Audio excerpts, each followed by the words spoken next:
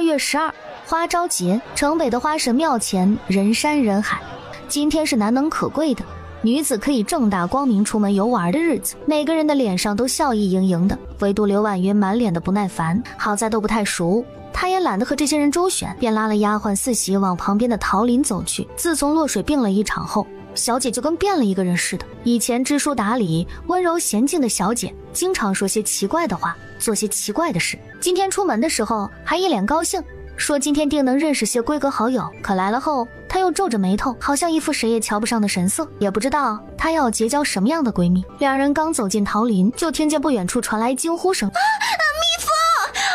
我的脸！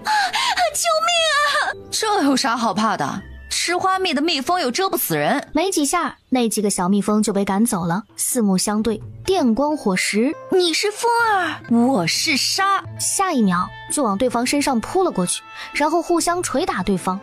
你个死人，怎么才出现？你个王八蛋，跑哪儿去了？把个四喜看得一愣一愣的。这人是小姐的朋友？这样子成何体统？旁边突然窜出来一个女的，冲上去就给两人肩上一人一拳，顿时眼睛一亮。你去挣钱，我来花。瞬间二人转变成了三人转，三个人抱头痛哭了起来。看来这就是自家小姐找的闺阁好友。等情绪稳定下来，三人便开始了灵魂拷问。所以我们仨一起穿越了？这不显而易见。别怼，说正事儿。你还叫关小雨吧？我还叫张馨月，我们咋就穿越了呢？还记得我们来之前干嘛了？元宵节那天。元宵节那天，三人结伴去 KTV 唱歌喝酒，喝得微醺的时候，不知谁提议说找个少爷来陪酒助兴。三人都是社畜，工资不多，就点了一个。那少爷嘴很甜，哄得他们仨心花怒放，还给他们跳舞。突然 TV 停电了，三人就只好醉醺醺的回了出租房。醒来就到了这古代。哎呀，这怎么醉个酒就穿越了？还是个搞不清年代的世界。说这不会是你追的什么剧或者什么小说里吧？虽然穿越前自己上班摸鱼时经常追剧看小说，但这和他有什么关系？那就是你做的梦。关小雨总结道。哈，这俩女人怎么回事？咋就怪我身上呢？我要做梦也是做发财的梦，跑这女人卑贱如草的古代干嘛？难道就不可以是你们干了什么奇怪的事儿？好了，我们仨好不容易重逢，别扯之前的事儿，说说我们现在的情况。我先来，我家就住在城北，我爹开了一个医馆。我家住在城东，我爹是一个夫子，有一间私塾。我家住城南，那云鹤武馆就是我家的。人家穿越不是宫里就是大户人家的，我们仨咋就穿个普通人家？注定生生世世都是老百姓。我们三家离得那么远，难怪我们来了快1个月了都没能碰见彼此。这古代，你以为像我们那时候天天出门逛街溜达什么的？我来了这么久，出门不超过3次，每次不过旁边铺子买点吃的，我也好不到哪里去。我也是。我们怎么才能穿回去啊？别想了，这种问题不是我们能决定的，还不如想想我们仨怎么能在一起。对，找到了你们，我的心才觉得踏实了，不想和你们分开。但是我们三家离得这么远，这世界女子又不能随便出门，这很难搞。我家有个哥哥，不如你们嫁来我家做我的嫂嫂。想得美！我说真的，你们可以考虑考虑个蛋儿！你个大聪明，我们嫁进你家，然后你再嫁去别人家，那不也分开了？再说了，就算你不嫁，这两女共侍一夫是我们新世纪女性会干的事儿。不如我们仨找个家里兄弟多的，嫁去一家，这不就可以天天在一起了？倒是一个别致的馊主意。可怎么才能找到一家有3兄弟，还刚好都没成亲的？今日花神节，估计全城的女眷都出来了，打听打听不就知道了。就算有这么一家3兄弟的，不见得就要同时娶我们仨呀。自古真情留不住，套路得人心。桃林的另一边，几位夫人太太正在赏花，说是赏花，可每个人的眼睛却不时地在打量那些未出阁的女子。哎呀，今年这花朝节来的人可比去年多，今天阳光明媚，适合出游。哎呦，要我说，都是因为沈家的公子到了该议亲的年纪了，知道啊，沈夫人您今年要来，所以才这么多人。不知沈夫人看上了哪家的姑娘？自然不能像是他们那种上不得台面的粗俗女子，不就是有2个钱吗？瞧她狂的，哼，就她那德行，她那家风，谁家女儿愿意嫁去受罪？马夫人，她家好歹有钱，你家儿子有啥？我家儿子有才。这边刘婉云3人已站起了身，各自拍衣服上的土。原本3人是合租的室友，后来处成了闺蜜，天天一起吃喝玩乐，如今又一起穿到古代。刘婉云便提议，索性结拜一个，待会儿回家有个交代，也为之后的经常联络做个准备。3人的骚操作让一旁的3个丫鬟像看3个傻子似的。古有刘关张3兄弟桃园结义，今有我刘关张3姐妹桃园结奸兰。现在我们各自去找人打听，这普宁城哪家有3个未成亲的公子，1个时辰后花神庙前会合。除了给花神娘娘上香、桃林赏花，再就是旁边姻缘词求签。平日里这解签的师傅就1位，今日人多，他的2位小徒弟也出来帮忙。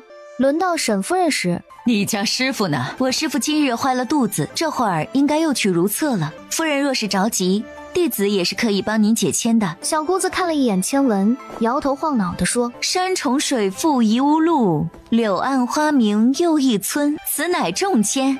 怎么说？就是说这姻缘呐，有些坎坷，不太容易，但若是处理得当，就会化腐朽为神奇。我家师傅说了，天机不可泄露，但我看夫人面善，是个多子多福的人，我就多说2句。若想破局，就要放低眼光，找那普通人家里命硬旺家之人。有请下一位。今日人多，那小姑子姐的签未必准，不如夫人改日再来。罢了，这签抽多了也就不准了。你们稍等一下，我去唤我师傅。搞定没？快走，那师傅和小姑子马上就回来了。老师傅和小姑子就骂骂咧咧地从门外路过。缺德玩意儿，竟然偷摸进了我们姑子的房间，我们就那么几个香火钱也值得惦记？师傅，我看钱也没少，但是衣服乱七八糟，不会遇到变态来偷袭亵衣亵裤的吧？闭嘴！哼，我那化妆技术还行吧？也就那样，我还是能认出你。那是条件有限，没体现出我的真本事。哎，你说到时候那沈夫人认出来你就是解签的，会是什么情景？捶胸顿足，却又无可奈何。那签文到底什么含义？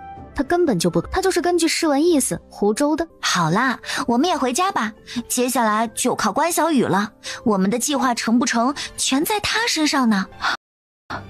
女儿回来了，小雨，怎么提前回来了？你不是说要多认识些小姐妹，多玩一会儿吗？娘，我今天认识了2个好姐妹，我们还在桃林一结金兰了。她是跟着爷爷奶奶和爸爸一起长大的，从小没有体会过母爱，到这里来后有一个十分疼自己的娘。关小雨很欣慰，她觉得老天是懂得拿捏她的。我女儿就是棒。关小雨对这个世界的爹也是相当满意，没有因为没生儿子嫌弃他母女，更重要的是对他是有求必应。爹，我饿了，我想吃街头那家的枣仁糕。好，让你大师兄去帮你买。小春啊，不用，我自己去。他可是要去办大事的，怎么能有人代劳呢？哎呀，这孩子赶紧跟着你家小姐去。关小雨带着巧儿不光买了枣仁糕，还给爹娘和大师兄买了东西，一共跑了4、5家，专门找生意好人多的铺子，也不怕排队，一边等着一边和旁边的婆子丫鬟聊天，最后拎着大包小包的东西乐呵呵的回了家，把他爹娘高兴的觉得女儿一下子懂事了不少。另一边，刘婉云回到家里，今日花朝节玩得可开心，嫂嫂养的好女儿，今日可是在花朝节露了不少脸。妹妹来了。姑母好。你道这姑母是谁？正是今日桃林里的马夫人。我们刘家虽是没落了，好歹也是书香家庭，哼，一个姑娘家的，舔着个脸到处打听哪家有未成亲的公子，像什么话？娘，没他说的那么严重。原想着等凤儿和婉元长大些就亲上加亲的，如今我看呐，也不必了。就婉元这些行为啊，配不上我家马粪。我谢谢你饶我一命，还亲上加亲，这表哥表妹的结婚生的孩子不是痴呆也是傻子，鬼才跟你亲上加亲。还有，这取的什么狗屁名字？马粪，我配不上马粪，我倒是想抹你一脸马粪。妹妹说的是，凤哥是个秀才，自当能娶个更好的女子做夫人。就一个秀才就嘚瑟成这样，以后啊，出门在外，嫂嫂还是叫我马夫人吧。我儿子如今可是去县衙里谋了一份差事了，不知道的还以为他儿子要去当县太爷了。说吧，今日都干什么了？娘，我就是去替弟弟了解了解别家的姑娘，顺便问问公子哥的消息。这是想嫁人了？有打听到什么有用的消息没？娘，若是有人来提亲，你们会询问我意见吗？自然要问过你的意思。娘，若是城西的沈家来提亲，你不用问我，直接答应；若是别家，你就直接拒绝。沈家为何就笃定他家会来？你和他家公子私底下，你娘，你别胡思乱想，你女儿可不是那种人。是我今日在花朝节认识了2位姑娘，我们仨一结金兰，说好要嫁去一家做妯娌。一结金兰就要嫁一家，他们仨怎么就知道沈家有3位公子，还一定给他们仨提亲？他娘没想明白这事儿，但直觉女儿应该瞒了他什么事儿。于是他后来出门买东西时，就开始刻意打探一下城西沈家公子的情况。城西沈家的3位公子身体有疾，有爱子嗣，正是给他生了2个儿子，大儿子便是如今的家主沈长富，娶的是城里周记绸缎庄的女儿为妻，也就是如今的沈夫人。此刻这沈夫人坐在堂上，满脸的怒容，一群没用的，这点事儿都办不好。夫人息怒，非小的们不认真办事，只是这谣言现在满城都是，一问都说是听谁说的，根本查不到源头。而且这事儿光凭我们去解释也没用，越说反而人家越觉得是我们急了，更加觉得是不是确有此事。唯一解决的办法就是赶紧让3位少爷成亲，然后生出小少爷来，谣言就不攻自破。你下去吧，把城里最好的媒婆给我请3个来。这会儿他的女儿张馨月说，若是沈家的来提亲，让他爹娘一定要同意。你说什么？你再说一遍。我说，若是城西沈家来提亲，爹爹一定要同意。哎呀，我的小祖宗，你可小点声，你害臊不害臊？不行。为什么？让你娘跟你说。爹，你说的那事儿我听说了，但我不相信。你不信我信，就是不行。你前2日去花朝节看见沈公子了，还是碰见沈夫人？她说什么了？怎么突然回来就要想嫁给沈家？娘，你想哪儿去了？那花朝节上都是女子，哪儿能见着沈公子？我是结识了2位好姐妹，我们约好不求同年同月同日生，但求同年同月同日嫁一家，这以后在夫家也好有个照应。哈？你怎么就觉得他家会来提亲？娘，要没人来，你就托人去他家传话，说我们家愿意嫁女儿过去，不就行了？上赶着去，就算我答应你，也没那门路啊。媒婆啊，让媒婆去说。反正若是我没能如愿和我姐妹家一家，我就把这医馆给砸了。你这丫头，真是女大不中留。自从元宵节落水后病了一场，这女儿就跟变了一个人似的，脾气变得急躁了许多，一点没之前懂事听话。好歹儿子孝顺，这女儿爱咋的就咋的吧，早晚是人家家里的。且不说沈家来不来，若是真来了，这也是他自己选的，以后有啥怨言也怨不到爹娘头上。可又过去了10天，都没人来家里提亲，这怎么就没按设想的剧情走呢？3人便坐不住了，按照之前的约定，约了在城中的酒楼见面。姐妹，我好想你们，半个月不见，仿佛几十年没见似的。我也是，想死你们了。这破地儿，手机没有，电脑没有，电视没有，简直度日如年。我们仨要是能在一起就好了，还能斗斗地主，聊聊八卦啊！这沈家是怎么回事？咋没动静呢？难道要摆烂，不打算给儿子娶媳妇儿了？你都想不明白，我更搞不懂。张馨月也附和，是不是我们的方法不行啊？要不要再加点戏，推动一下？找人将我们的出生时刻吹嘘一番，说我们是天女下凡之类的。你可拉倒吧，现在才说这些，谁信呢？那你倒是想个办法，你可是追剧达人，看过的宫斗宅斗剧最多了，在《甄嬛传》里都能活过10集，那些妇人的心态，你不是说能随便拿捏的吗？哎，别吵，让我想想。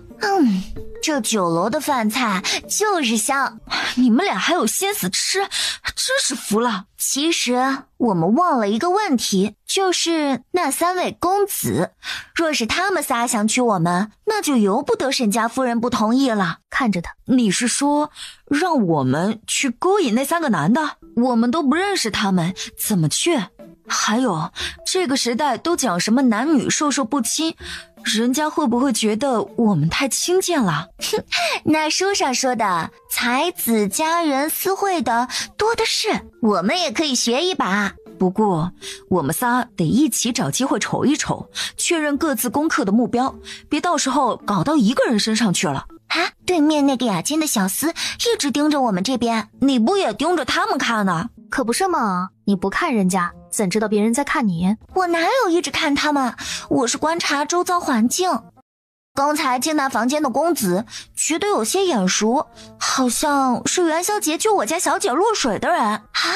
你家小姐元宵节落水了？我家小姐也在元宵节落了水，我家小姐也是。不会都是在玉带桥那里吧？3人再次默契的一起点头，难怪他们仨的小姐能成为好朋友，这是一起落水来的缘分。这缘分让3人不仅义结金兰，还想一起去沈家当妯娌。3个丫鬟都觉得自己小姐脑子是不是脑子进水了。另一边雅间里，3个顶着一模一样脸的男子围坐在一起。二哥，你说娘是什么意思？她都定好了还叫我们来看，难道我们看了以后说不同意她能答应？3弟多虑了，母亲叫我们来看，是让我们兄弟仨商量各自娶哪一个。这有啥值得商量值得看的？左右不过都是娘听了算命先生的，找个旺夫旺家的女人，好不好看无所谓，等成亲以后我再找机会纳2个漂亮的小妾就是了。祖父曾说过，要想家宅兴旺，就得夫妻和睦，收起你那些乱七八糟的心思。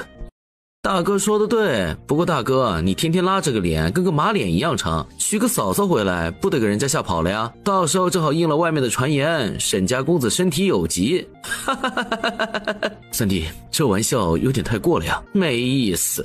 公子，对面的小姐离开了。一阵风吹过，将关小雨的尾帽掀起了一角，刚好被老二看到了，他便指着关小雨说：我就选他了，既然这样，那我就选北面那位，东面的就是大哥的了。第2天，沈家便上门提亲了。沈家希望10日后就成亲，说是那天是个好日子，只是前不久才闹出了沈公子身体有疾的风言风语，这会儿着急的娶3个普通家庭的女儿，大家都一致认为沈家这是为了要掩人耳目。成亲当天，整个普宁城热闹非凡，3队接亲队伍按照沈夫人要求的及时准时回到沈府门前。首先是沈大公子沈朝东这一对，那手将他从轿子里牵出来后，便转过背来示意他上背，他也不懂这古代规矩，便听话的趴了上去。由于太过紧张，圈住那人的手臂不自觉的勒得紧了些。对不起。那沈朝东的脸刷的从耳根的红到了脸上。沈大公子脸红了，娶新娘子了就是不一样，冷面阎王也会害羞了。接着是沈二公子沈朝南这一对，关小雨被牵出了轿子。娘子怎么了？他原身可是健身教练，在3人当中算是女汉子的存在。我怕你背不动我啊！怎么回事？新娘子不想进去？不会真的是被逼的吧？一把将关小雨抱了起来，大步流星地往大门走去。娘子，这是第1天就给为夫出难题啊！哎哎呦，原来是新娘子拿巧考验新郎官呢。看这做派是个会拿捏男人的主儿。轮到沈三公子沈朝北，为了避免出现意外，将新娘一牵出轿门，他便直接一把将人抱起来，不然被任公主抱起来，立马惊呼了一声：我娘子的声音好听吗？好听，三公子，你娘子害羞了。三公子，晚上等着给你闹洞房啊！为夫长得可还行，能入娘子的眼否？只用手在他胸口使劲掐了一把。娘子，轻点，轻点，掐坏了。想着自己的丈夫模样，加上这幽默的性子，算是很对自己胃口，便偷偷的笑了。看我晚上怎么收拾你。拜堂毫无插曲，顺利的进行。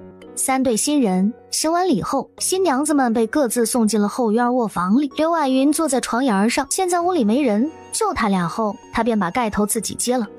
小姐，嘘，你小点声，我透透气，待会儿就盖回去。另外2位新娘是我那2位姐妹吧？现在3人终于到一个家里来了，以后就能天天看到了。小姐，告诉你啊，咱们姑爷和另外2位公子长得一模一样，以后都不知道怎么分辨，想想就头痛啊！3胞胎嘛，确实让人头痛，天天得考验姐妹们的辨别能力，别一不小心给睡错人了。穿越前3人一起点的男模，3人点的一个，所以老天爷真是会开玩笑，竟然穿越后就给了他们仨长得一模一样的老公。早知道会这样，当时就该点3个了。好不容易熬过了第1晚，第2天，当3人终于在正堂上见面，先是满眼兴奋，然后见着彼此的丈夫时都傻眼了，这3人还真是一模一样。沈朝东不说话，拉了拉刘婉云的手，然后摸着自己的耳朵。哦，右边耳朵边缘上有个小洞洞，这人莫不是猪头胎的，曾经耳朵被打了耳环，所以留下一个洞，带到了这一世。再一想着昨晚，这人也是娇滴滴的配合自己，满足自己，他便难得的脸上浮出了一抹浅浅的笑容，捏着刘婉云的手也不自觉的紧了些。旁边沈朝南见自己娘子盯着自己的兄弟看，都长得一样，娘子看为夫就行了。关小雨被他温柔的目光盯着，莫名觉得虽然都一样，但还是眼前这张脸顺眼。你最好看。将左手手心摊开，关小雨一看，大拇指下方有一颗米粒大小的红痣，顿时了然。另一边的沈朝北直接凑到张馨月耳边，昨晚让你点灯好好看看我，你不听，这会儿傻眼了吧？沈朝北趁机抓了他的手，放在胸口，请我好好看看，就是这儿有块胎记。沈老三这胎记长的位置真是让人不好说，难不成每天自己去扒了衣服看看？我大哥右耳朵有个小洞，我二哥左手心有个红痣，这下知道怎么分辨了吧，小笨蛋。老爷夫人到。果然婆婆和媳妇儿是天底下最难搞的关系，还好3人一起进来的，不是单枪匹马，不怕和婆婆斗。上茶。刘婉云作为老大媳妇，第一个上前，请阿翁阿姑喝茶，祝2位身体健康，福寿绵长。啥情况？硝烟已起。沈家的媳妇儿不是那么好做的，说吧，前些日子的传言是不是你们搞的鬼啊？婉云不知道阿姑说的什么传言，一副楚楚可怜的样子。母亲，先喝茶，喝完再慢慢驯化，待会儿茶冷了对身体不好。父亲大人，母亲大人，请喝儿媳茶。喝茶喝茶，新妇进门第1杯茶，该喝该喝。母亲，这儿媳可是您给我们挑选的。母亲，您挑的儿媳我很满意，你让我们娶的，怎么自己倒先嫌弃起来了？早知如此，何必急着让我们成婚？对付婆婆还得是让她亲儿子上。阿姑请喝茶。恭恭敬敬的，我们这么乖顺听话，你再刁难就该是恶婆婆了。喝完茶，3个男人便带着自己娘子离开了。沈夫人看着几人离去的背影，一肚子气没地儿发。你看看你的好儿子先前还不愿意娶妻，这心腹一进了门，立马就忘了爹娘了。这不正常吗？男人一旦尝了女人的味道，那就是食髓知味。当年我们刚成婚的时候不也这样？起开！算了，还是那2个姨娘温柔可人。这3个媳妇儿看着小门小户出来的，手段可不一般。既然入了府，有的是时间慢慢调教。姐妹们怎么样？昨晚的男人还满意吗？先开口的是刘婉云，准备开始炒菜。张馨月坐在灶堂前，还行吧，凑合能用。关小雨拿着菜刀，有一下没一下的在菜板上切。就是觉得在这个世界过得好卑微，还得靠男人活着啊！姐妹，心态，你要这样想，这事儿是我们主动的，说白了，我乐意哄着你，你就是上帝；我不乐意，他就啥也不是。对，我超级赞成这种思想。男人嘛，就跟养的猫猫狗狗似的，为了取悦自己的，不过是花点心思让他更忠诚而已。以前我们不是最讨厌那些绿茶婊了吗？不管剧里生活里，见着这种我们都少不了一顿文化输出。可你看，对付男人，他们的办法就是管用。虽然是恶心了点儿，但男人就吃这一套。刚才敬茶时，我都捏一把汗，谁知你眼泪汪汪的看一眼沈老大，那人就立马冲出来替你说话了。彼此，你们男人不也被你们拿捏着呢？那不是昨晚卖力伺候好了换来的？姐妹，错了，是享受，是乐在其中。调教好了，只会让自己更舒服。啊，你这是做什么菜？火还没点呢。萝卜烧肉啊，看不出来吗？你赶紧点火啊，能者多劳。我可不想以后天天被逮着说，婉云，你做的菜好吃，今天你做饭呗。他以前就是太傻，在办公室里表现得太过于能干，什么都是一点就会，然后一有事儿就指派给他。小门小户出来的，为了挣表现，还真自己上手做。你该不会是怕少夫人们的手艺超过了你，让你没了面子吧？哈，你胡说八道什么？谁家大户人家的夫人天天做饭的？即便做的比我好吃，那手艺到时候也是会教授给我。等他看到3位少夫人端着菜出来时，他的脸色真是一言难尽。原本井然有序的厨房，现在一片杂乱。他们仨刚才端出去的菜根本就不像正常人做的菜，一人端了2盘菜。阿翁、阿姑，这个萝卜烧肉是我做的，这是出嫁前我娘才教我的。以前我爹都不让我做饭，怕我伤了手，是我娘说嫁人了要伺候温姑，必须得会。今天做的可比在家做的好吃多了，咱家里的调料可比我爹娘家里的多了。你们尝一尝，相公，你尝一尝，我做的好吃吗？沈朝东点点头，看着不怎么样，吃着还行。真的吗？那你多吃一点。坐下一起吃饭吧，以后这些事情就交给厨房的做。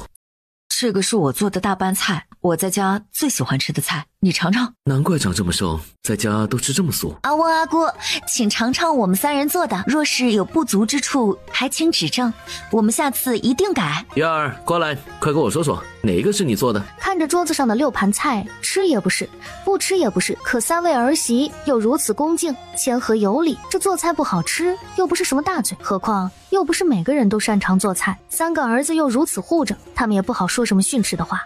算了，沈老爷认命的拿起了筷子，夹了一块放进嘴巴后，强行咽了下去，然后就说吃饱了，有事先去忙去了。阿姑是对我们做的菜不满意吗？没有的事，做的菜很好吃，对，很好吃，我们从来没吃过的美味。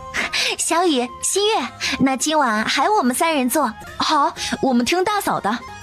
大嫂不必了，做一顿就行了，咱家里有佣人。你也说了，在娘家的时候，岳父大人都不让你做厨房的活，到了咱家，自然也没有让你干的道理。对，咱们家的女人自然也是不用做厨房的活的。相公对我真好。好，那怎么行？阿姑该要不高兴了。娘子，有这心意就够了，真的。要想娘高兴，还有别的法子。走，咱们也回房去想别的法子。相公，我对咱们府里不太熟，你能带我逛一逛吗？当即便不吭声的拉着他的小手往院子里走去。逛着逛着，几人就凑一堆了。在现代的时候，他们常常感叹，若是以后有个带院子的房子，人生就完美了。如今一朝穿越，竟然实现了当初的梦想。哇，这也太漂亮了吧！这是八仙花，我们那儿叫它绣球花，我可喜欢了。你们家也养有这花啊？我说这花像绣球一样，我以为它叫绣球花。绣球？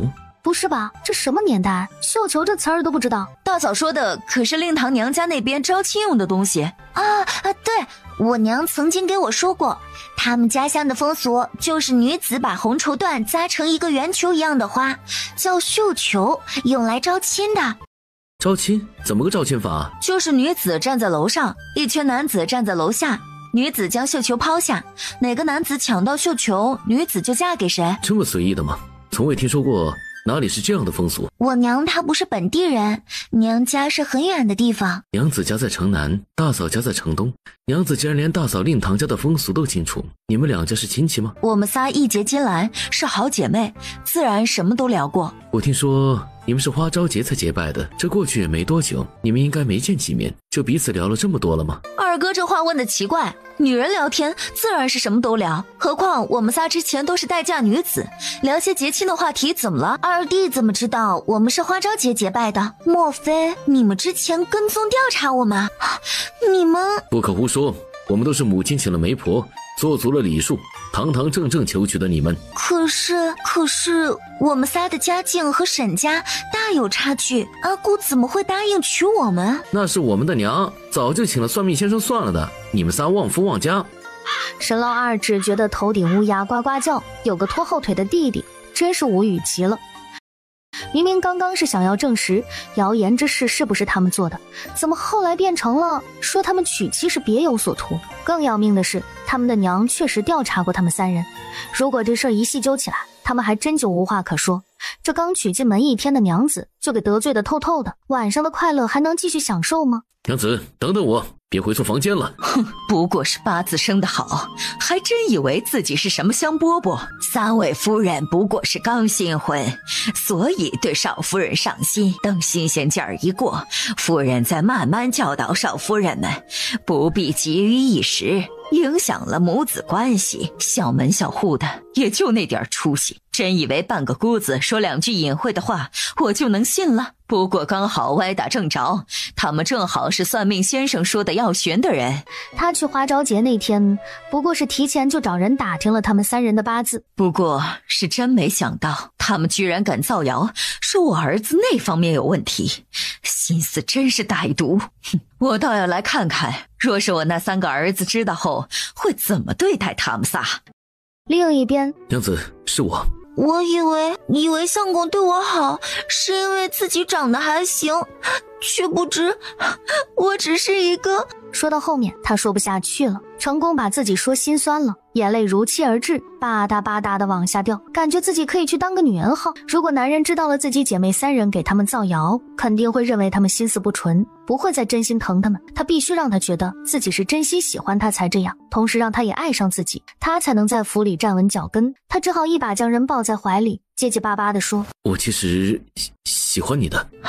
真的吗？踮起脚尖往男人的嘴角亲了一下，挣脱男人的怀抱跑回了屋，还将门关了起来，脸上浮出了笑容。这个小女人竟然这么大胆，光天化日之下居然行着闺房之乐，她应该是真心喜欢自己。关小雨她蹲在那里逗着小猫咪，心不在焉。关小雨起身准备离去，却因为蹲得太久又起得太急，一时有些头晕，身子一晃，身后的沈朝南赶紧上手扶了一把。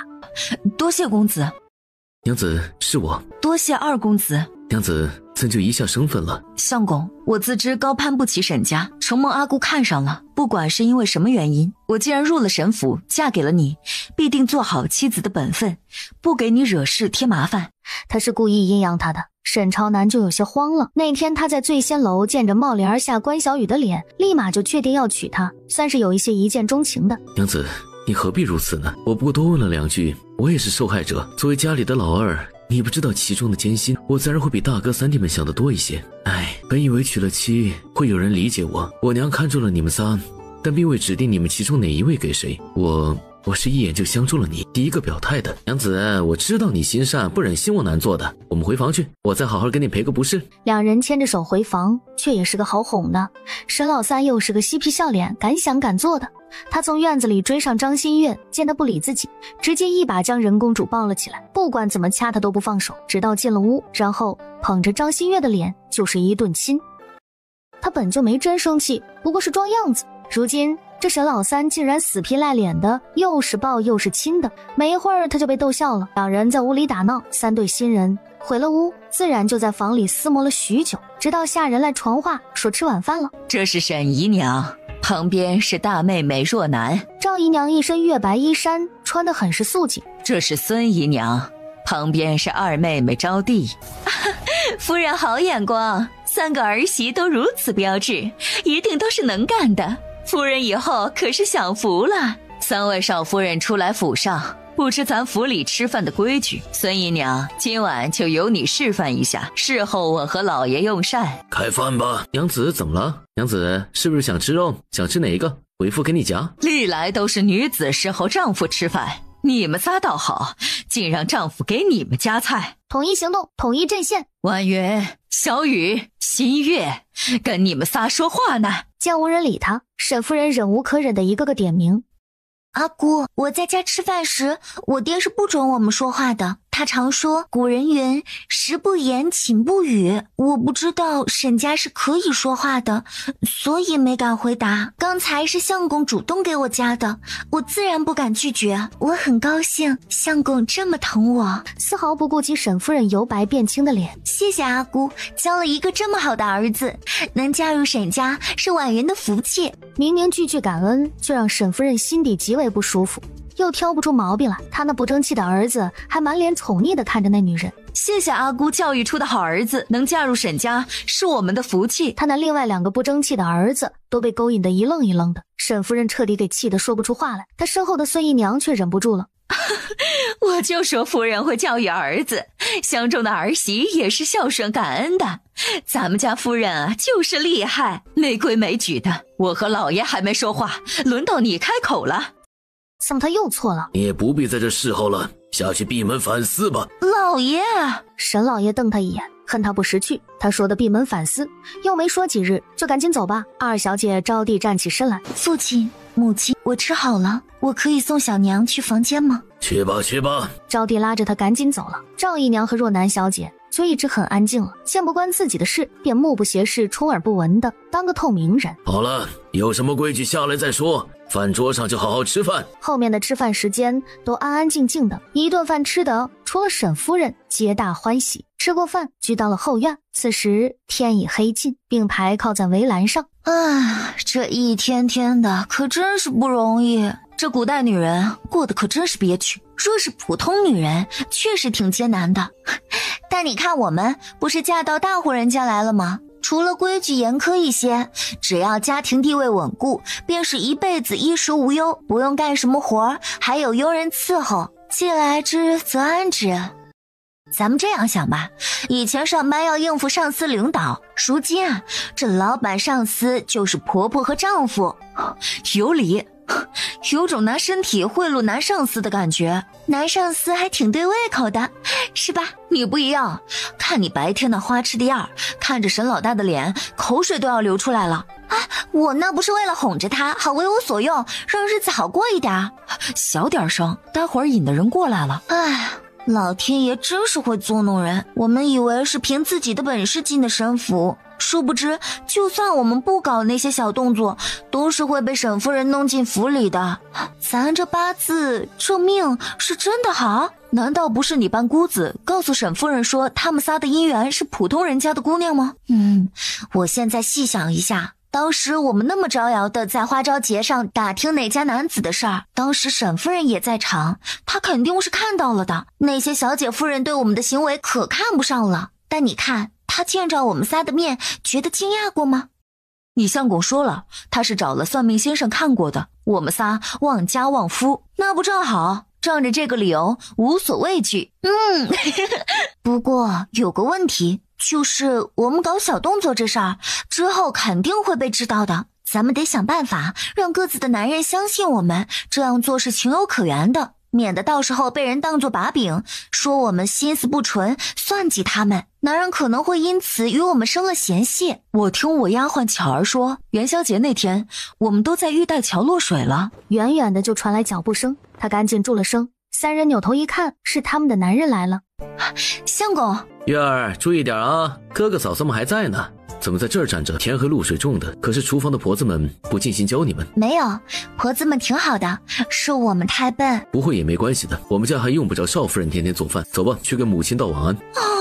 逃不了的成婚定刑这破规矩得想办法破了。娘子，不开心？没有，你们刚新婚，这2天也不必拘这么多礼，问过安就回去歇着吧，等回过门再日日来请安侍候。等过几天，儿子们就得出门办事了。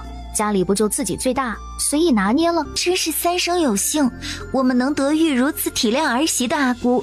但是礼不可废，婉云定要侍候阿姑歇下了，才敢去歇着。大嫂说的对，礼不可废，我们侍候阿姑歇下后再走。沈夫人没想到这三人居然主动要留下侍候，突然就觉得可能是自己多心了。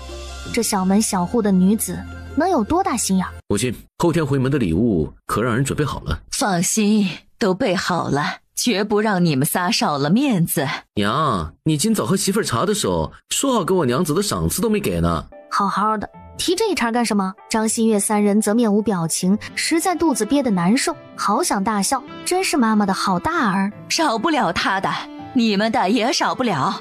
明日和回门礼会一起送到你们院子里，赶紧回去歇着吧，早日为沈家开枝散叶。王嬷嬷，送少爷和少夫人们出去。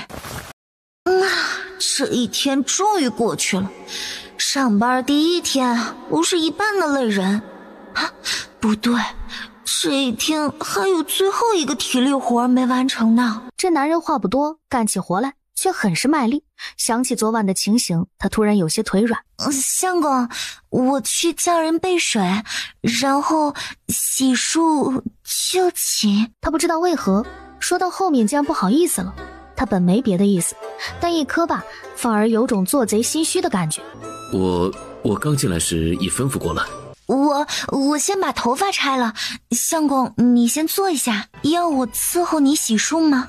不用，我自己就行。你这样洗不干净。突然的视觉冲击让刘婉云反应过来。哎呀妈呀！愣了2秒，他才想起自己应该落荒而逃的，但不等他一步，身子就被腾空抱了起来。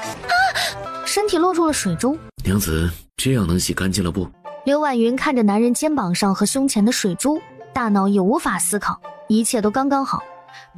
门外候着的四喜听到屋里传来别样的声音时，便红着脸离开了。巧儿扭头四周看了一眼，确认没人跟着，他才悄声说：那天在醉仙楼对面雅间的公子就是咱们的姑爷嘛，就是你说想救你家小姐落水的人。你们说这是多么巧，3个姑爷还长得一模一样，不知道当初是谁救的我家小姐。你这样一说，我也觉得咱姑爷有些眼熟，不会刚好是3位姑爷救了3位小姐吧？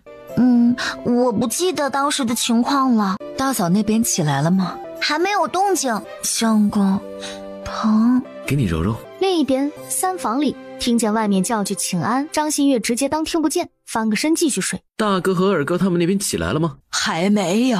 等他们起来了再来叫我们，别装了，人已经走了。昨晚太累了，困，别闹。谁闹了？是你想闹了吧？一日之计在于晨，早起运动，身体倍棒。最终3房谁也没起来请安，反而各房还再让人送了一趟水。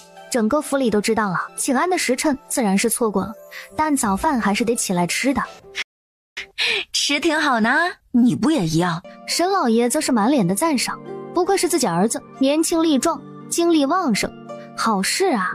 照这样下去，沈家很快就会添丁增口了。沈夫人则是脸色不悦，颇为不满。这成婚不到3天就赶不来请安了，一个个的都是狐妹子，缠着他儿子一大早就闹。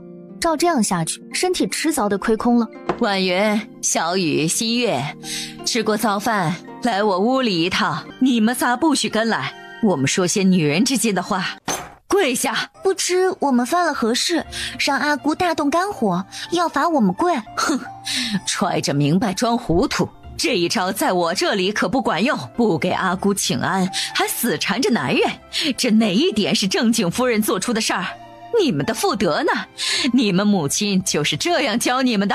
骂人的话就要脱口而出，说我们就说我们，怎么还攻击我母亲？阿姑这话可就冤枉我们了。不来请安确实是因为男人，但不是我们要缠着男人，是因为我们被男人缠了。男女之事，若是男人不愿意不主动的，女人则好意思，就算好意思，光我们想那也没用啊。这是大家闺秀能说的话吗？你阿姑教的好儿子，尽缠着女人，误了请安。放肆，不知廉耻！你们仨！母亲，大哥让我来问回门的礼。滚！哎呦，相公怎么了？是砸了脚了？阿姑，朝北的脚被你砸伤了，我得扶他回房去处理。说完，挽着沈老三就走了。严重不严重啊？能不能走啊？不行就在这里处理了再回去啊。可那两人哪里还听他说话，直接跑没影儿了。还真是奇怪，每次有人对我不好，他家里就会出点问题。你说我这是什么体质？我也是。然后一个在门口绊了一跤，撞在了门框上，一个一脚踩到了门口的碎片，差点崴了脚。如今看着另外两个儿子也在跟前出了岔子，内心啊就更愧疚了。旺夫旺家的女子须得好生对待，否则就会败了运。东儿、南儿，你俩没事吧？阿姑，我能扶着朝东回房吗？去吧去吧，你们俩都扶着你们男人下去吧。去，让管家找个大夫来，给三位少爷看看有没有伤着什么，要不要敷点药什么的。关于之后还要不要早起请安这个问题，自然也没有了下文。你男人好吧，不让你在那里挨骂。好个屁！正好，你就直接给你娘说，早上都是你拉着我那啥，才耽误了请安。娘子疼，刚真砸到了，你掀起来，我看看。脚背确实有些红肿。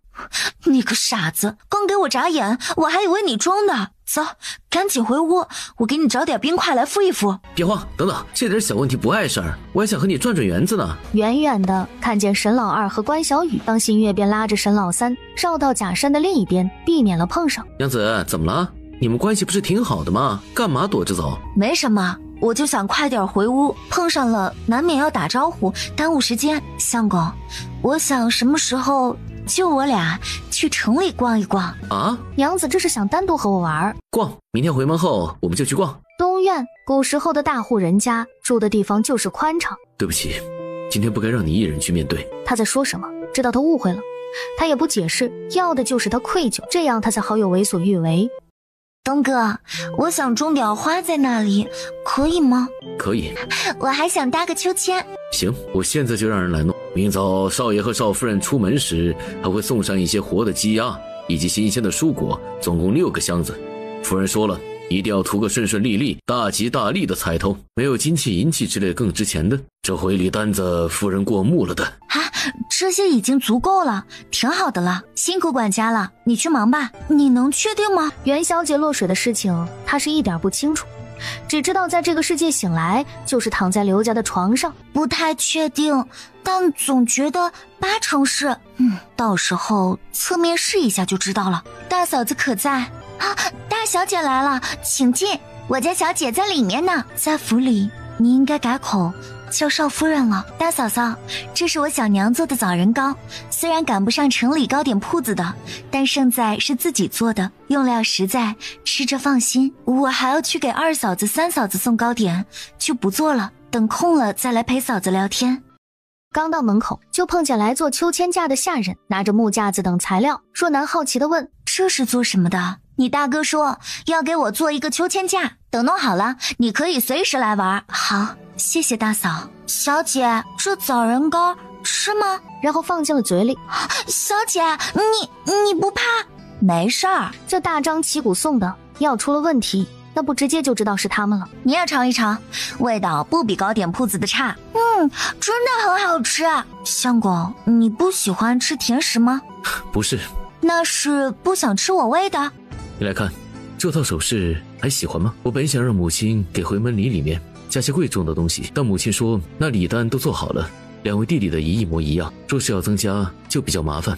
那这是母亲给你的见面礼。东哥，嫁给你真是太幸福了。踮起脚搂着沈朝东的脖子，对着他的嘴就吻了上去。这小娘子就知道成天的勾引他。沈朝东愣了一下，才反应过来，赶紧搂着娘子的腰，不让她聊完就跑。两人在屋里一阵厮磨。去整理一下，你家小姐的身高和你差不多，你去确认就行了。相公，你太好了，事事都想得如此周全。若不是真有3个人在眼前，看着他们仨一模一样的脸，我有时候都在想，咱仨若是穿越后嫁给一个男人，会不会也跟宫斗剧一样斗得死去活来的？斗什么斗？没了男人活不了了。真嫁一个男人，不应该团结一致，称霸后宫吗？说是沈老二过段时间娶个小妾回来，你怎么整？给他阉了。哎呦呦，咋急了呢？这不是已经嫁给他了吗？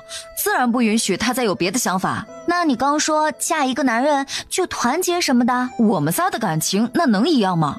啊，你男人去哪儿了？怎么这么久都没出现？不是他嚷嚷着来逛园子的吗？不会是去找什么丫鬟之类的吧？这大户人家的少爷和丫鬟，通常都……他敢！他要是有这心思，脑花都给他敲出来。假山上就冒出一个人来，一身戏剧武生的装扮。娘子，看这儿！这是什么奇葩男人？明明脸和其他2位一样，咋干的事却如此荒谬啊！沈老三从假山上一跃而下。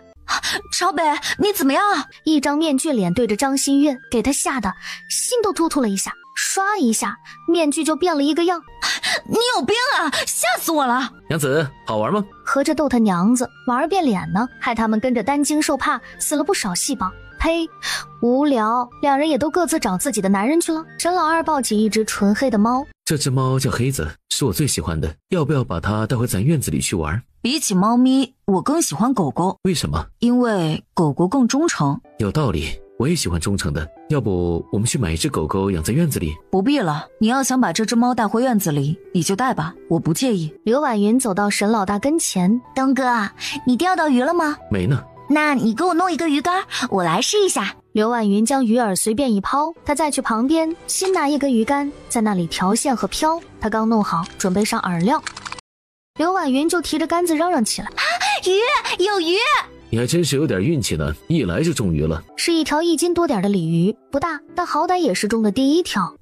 东哥，我再钓一下。哎呀，吓死我了！怎么了？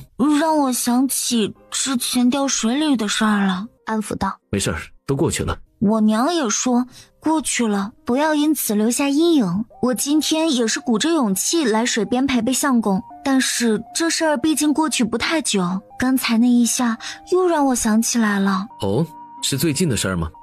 元宵节那天在城里看花灯被挤的，还好被人救了。不过我爹说任何事的发生自有它的道理，我觉得也是，就是很奇妙。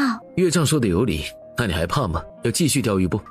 钓，我的运气好，肯定还能中。刘婉云将袖中剩下的2块肉脯赶紧扔到了自己的线儿那里，静等鱼来。什么锦鲤附体，不过是自己刚才如法炮制，背着他扔了肉脯吸引鱼来的。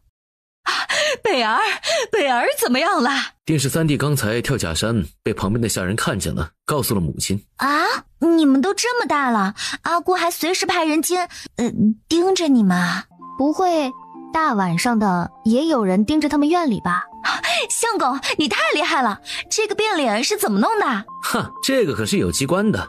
先别拆了，再玩一会儿，你再变给我看看。行，那你看好了啊，看你能发现什么不？就传来他娘焦急的呼唤声。没得玩了。没伤着吧？娘，我没事儿，好着呢。你说说你多大的人了，还爱爬那么高的往下跳，伤着脚什么的可怎么办？你也不拦着一点，上午不还砸了脚背吗？这会儿又让他在这儿蹦来蹦去的。阿姑，我是他娘子，不是娘，他这么大人做事儿自有分寸，我还能管得了他？再说了，他这不是好好的活蹦乱跳的。娘，你看我确实挺好的。你是做夫人的，自当要规劝自家男人。行，我规劝。走，别玩这个了，回屋里写字看书。娘，我回房看书去了，那枪你帮我收起来啊。这好得很。哎呦喂，男儿啊，给你说过多少次了，不要老去抱那猫，身上有病菌，要是被它挠了会生病的。母亲，我已经成年了，不会像小时候那么容易生病了。那也不行，阿姑，只要经常给猫咪清洁，定期驱虫，不喂生食和乱七八糟的东西是没事儿的。做什么都不如从根源上杜绝，你不碰它，自然就不会有任何风险。那冬天冷，出门容易冻死人，阿姑是不是冬天就不出门了，穿厚点出去不就行了？那吃鱼容易卡嗓子，是不是就不吃了？怎么能不吃呢？吃鱼的人聪明，把鱼刺挑干净就好了。好像不对劲儿。哼，你这是歪理邪说，就是不准报。来鱼了，来鱼了！阿姑，你走路动静太大了，把鱼都给吓跑了。啥？钓不了鱼，怪上过路的啦？我还没找你茬儿，你先倒打一耙了。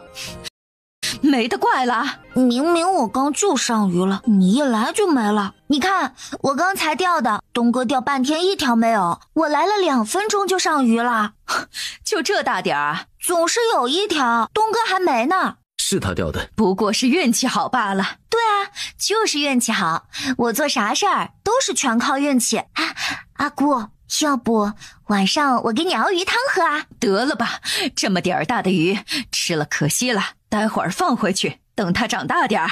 这2天3位少爷没出什么差池吧？这2天少爷们来园子都有少夫人跟着，除了刚才3少爷跳假山，没有其他危险行为。莫非这3个儿媳还真是能旺夫？只不过有话就说，昨天夜里3个房里都叫了3次水。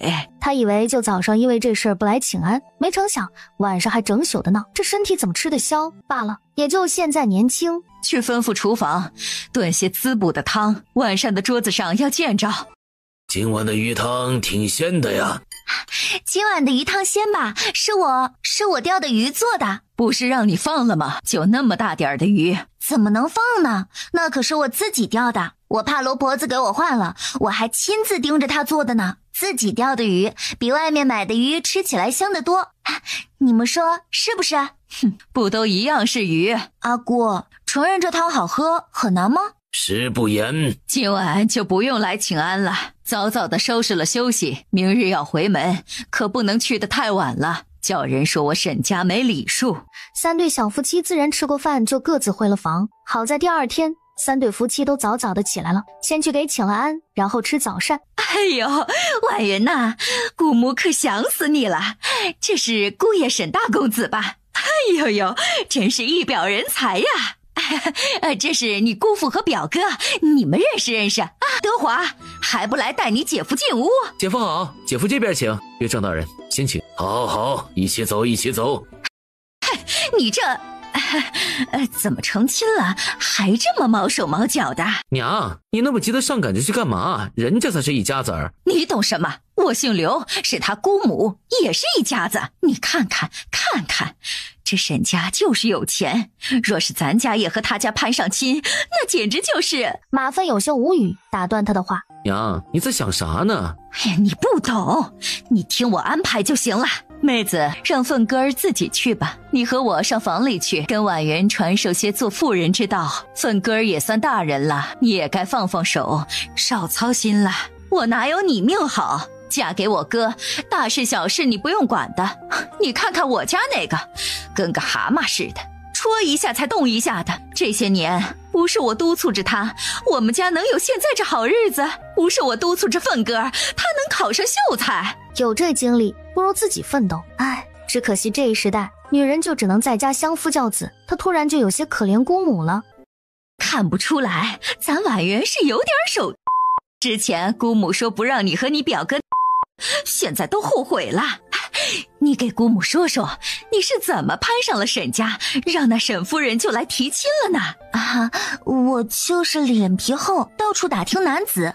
沈家估计看我挺恨嫁的，他家又急需儿媳妇儿，这不就一拍即合了？那沈大公子是不是有问题啊？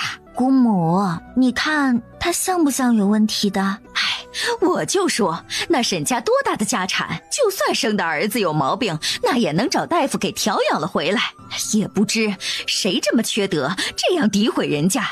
我就是那缺德的。刘婉云心底这样腹诽，嘴上却说估计是嫉妒沈家的人吧，见不得人家3个儿子这么优秀。婉云呐，有件事儿姑母想和你商量商量，你看看怎么给他办成了。你已经成亲了，还嫁了个好人家，你表哥却还单着，你得帮帮他呀。我寻思沈家不是有2个小姐吗？年龄也正好，你这一边是表妹，一边是嫂子的，不如牵个线撮合。牵个线倒不是问题，我可以回去向我阿姑提一提，只是马家能出得起多少聘礼？咋的？嫁去了沈家，做了有钱人家的夫人，就看不起我们了？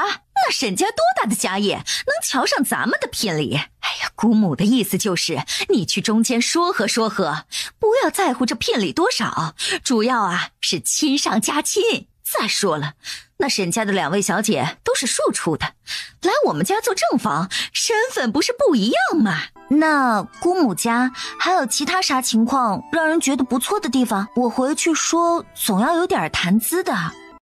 我儿子是秀才呀，如今还去县衙当值了。还有，我家在城西还有个铺子卖糖水的，生意可好了。没了？恐怕不太行。沈家是经商的，我家儿子在县衙当值，以后凡是和县衙沾边的事儿，那可都是能说得上话的，这可是大大的好处啊。姑母，我肯定是希望亲上加亲的，不过你知道的，我刚嫁过去，还说不上什么话，这事儿得慢慢琢磨。也对，你一个心腹也不好开口。这样吧，待会儿吃饭的时候，我就跟姑爷提一提，探探他的口风，你得配合我啊。行。等酒过3巡，他便开口了：沈大公子，听说你家有2位未出阁的妹妹，不知道可有许了人家？不曾。他才看到刘婉云在拼命给他使眼神。不过什么？阿姑有对家境或聘礼之类的说过什么要求吗？无非就是要求男方家里至少有10来间铺子，10来块良田的，能保证嫁过去不吃苦罢了。马夫人一下老实了，没敢提自己儿子的事，不是说好不提什么聘礼之类的，怎么还主动问呢？吃过饭，马夫人拉着刘婉云让她出主意，怎么才能娶沈家小姐，甚至说不如找个机会引沈家小姐和马芬见上一面，只要小姐愿意了，这事儿就好办了。不过她是不会帮这个忙的，用这一招对付男人可以，用来对付女人那就算了。刘婉云实在不想和这姑母多待，只得找个理由匆匆的离家了。怎么不多待一会儿？想和东哥待一起。说完身体就靠了过去，男人的嘴角立马翘了，压都压不住，长得帅又有钱，谁不喜欢？不如城里逛一逛，买点东西什么的。不如我们去关家和张家找他们，到时候一起回家。逛街得找姐妹一起，和男人逛没意思。大哥大嫂，这大哥回门怎么回到自己岳丈家来了？你嫂子想来和弟妹一道回去，叨扰关伯父关伯母了。都是一家人，不叨扰，里面请。这人是谁？你可收敛点，你男人在旁边呢。他就是我大师兄小川。这名字可以啊。两人小声蛐蛐着去了后院，门口告别的时候，关母一手拉着刘婉云，一手拉着关小雨，满脸不舍。好闺女儿，你俩既是一结金兰，那便都是我的好闺女儿，在沈家可得好好相互照应，有什么不顺心一定回来给我说，咱有的是力气，不怕。你娘也习武吗？对，她虽是我爹的师妹，武功不比我爹差。哎呦，还师兄师妹呢。你咋没和你大师兄？你去和大哥一个车，我和大嫂坐。姐妹俩年纪小不懂事儿，沈公子多担待。无妨，那我们先走了，告辞了，岳父岳母。你男人刚才听见了，没事吧？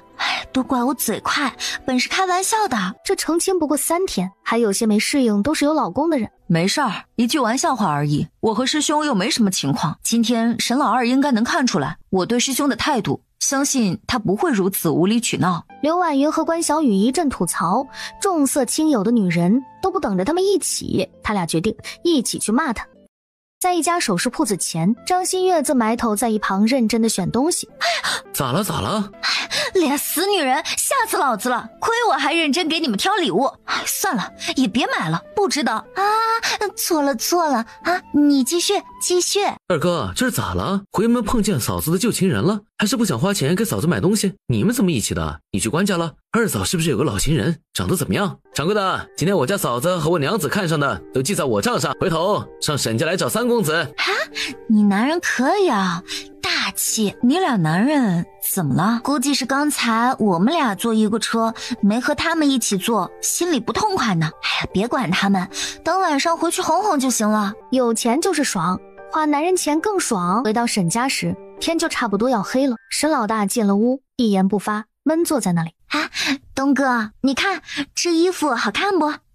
东哥，这鞋子怎么样？走过去坐他腿上，搂着他脖子晃他。哎呀，好了，下次我不和你分开坐车了，下次你也不许嫌我挨你太近。东哥在他嘴上啵了一口，沈兆东无奈地将他扒开，去洗漱。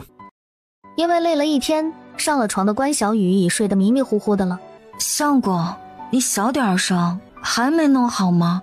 赶紧来睡了。你不给我说点什么？说什么？明天说。一大早的，二房的院子里就传出报名声，刚一下地就看见屋里乱糟糟的，他第一反应是家里来贼了。娘子，怎么了？发生何事？这是娘子。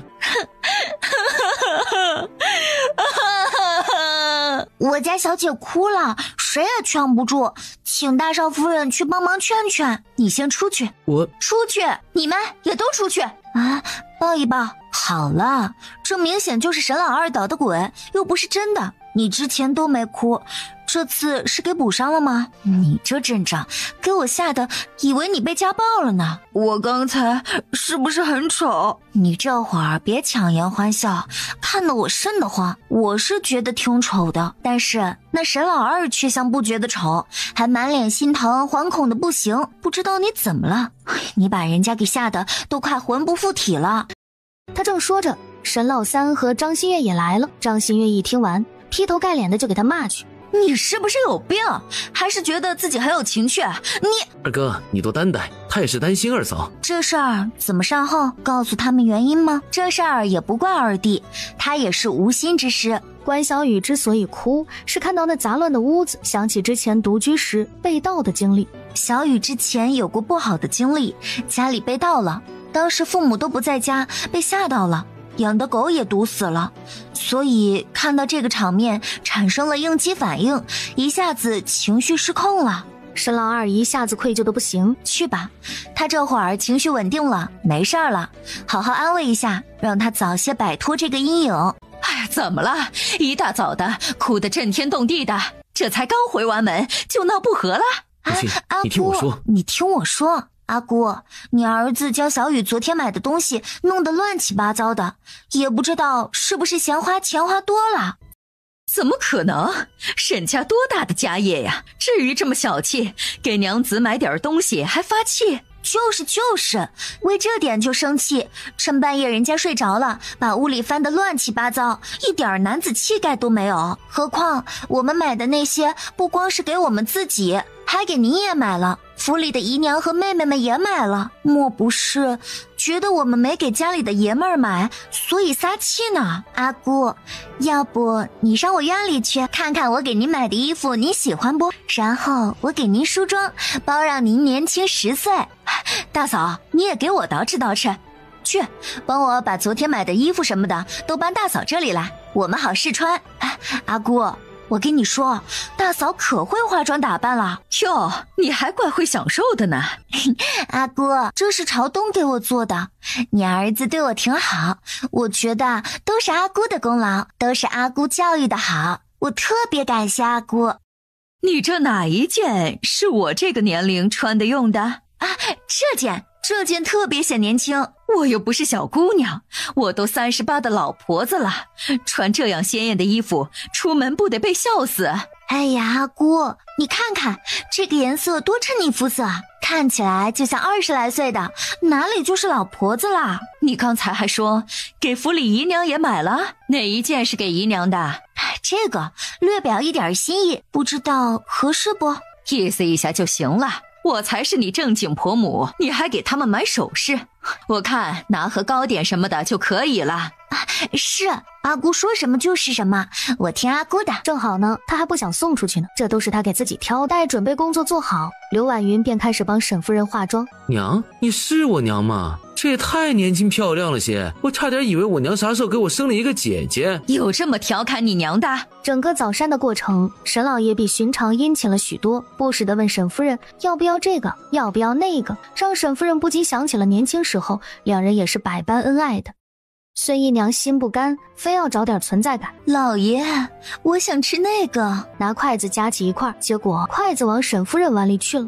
夫人尝一下这个，配酒正好。老爷注意点，孩子们还在呢。这什么情况？就是为了帮你解围，拉着他去我屋里帮他打扮了一下，这算是歪打正着，让我顿悟了。以后就帮阿姑找回自我，让他把心思放在自己男人身上，别成天盯着他儿子，盯着我们。谢谢相公。阿姑，我们见着阿翁对你好，都特别高兴，你不用不好意思。自家男人对自己好，正当的。都说上梁不正下梁歪，我看咱家是上梁正下梁直，咱家男人都是疼自家女人的。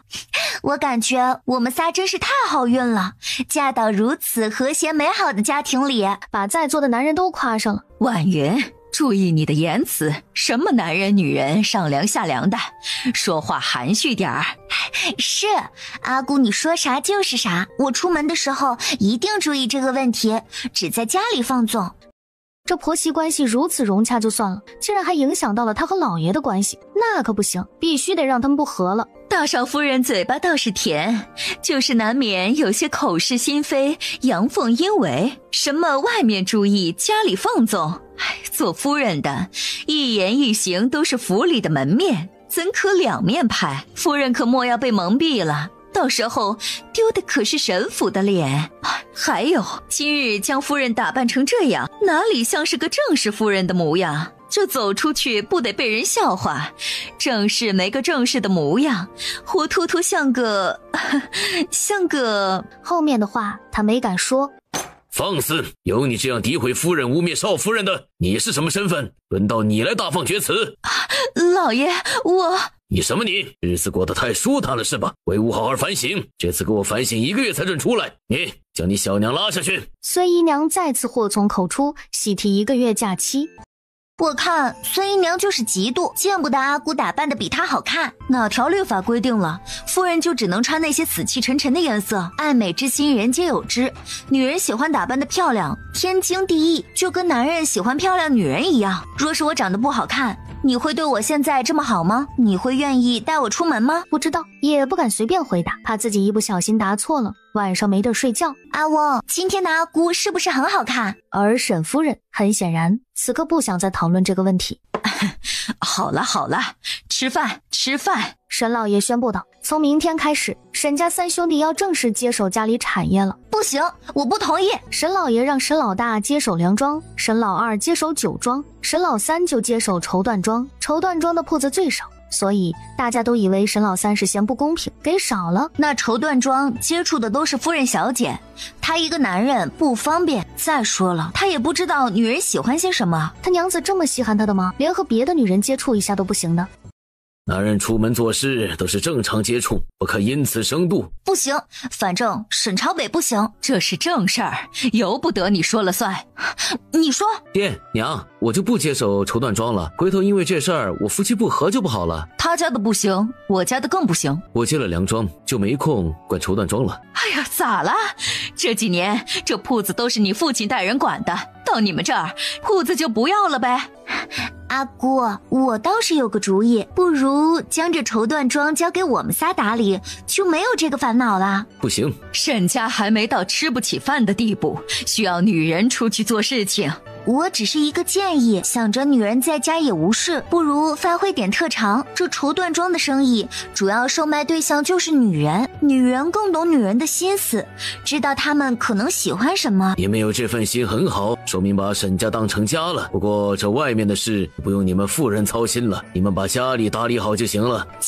家里有阿姑操持，我们仨闲着也是闲着，想着学会做些事情，也是给自己长点本事。若是哪一天家里突遭变故，也不至于什么都不会。娘子过于担心了，这普宁城的大户人家，夫人小姐们都是在家养尊处优的，没有抛头露面做事儿的。就算以后日子不景气了，我也绝不会亏待了你，让你出去吃苦。说绸缎庄就说绸缎庄，扯那么远干嘛？反正这绸缎庄咱朝北不接手，阿翁不如另外给他开个铺子，让他去管。这主意好。爹，我也不想管粮庄，也不想管酒庄，绸缎庄就更不能管了。你就给我重新开个铺子。开什么新铺子？啥新铺子说开就开，那么容易的？我得好好做调查，提前准备啊。家里这么多铺子，先管好了再说。这绸缎庄的事就你们3兄弟轮流去管，至于你们若是觉得不放心，他们仨去绸缎庄的时候，你们就跟着去。不行，她也是女人，还看不穿他们仨的小心思，想管绸缎庄是假，想跟着男人一道，随时管着男人是真。再说了，她都没有这个待遇，能跟着男人出门办事，凭什么3个儿媳就有这个特权？这府里如今多了人口，我一个人肯定管理不过来的，你们仨得帮我分担着。这个自然是义不容辞的，绸缎庄也不会天天去。可府里天天都有活儿，这事儿很简单，绸缎庄还是继续阿翁管理不就好了？至于3弟，就帮着朝南管酒庄。梁庄也要帮着管，不能只我家朝东一人负责。没事，我无妨的。不行，怎么能让你一个人受累呢？不行，说是帮忙协助，朝北做弟弟的能有啥说话权？我看就另外给朝北开铺子最好不过了。这3个女人这么坚决的不让自己男人去，莫不是听说过绸缎庄里发生过啥事儿？她突然想起府里的2位姨娘，赵姨娘是她出面纳的，孙姨娘却是沈老爷自己带回来的，他们是哪儿认识的？好了，这绸缎庄的事先放着。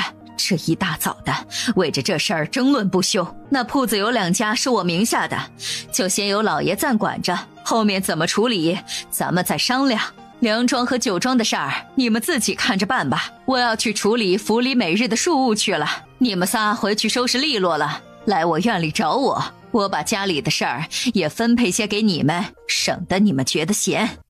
你没事了吧？吃饭时都不见你和沈老二怎么讲话。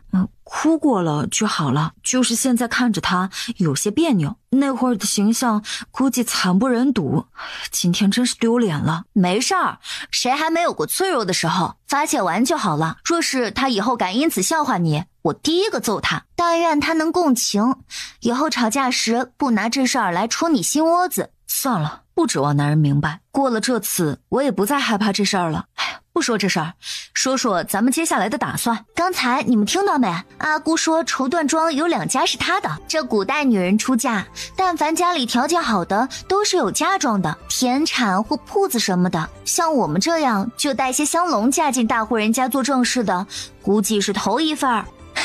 因为穿越系统给我们一个独特的金手指，8字好。我知道你们俩刚才就想参与到男人的事业里去，但是我看沈家的男人估计是不会同意的。这根深蒂固的思想不会轻易改变，我们只能另想办法。哈，你男人一开始为啥不愿意接绸缎庄？他就是个纨绔子弟，没个上进心。他一心想做少侠或将军之类的英雄人物，天天在家各种扮演，所以他不想接家里产业，想去开戏班，好在戏台上自己演。想当演员啊，搁现代也是个不错的职业。我们可以帮他实现目标。这事儿不是1天2天能办成的，得从长计议。是，从长远考虑。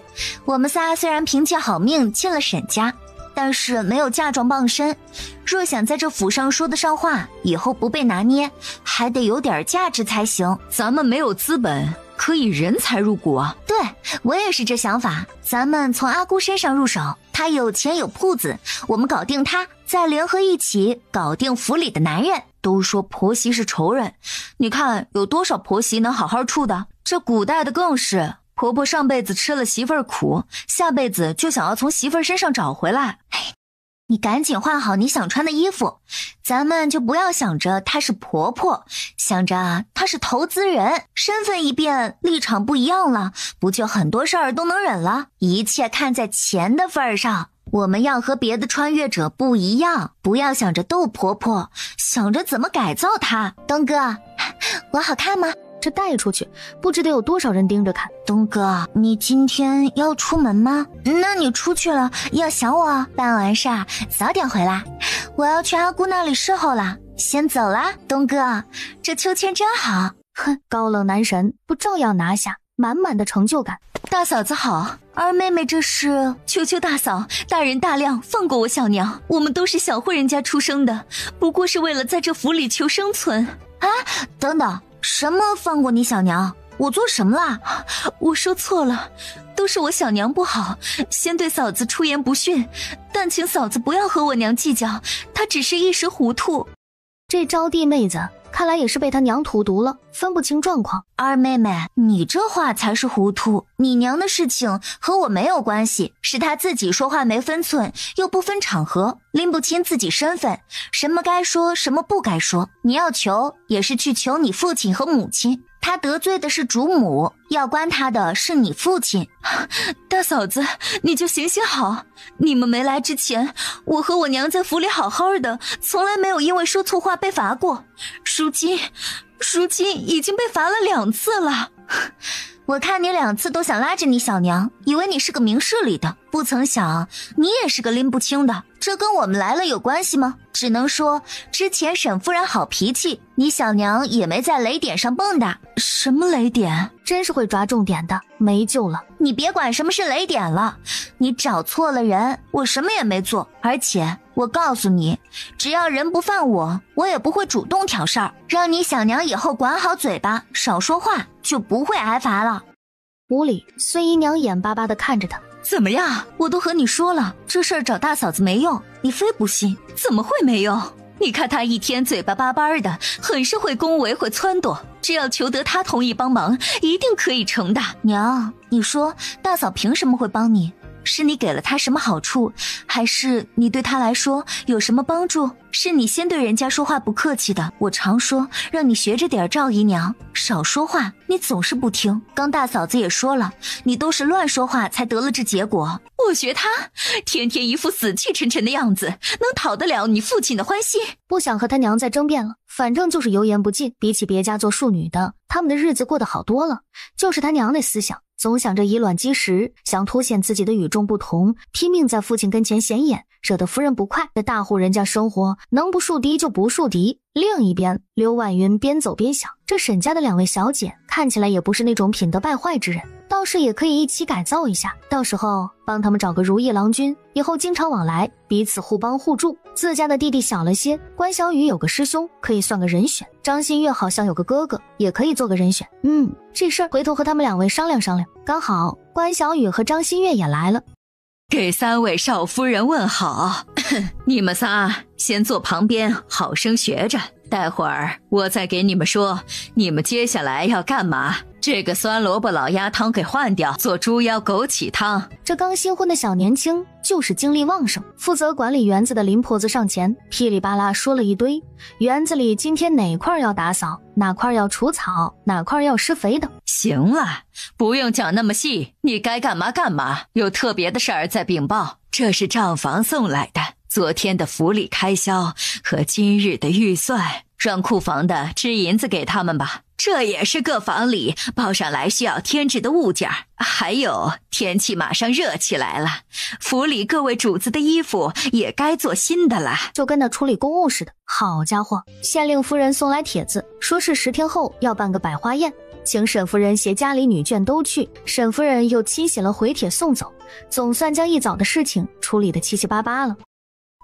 婉云，过来给我捏捏肩。战斗要开始了，他乖巧地走上前去，轻轻地揉捏着。小雨，去重新沏一杯热的茶来。阿姑，你要吃糕点或者水果吗？我去给你拿。这3人咋就这么听话了？莫不是还想着跟着男人一起出门？哼，想都别想，他是不可能答应的。不用，你就坐那儿。阿姑，你怎么把衣服给换了？那衣服太年轻了，不适合我。怎么会？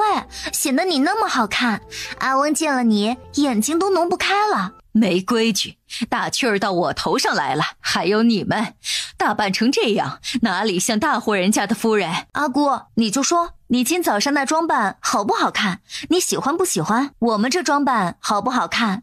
有何处不得体？阿姑，你怎能听了孙姨娘的3两句话就没了主见呢？她天天打扮的花枝招展的，说什么夫人就该端庄，何尝不是怕夫人们打扮起来，她们就没了争宠的优势？你说是不是，新月？对啊，哪家的正室夫人成亲的时候不都是容貌绝佳，得夫君青睐的？就因为天天操持家务，又不爱打扮了，所以男人就有了借口出去找新人。哎呀，行了行了，你们也别这么多歪理邪说了。你们现在年轻，爱怎么打扮怎么打扮，我不管。但是呢，得顾及府里男人的颜面，不可丢了沈府的脸。你们仨可都会些什么？阿姑，我们生在普通家里，家里很多事儿都会一点，什么做饭、扫地、女工。我想问的是，你们有什么爱好或是擅长的？阿姑，我会化妆打扮呀。这算什么爱好？难道管家能用这个，还是靠这个能吃饱饭？别的呢？种植花草绿植算吗？你俩呢？我会武术。想不到你还会跳舞，这个勉强还可以。不是跳舞，是武术，是功夫。拳打脚踢的演示了几下。你会啥？我会医术，只要不是疑难杂症，我都能解决。真是不怕闪了舌头，就他那点三脚猫的护理知识，敢自称会医术，这会医术倒是一个好本事。沈夫人没有说什么，只是女人该会的技能，这三人是一窍不通啊。罢了，自己看上他们仨也不是因为这些，他们仨八字好，能给男人和家里带财，这就够了，别的还可以慢慢选。你们进府前的事儿我也不追究了，如今既是沈家人，做事儿就要替沈家考虑。你们仨出身不高，能进了沈家做正事是你们的福气，正事就该要有正事的样子。首先，规矩要学起来，晨昏定省不可少，每日除了爷们儿在家需要侍候外，其他时候就要把琴棋书画、诗词歌赋的、女工之类的多少学习一点儿，避免以后和夫人们交际什么也不懂。再就是学着看账，管理下人。阿姑，我对管账感兴趣，我愿意学这个。阿姑，我对管人感兴趣。啊，你们都选完了，我选啥？阿姑，我对管铺子感兴趣，那绸缎庄不如就交给我们打理吧。且不说少有女子打理生意的，就算我让你们去，你们会吗？知道绸缎庄一天都要干啥吗？怎么让它周转营业？阿姑肯定会啊，你教我们就是了。咱家是经商的，多少要学着点儿，不至于被糊弄了。家里有男人用不着，那男人有个意外不在时咋办？你们怎么回事？一天天的不盼个好，怎么就意外了？哪有那么多意外？你们到底想干嘛？有何居心？阿姑发那么大火干什么？我们能有何居心？月有阴晴圆缺，人有祸福旦夕，我们不过是居安思危，哪怕男人不出意外，也难保他没有别的心思。你能保证他一直顾着家里，对你毫无保留？说不定你那绸缎铺子的盈利，阿翁出了一部分去补贴孙姨娘，你还不知道呢。不可胡言，你们阿翁怎可能会是这种人？是，我不该恣意揣测长辈。阿翁阿姑感情很好，不可能有这种事儿。算了，我们天天吃好喝好就行了，瞎操心这么多，我们又没铺子。行了，不用再激我，过几天要去县令夫人举办的百花宴，最近都给我好好的学规矩学礼仪，若是学不会，那就不用跟着去了。咱不能太急，一时半会儿的他也不会同意，就算是同意了，我们真去接管也是抓瞎，啥都不懂。也是，太急功近利反而让人不放心。咱们日子长着呢，慢慢来，总要有些契机发生点什么事儿，才能让他信服，才知道我们说的有道理。走，我们去园子里看看，我去挑些花种到委院里。真想不到沈夫人给少爷们选的少夫人居然都是普通人家的，早知道我也去搏一搏了。你也太抬举自己了，就算人家是普通人家的，好歹也是家中有营生，屋里有丫鬟伺候的，你可是丫鬟。丫鬟不也有上位的？得了吧，能上位的要么特别好看，要么有些才能和手段，你有啥？你怎么还跟我对上了？我不过随口一感叹，不和你说了。你们辛苦啦，我来园子里搬一些花到我院子里去，谁能来帮我一下？这啥情况？不搭理我？你们听不见少夫人说话吗？叫你们来帮忙搬花。我们忙着呢，你们要什么自己搬就行了。没事儿，他们都忙着呢，我们自己去搬。哎呀呀，这八仙花可是老爷让人从外地弄回来的，你们怎么回事？没人告诉少夫人的吗？你们这些眼皮子浅的，她就算在夫人跟前不得脸，那也是少夫人，是少爷新过门的妻子，你们这样做不是打少爷的脸面？一个个糊涂东西。白云，东哥，你看我们的院子好看吗？八仙花？我和四喜拿铁锹去园子里撬回来的。你怎么自己弄上了？咋不吩咐园中的婆子呢？小姐客客气气请他们帮忙，但是他们都在忙别的事儿。我和四喜反正闲着也是闲着，就自己弄了。自己的院子自己搞才有意义。小姐，我去叫水来给你洗漱。哎呀，忘了我手脏。东哥，你先回屋休息，我得换洗一下再来陪你。无妨，我刚从外面回来，身上也脏。水很快送来了，闭着眼睛一动不动。四喜，你洗好了？那帮我捏一捏，正好觉得酸得很。那手捏着捏，力度就不对了，感觉方向也不对了，不对劲儿，不像四喜的手。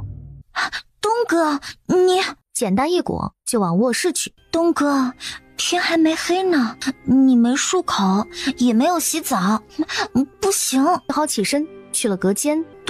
东哥，等会儿快到吃晚膳的时间了，会来不及的。封住了他喋喋不休的小嘴儿。四喜，去传话，大少爷累了，晚上不去吃饭，让厨房晚些时候送吃的到东院来。天还未黑呢，屋内里就开始上演不可细说。东哥，我饿了，睡不着。我也饿了。园子里的婆子是不是不听你使唤啊？他们都在忙自己的事儿，我等不及就自己和四喜搬了。这些事儿我以前也常做的，没什么。那八仙花你要喜欢，我明天让人再搬一些来。不用了，这花已经够了。如果再要别的，有栀子花就好啦。栀子花吗？明天我帮你打听打听，看普宁城谁家花圃有种的。没关系，不用特意去找，只要记着这事儿，若哪天正好碰见，再买回来就行。东哥，我吃好了。东哥，要不消消食，院中走走。等再醒来时，男人已不在身边。他人呢？小姐这是一时半会儿都离不开姑爷了，一睁眼就开始找人。胡说，我这不是错过了请安时辰，怕阿姑那里不好交代，找他做挡箭牌吗？小姐就嘴硬吧，姑爷起来时候交代了，让你好好休息，不要叫你。夫人那里他去说，还说他晚些才会出去，让你醒了吃过早饭去园子里找他。大嫂，你终于起床了，可让我们好等。姐妹，你睡得好嘞，昨晚吃饭没出现，听说让人单独送了吃的，还让人送了3趟水。这会儿一脸红光满面的，就知道吃得挺饱，睡得挺好。少夫人，坐好了，昨天园中忙的人都是哪些？站出来，少夫人看看，是这些人吗？尽管是这几个人耳不聪眼不明，不听主子使唤，都打发了吧，咱家不需要这种下人。啊，这就直接不要了，果然是冷酷无情的大少爷，直接就是最狠的。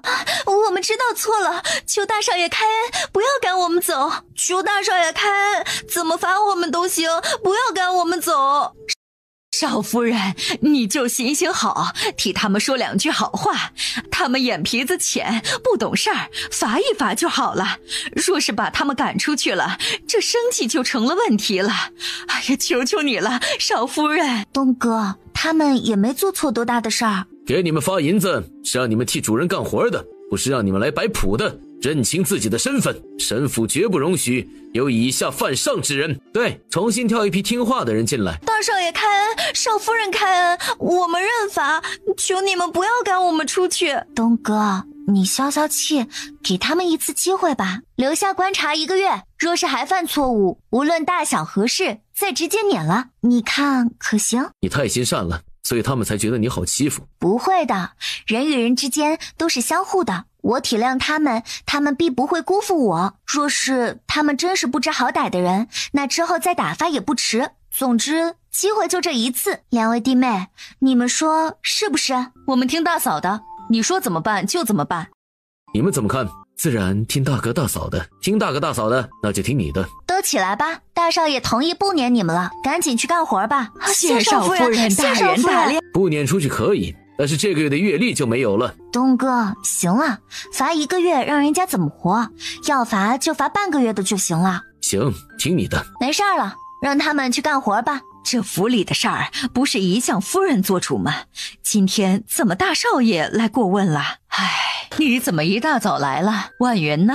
婉云昨天在院子里搬土种花，伤了腰。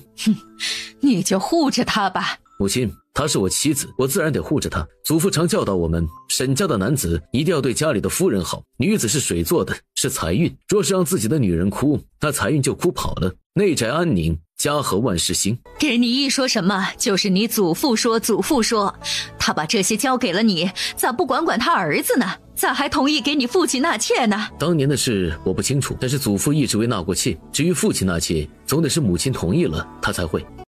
那你这一大早的是来干嘛？替你夫人请安，还是替你夫人讨公道？你祖父祖母教你的规矩就是让你的夫人可以不给阿姑请安吗？这事都怪我，婉云也是被迫的。朝东给母亲请罪，请母亲责罚。你说的那么振振有词，不也是仗着我舍不得罚你？你小时候我是没怎么养育和教导你，所以觉得亏欠你，想弥补你。你什么都听你祖父的，从不听我这个母亲的话。母亲忘了，娶婉云就是母亲的意思。好了，你道完歉了，也请了安了，可以走了。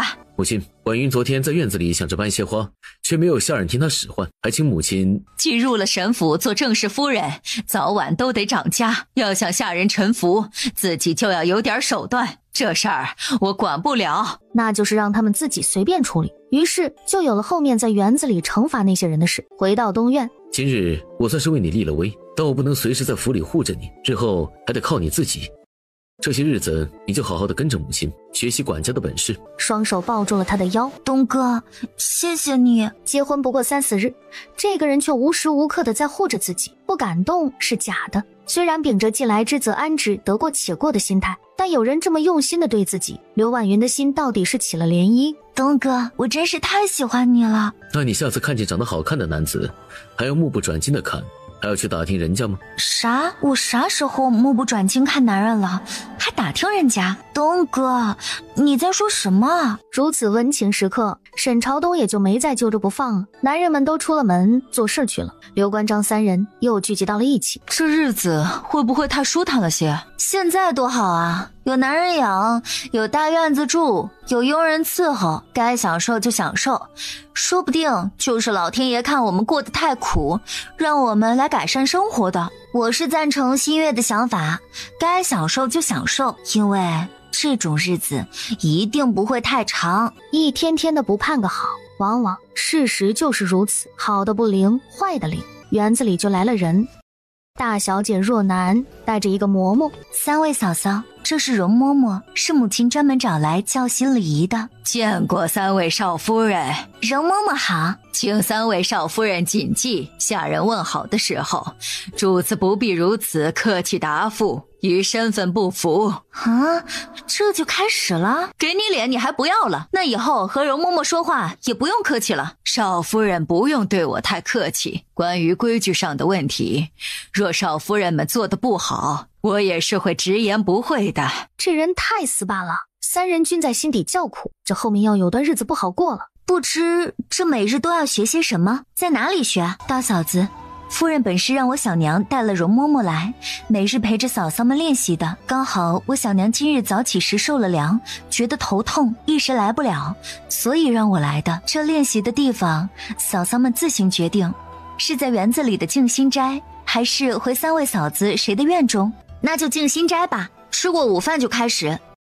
每天练习4个时辰，上午2个时辰，下午2个时辰。3位少夫人是我见过最上进的主子，我没有意见，保证准时到。至于练习内容，下午上课时候，我再一一和少夫人们详细解说。请3位少夫人谨记，从出房门那一刻起，就应该保持一副端庄优雅的形象。你们现在这个样子，太丢脸了。容嬷嬷，圣人说非礼勿视，非礼勿听，我们这样子，你应该躲着不要看，不就好了？少夫人，这话……容嬷嬷，开始吧。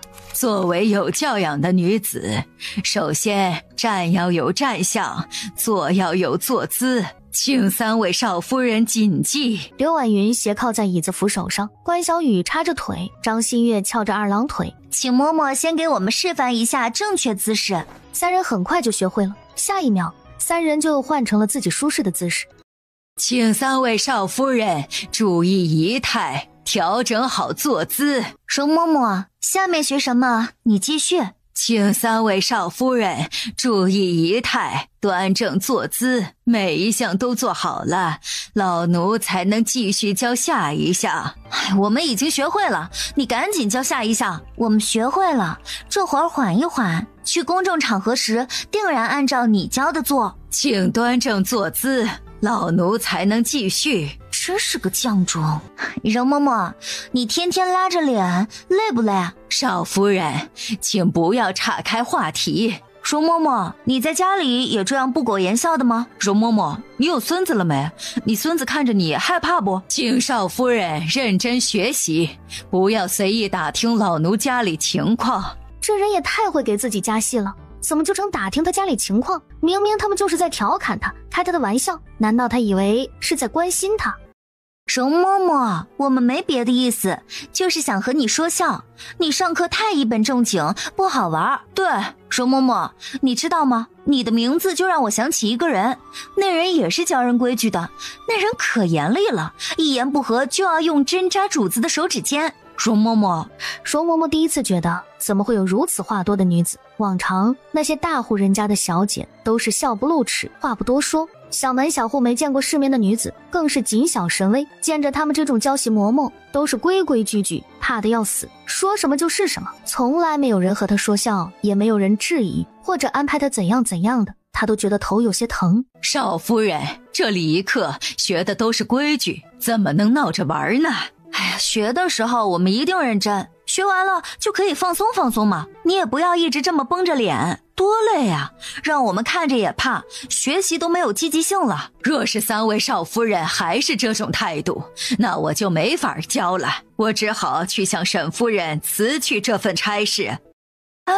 别呀，怎么还信告状呢？容嬷嬷，我们一定好好学，你赶紧继续教。下一项我们学什么？刚刚我们练习了坐姿，接下来我们练习站姿和走路。一进入学习状态，3人都特别认真，反正都要学的。今日的2个时辰很快就到了，照你们的学习进度，5天就能把我要教的学完。还要5天呢。请少夫人谨记。二夫人，不好了，二少爷被狗咬伤了，你快跟我回院子里去看看。南院里，沈朝南蹲在地上，逗弄一团白茸茸的东西。朝南，那白茸茸的一团像个小雪球似的，就冲到了自己脚下。这是哪里来的小狗？我都受伤了，你都不关心我，回来就只看见了小狗啊！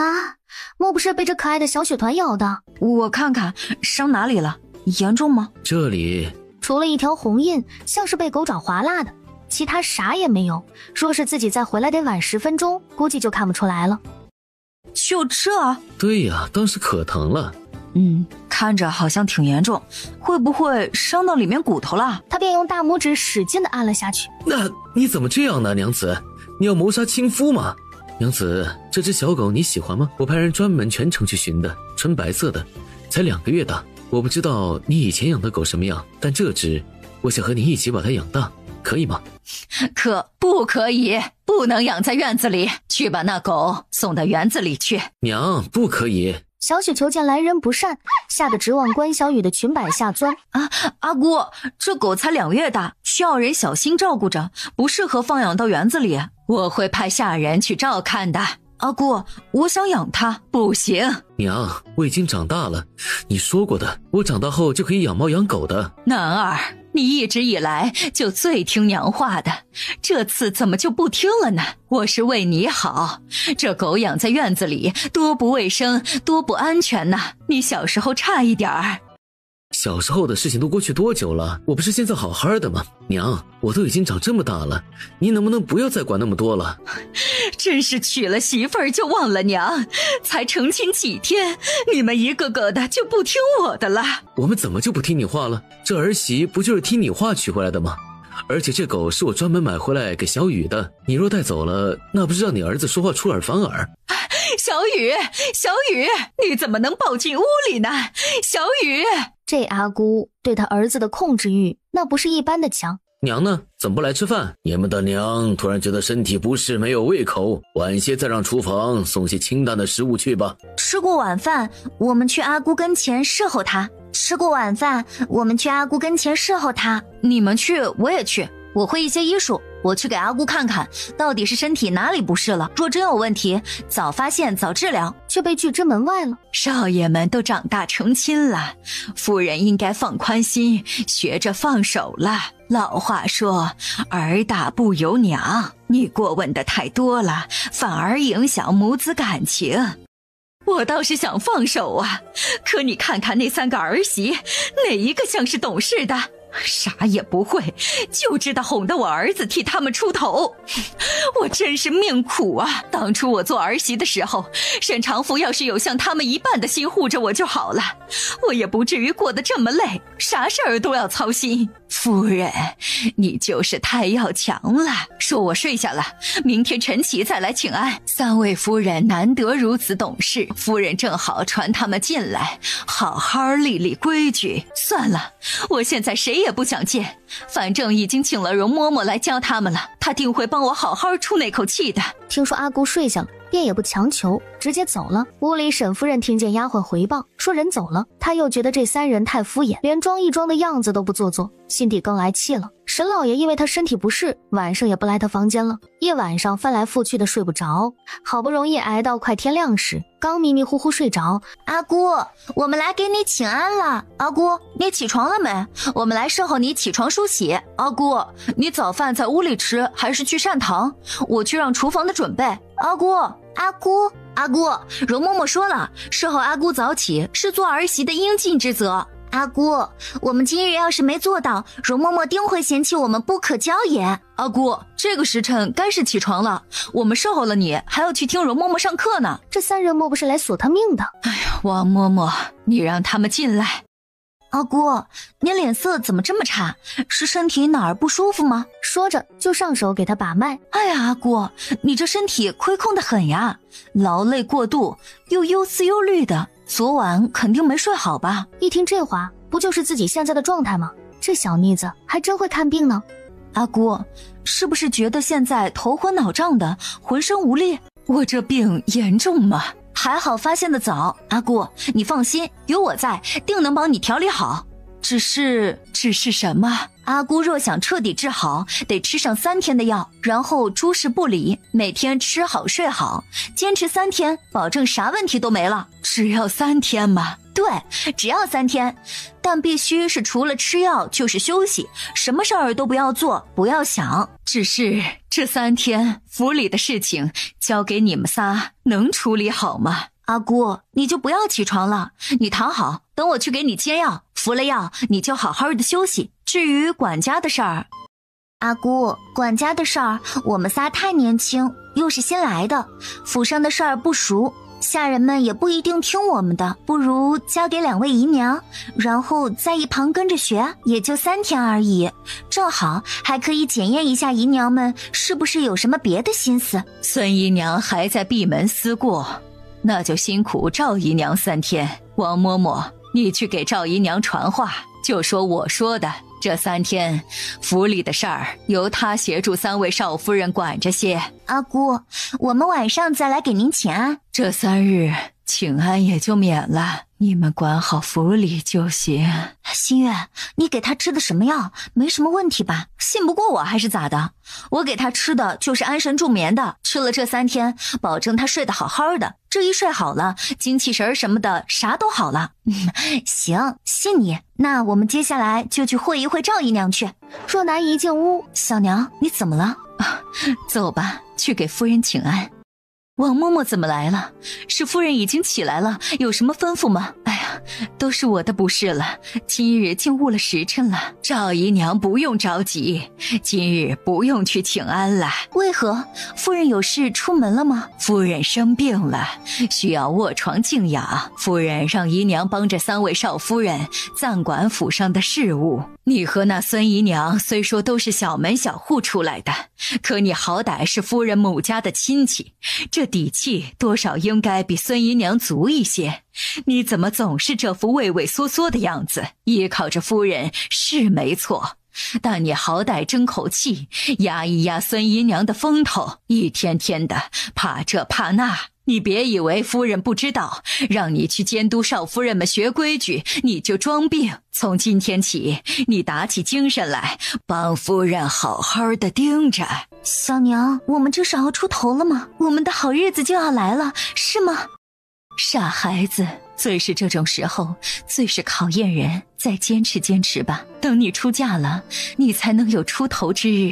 小娘这辈子是没有希望了，你的未来还可以争取改变。这会儿时辰，你赶紧去陪着3位嫂子练习礼仪去。哎呀，赶紧去呀！小娘，我们讨了夫人欢心就好了，何必还要去讨嫂子们的欢心？若楠，眼光要看长远些，眼下是夫人当家做主，可以后夫人老了，掌家的肯定是少夫人们。等你出嫁了，你自然倚仗更多的是家里的哥哥嫂子。记住小娘的话，宁做小户人家之妻，莫做大户人家的妾。嫁个家世一般的男子做妻，以咱家的家世，只要你和娘家关系好，不敢被欺负了去，日子就好过多了。既然要讨好他们，那你为什么不去陪着，却只让我去？自然得你去。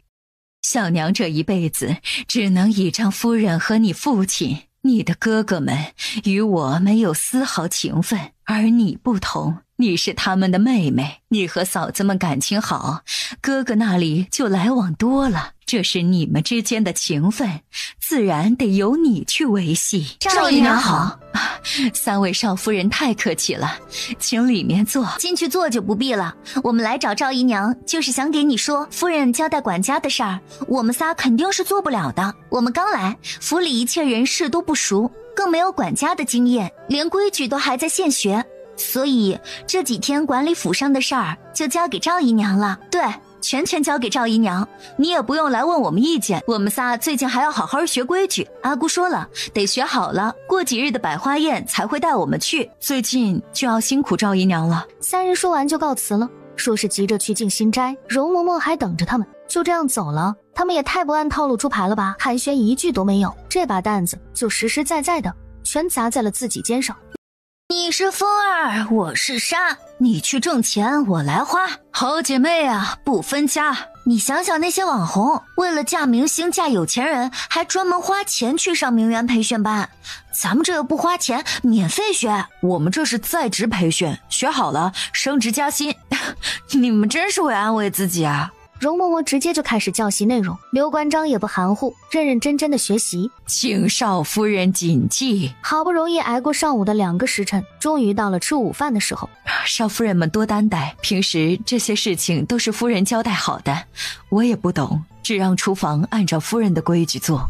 要是不合少夫人们的口，晚饭的时候少夫人想吃什么，可以直接吩咐厨房就好了。赵姨娘误会了，这菜很好吃，女子为了保持身材就得吃清淡些，对吧，2位弟妹？对，多吃素菜好。哼，想让我们因此参与管理家务，想都别想。中午没肉就没肉好了，反正晚上会有的。姨娘，我等会儿出府一趟，去医馆给阿姑抓药，借机出去逛逛。抓药让府里的下人去就好了，你是少夫人，不便为这种事儿出门。姨娘说的对，这事儿本可以交给下人去办，但是我们作为儿媳，阿姑生病了，我们心不安，总要做些什么尽一尽我们的孝心。姨娘放心，我和2弟妹陪着3弟妹出去，不会有什么事儿。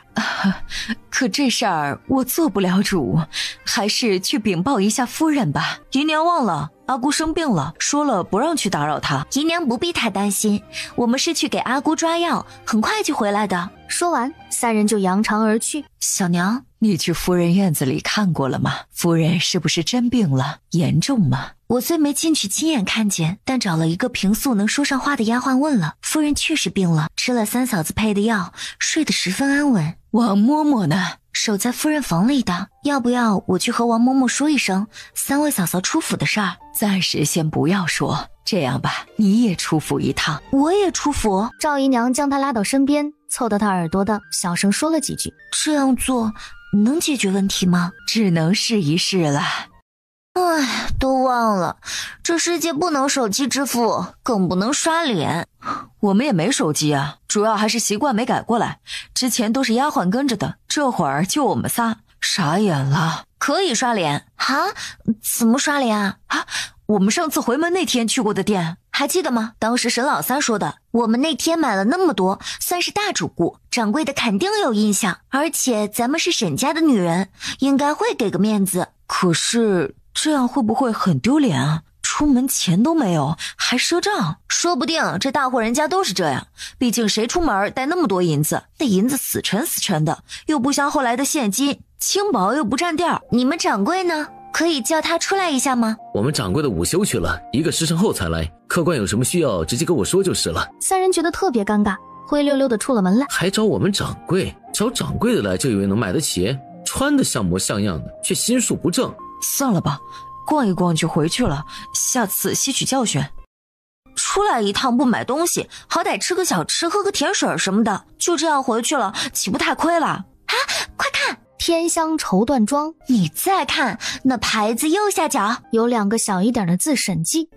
咱家的自家铺子，找人拿点银子花应该没问题吧？我们是沈府的少夫人，逛街的银子花完了，先支一点给我们，回头到府里找少爷补给你。夫人说是咱府上的少夫人，可有什么证明？这拿什么证明？身份证、结婚证好像都没有。咋的？还怕我们骗你不成？要不这样吧，夫人到里面坐一坐，我派人到府上跑一趟。这样一闹，到时候不就整个府里都知道他们3位少夫人出门没带钱，还到铺子里借钱，那脸可就丢大了啊！算了算了，等你跑一趟，我们自己都回去让人拿来了。夫人们不急，我派下人骑马去报信，很快就回来。哎呦，这3人怕不是冒充的吧？掌柜的这是何意？想强留我们？夫人说笑了，既是咱们沈府的夫人，咱自然该好好招待。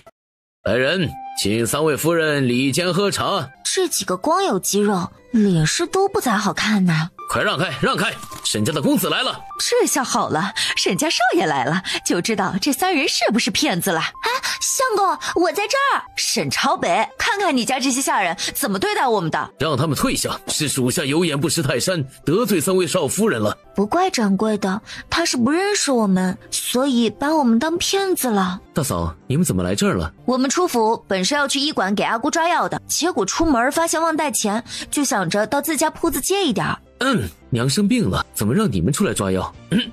掌柜的，起来吧，这事儿不怪你，你这么做也是职责所在。这会儿你去看看外面的人都散了没？怎么回事？出门怎么没有人跟着？哼，怎么大哥也要来审问我们一番？人人都以为我们嫁给沈家过上了好日子，结果出门身上连银子都没有，你们不应该反思一下吗？哎呀喂，这人平时不怎么说话，一说就是甩刀子呀。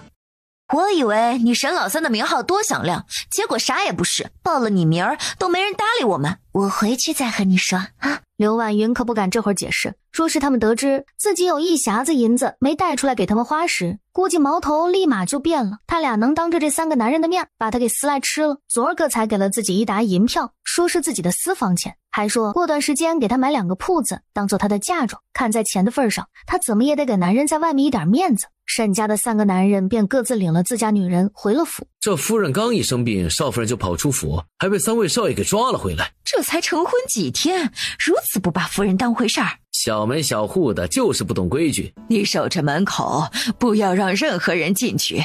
我去一趟大少爷的院子。娘子在府里不用那么小心谨慎，一切事情有相公给你担着。东哥，你真好。对于赞美之词，他从不吝啬。男人总是喜欢被夸奖、被崇拜的，甚至比女人更喜欢甜言蜜语。网友云：一个吻，一句赞美，就能让男人徒手掰2亩玉米地，动动嘴皮子的事就能皆大欢喜，何乐而不为？王嬷嬷，你怎么来了？阿姑醒了吗？身体有没有好些？回少爷，夫人早起吃了少夫人们煎的药，一直睡到现在还未醒。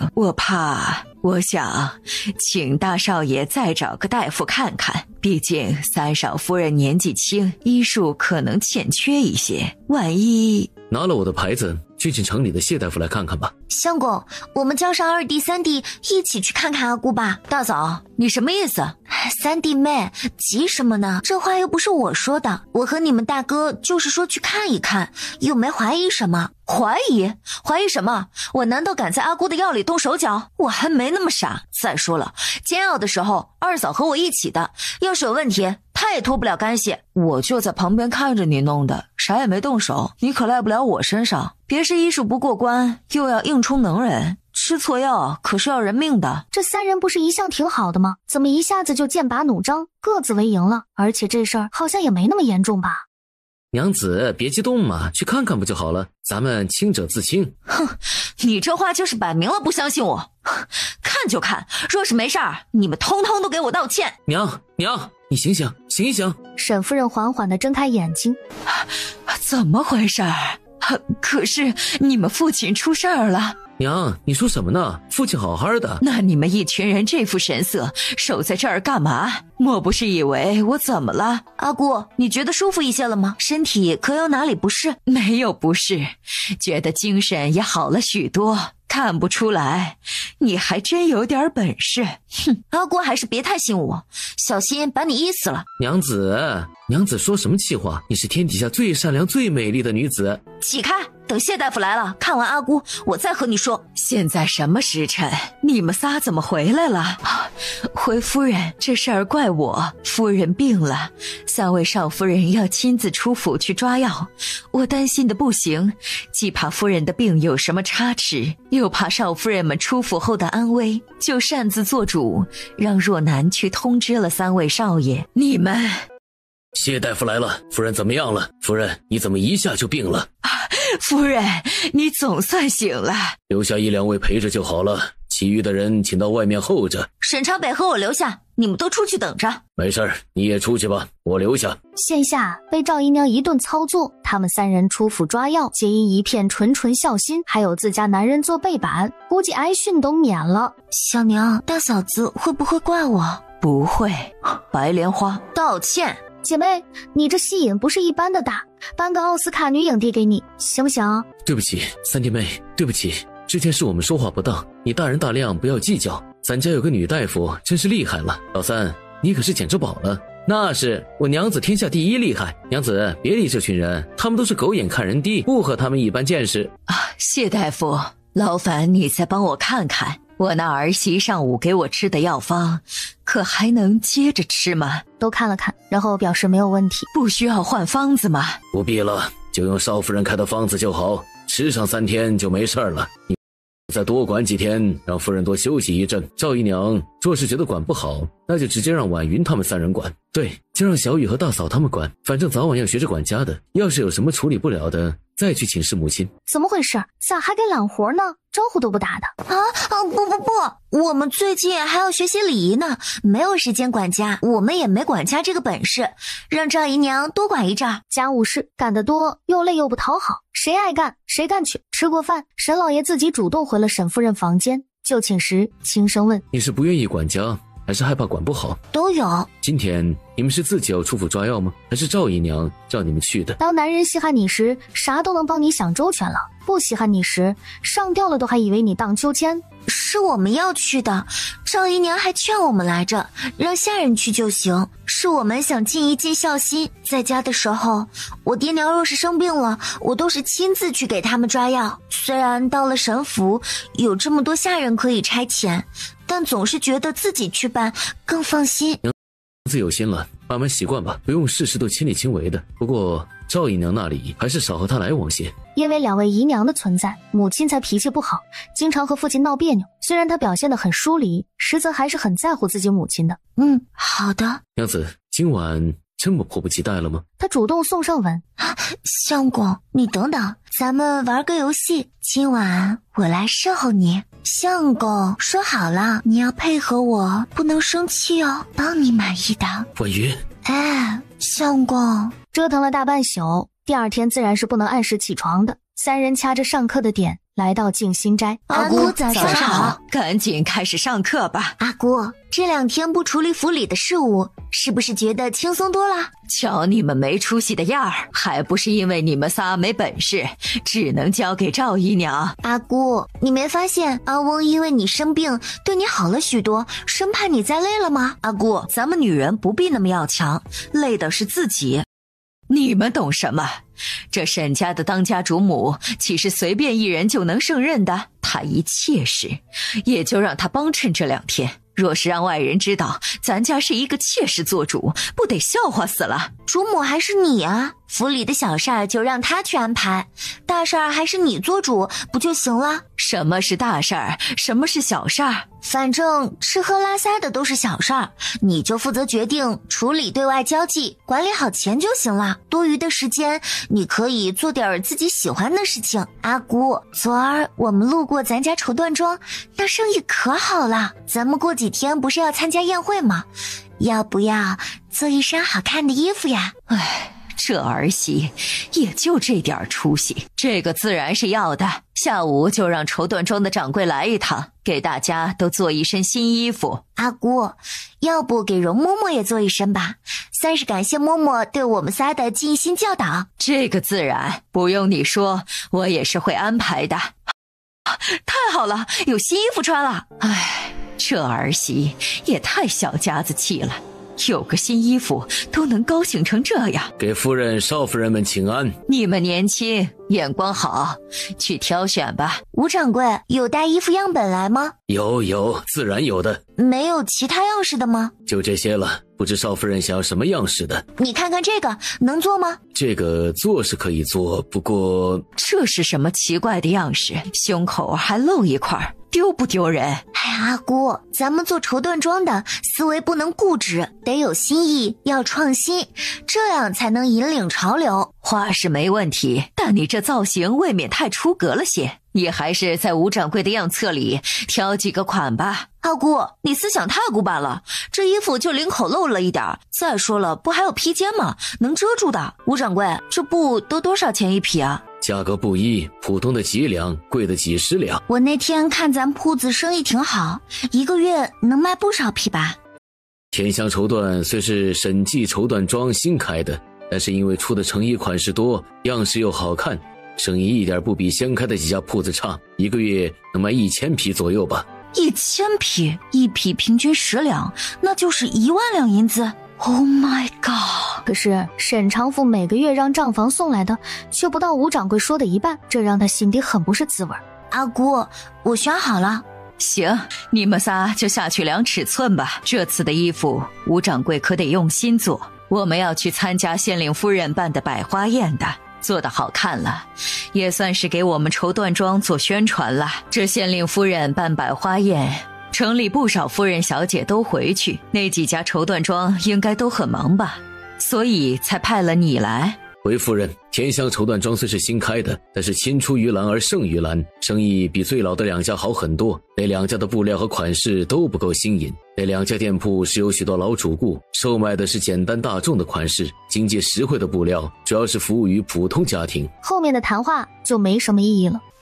阿姑，府里2位妹妹的衣服也是要一起做的吧？她们的尺寸不用量吗？妹妹们和我的衣服常做，尺寸都是有的，报给吴掌柜的就好了。阿姑是不用再量，妹妹们还在长身体，那尺寸可是会有变化的，高了胖了什么的很有可能。只是沈夫人此时心里有事，听在她耳里就觉得她不开窍，故意找茬，给你们仨做了就行了，还管府里什么妹妹不妹妹，又不是你亲妹妹。要不要再把姨娘的一起做了，显得你这儿媳多贤惠。话不多的二儿媳可人多了，大儿媳嘴巴甜，但牙尖嘴利的，一肚子坏水。三儿媳直愣愣的，该说不该说，张口就来。王嬷嬷，派人去传2位小姐过来。你2人为何还不走？婉云呢？你们仨出门不都经常一起的？大嫂去金心斋学礼仪去了。瞎唧唧，那你俩还处在这儿干嘛？现在时辰尚早，还可以学半个时辰，赶紧去。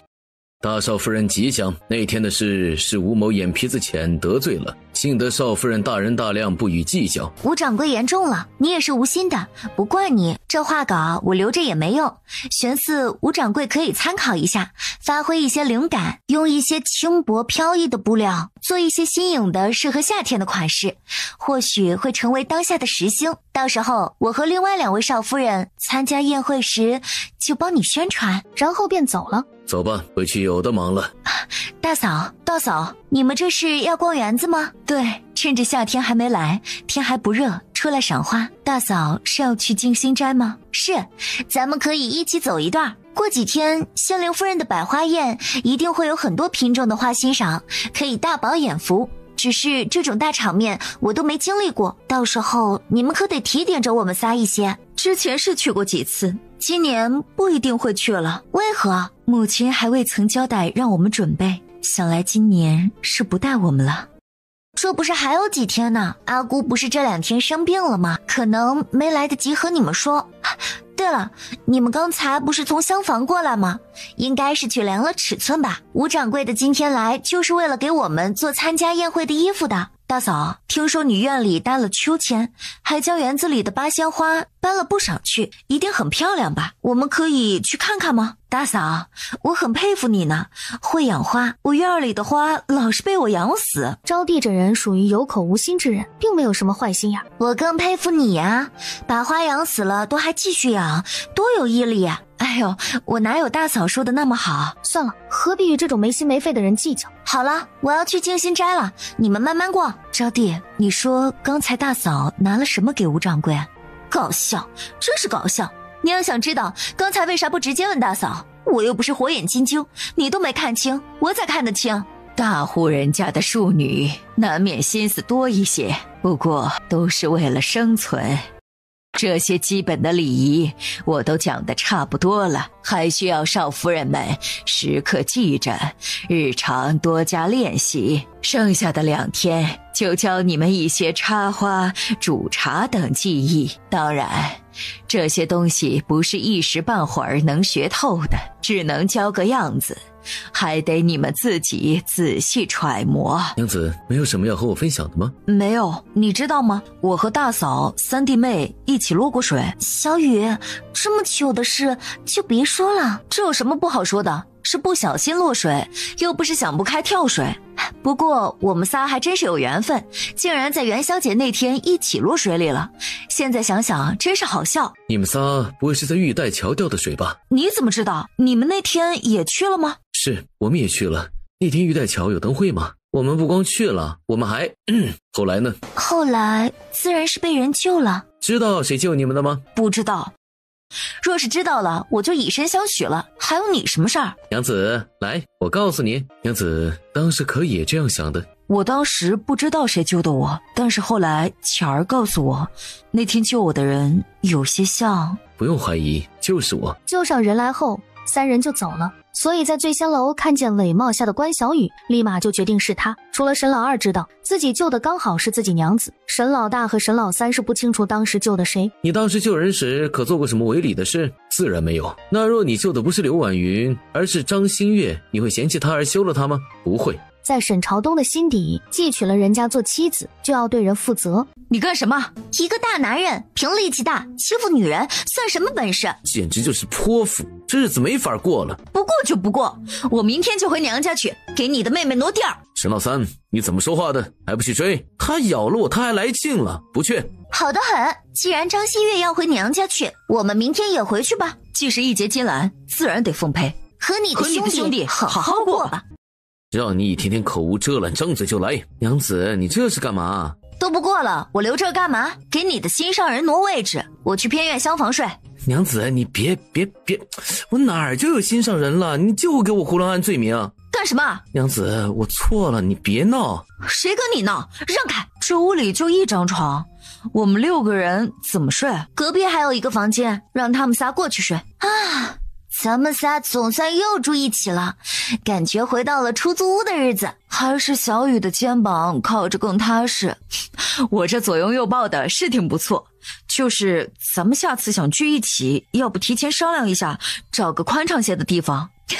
机会稍纵即逝，这不是临时起意吗？过2天咱们把静心斋收拾一下，以后就在那里做据点，但凡是不乐意了，咱们就上那儿自己 happy 去。好主意，好主意！那地儿大，刚好是他们3兄弟用过的地方，后院还有3张小床，太完美了。啊，你们跟着我跑了，你们男人不会去做我男人吧？应该会。干什么？你们俩干什么？谋杀亲弟弟啊？你是不是不行，连自己女人都哄不住？大晚上的好日子不要，非要独守空房，连带我们跟着你受罪。二哥，你说什么呢？谁不行？谁不行？我看你才不行！我看你小时候被揍得太少，你们女人跑了关我什么事？关我事，我的错！大哥，咋整啊？要不我们一起去赔罪，然后请他们回来？算了，我看他们是铁了心，3姐妹要今晚一起过夜，就随了他们吧。要是动静闹大了，把母亲惊动了就不好了。一个个的没出息，连自己女人都拿捏不住。沈家3兄弟回到自己院里，好看吗？好看。婉云把他当空气一样的，很满意的就出门了。要是你下午早早的来接我，我或许可以考虑晚上回屋睡。接，一定接。娘子，以前宴会上见到的那些小姐，没有一个入我眼的，我就喜欢你这样的。娘子，那些都是过去的事了，即便和人交谈了2句，那也是正常社交，总不能连话都不和别人说吧？那也太不礼貌了。娘子，我承认之前是有1、2个爱慕我的，但是我从不主动搭理他们的，从未私下接触过。娘子，我错了，昨晚你不在，我都睡不着。你且等着，我今天去完宴会就知道了。娘子是宁愿相信别人的话，也不相信为夫，太伤人心了。娘子，我错了，你别走。娘子，你看我手臂和腿好几处都青了，还有屁股也肿了，我被大哥二哥揍得好惨。活该。娘子，你心疼我呗，你要真回娘家，我肯定被他们打死的。合着你是害怕挨打，也不是真心想我留下。冤枉，娘子，我更怕你不爱我。你个混蛋，你放开我！抱住了他。娘子，亲一个，昨晚你不在，我可想死你了。沈朝北，你别用这招，别逼我又咬你啊！怎么了嘛，亲一下都不行？我打扮的好好的，等会儿就出门了，你给我弄花了，我还得重新弄。你别啊，不生气了好不好？别回娘家去。谁说我要回娘家了？我要去百花宴。真的？那太好了，这衣服也别收了。你给我放下，那是我带出门的。娘，我今天也要去。胡闹，天天守着女人像什么话？该干嘛干嘛去。还有你俩，赶紧去铺子上忙。我等会儿来接你回娘家去。不行，我得跟着，不然我娘子跑了怎么办？百花宴都是夫人小姐，你一成了婚的男子去干什么？那不也有男子去吗？万一看上我月儿怎么办？要点脸，青天白日拉拉扯扯的像什么话？你月儿一已婚女子，谁会看上她？我家月儿这模样，今天打扮的又这么漂亮，要不说谁能看出来这是已婚的？不行，我得去，我跟着当马夫当随从也行。你滚一边去！说这话你假不假？恶心不？沈老三最终被驱赶走了。一天天的尽哄的男人胡闹，你看看这像什么话？娘，你别说我娘子，还有你带出去了，得好好给我带回来。知道了，赶紧走吧，注意安全。这儿媳是说不得一点，说了就得出问题。罢了，闭嘴啊，不准笑。呀，我就笑，你男人好爱啊！我月儿这么漂亮，跑了怎么办？万一跑了怎么办？我要去当马夫。要命了！刘婉云，你要死了！我男人爱我，说明我御夫有术，总比有些人好。做梦都在喊东哥抱抱。哎呀妈呀，睡着了都在想男人，缺了男人活不了。来呀，互相伤害呀，谁怕谁呀？好姐妹，谁手里还没点彼此的料？你也好不到哪儿去，你还叫人家三郎？你胡说，谁告诉你的？你男人自己告诉沈老二的。死老三，太不要脸！王嬷嬷，去让他们小声点儿，太不像话了。你俩可别学他们仨，像个乡下来的野丫头似的，大呼小叫的，一点教养都没有。如今你们都及笄了，该谈婚论嫁了。不像前2年还是小姑娘，一言一行都得端庄矜持，这可是代表了沈家的家风。是，你们也不要有什么心理负担，去了后该吃就吃，该玩就玩，别私自到处走。沈夫人，你总算到了。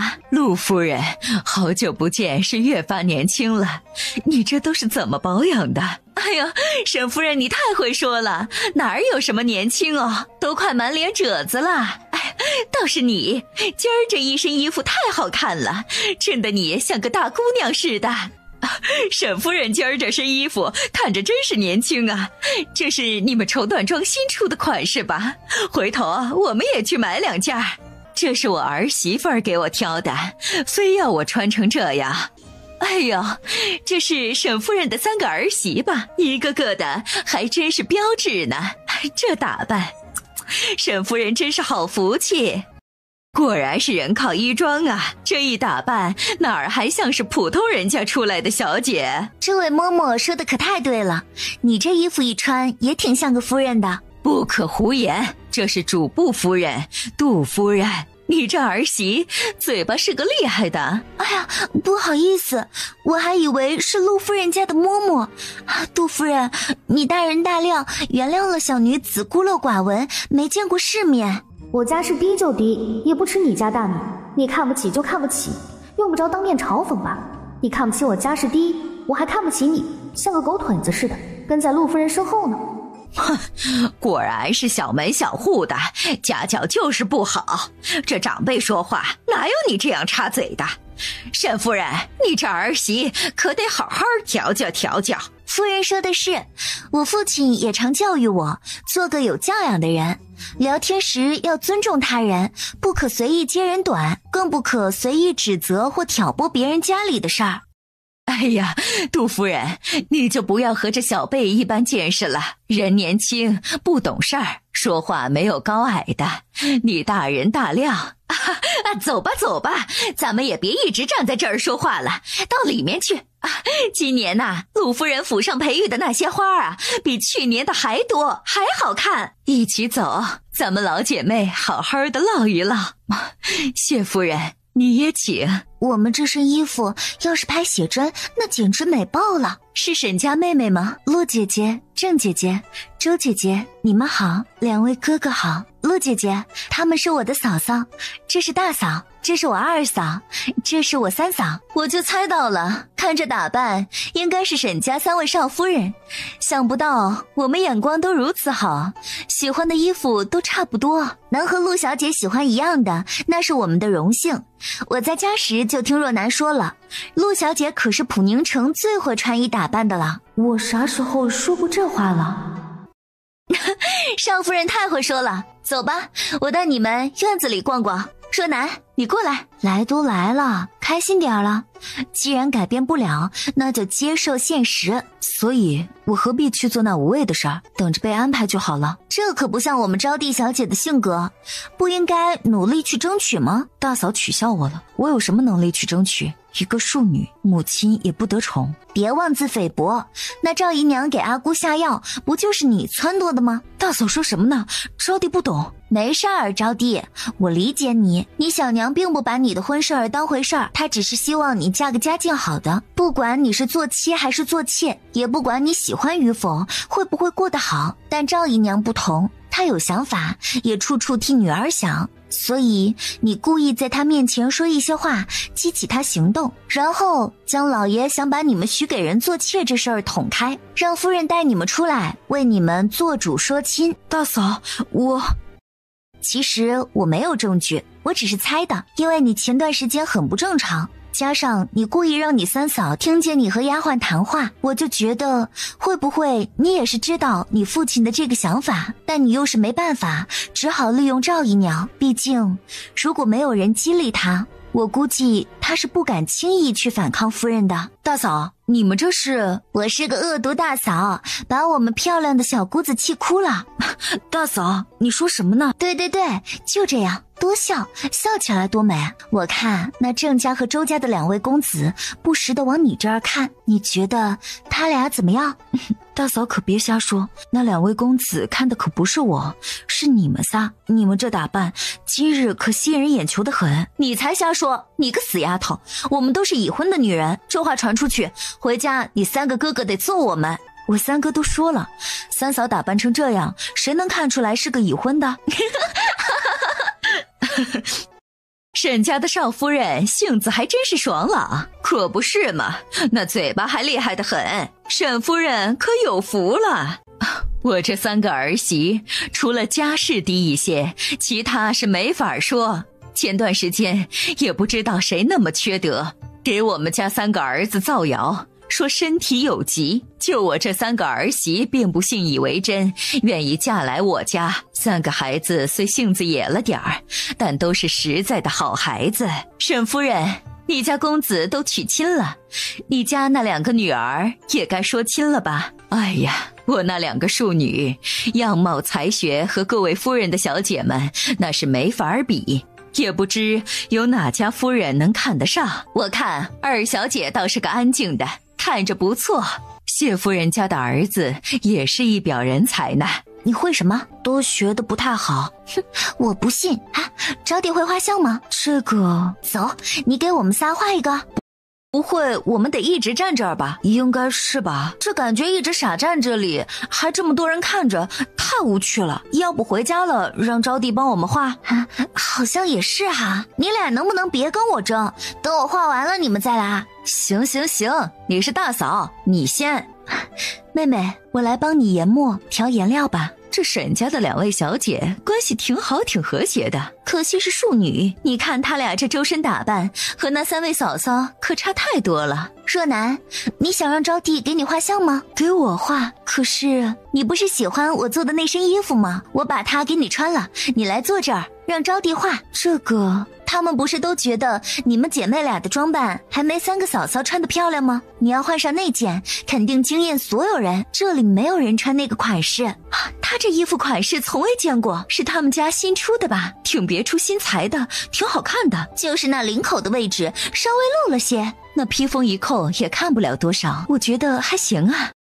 这样子一看，这沈家大小姐长得还挺不错的，还真是人靠衣装啊。我倒觉得那2小姐更有气质，看那架势有点画画的功底，是个才女。只可惜啊，是庶出。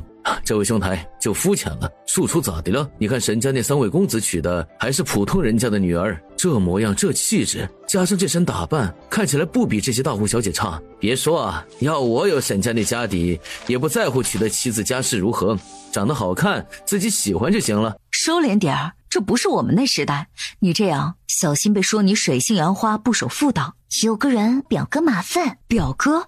不会是对你想啥呢？我是觉得他家应该没那资格来参加这宴会吧，有些好奇。你不是说他在县衙谋了一职位，莫不是县令大人让他来这儿帮忙的？有可能啊。你们刚才说什么表哥？等会儿回去说。带你们来是让你们多结识一些夫人，以此维护与各家的关系，交流一些信息。你们仨倒好，还以为自己是未出嫁呢，和那些姑娘打堆干什么？没点正事儿。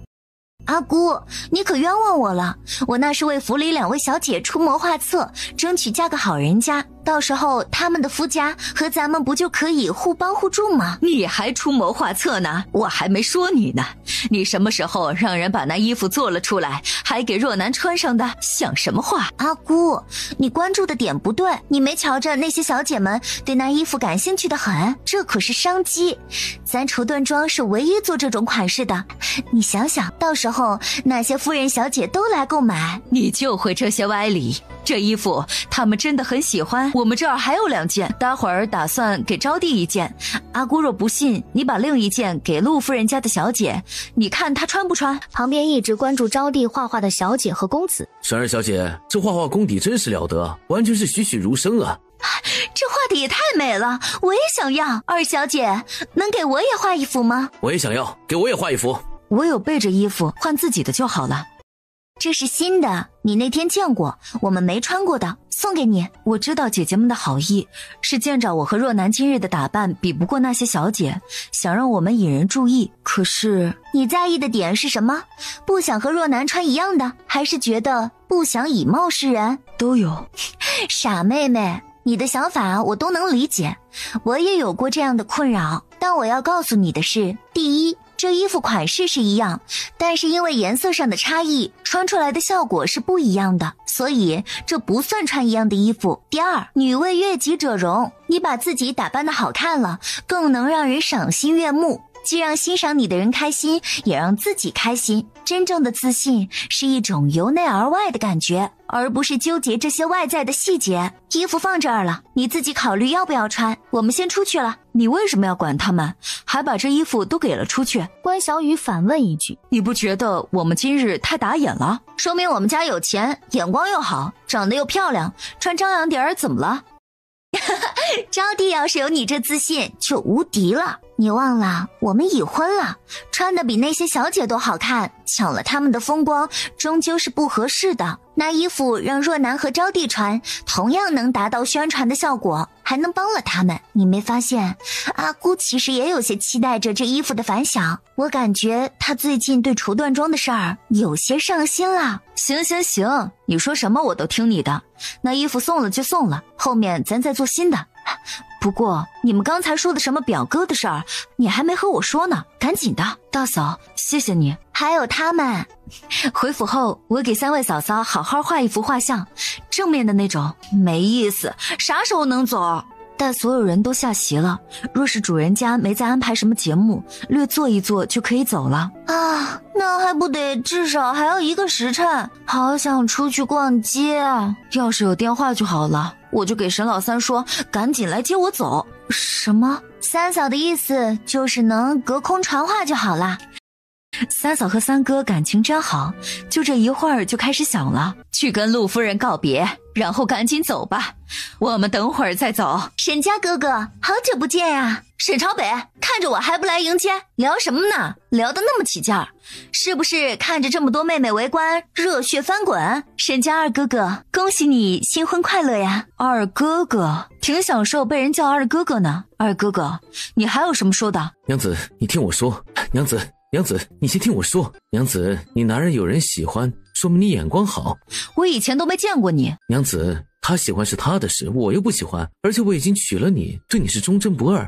他再喜欢也没用，他就是吃不到葡萄就故意在那儿放屁，膈应吃到的人。娘子，你笑了就是不生气了？你看我准备了好些礼物呢，咱回云鹤武馆去看岳父岳母去。怎么回事？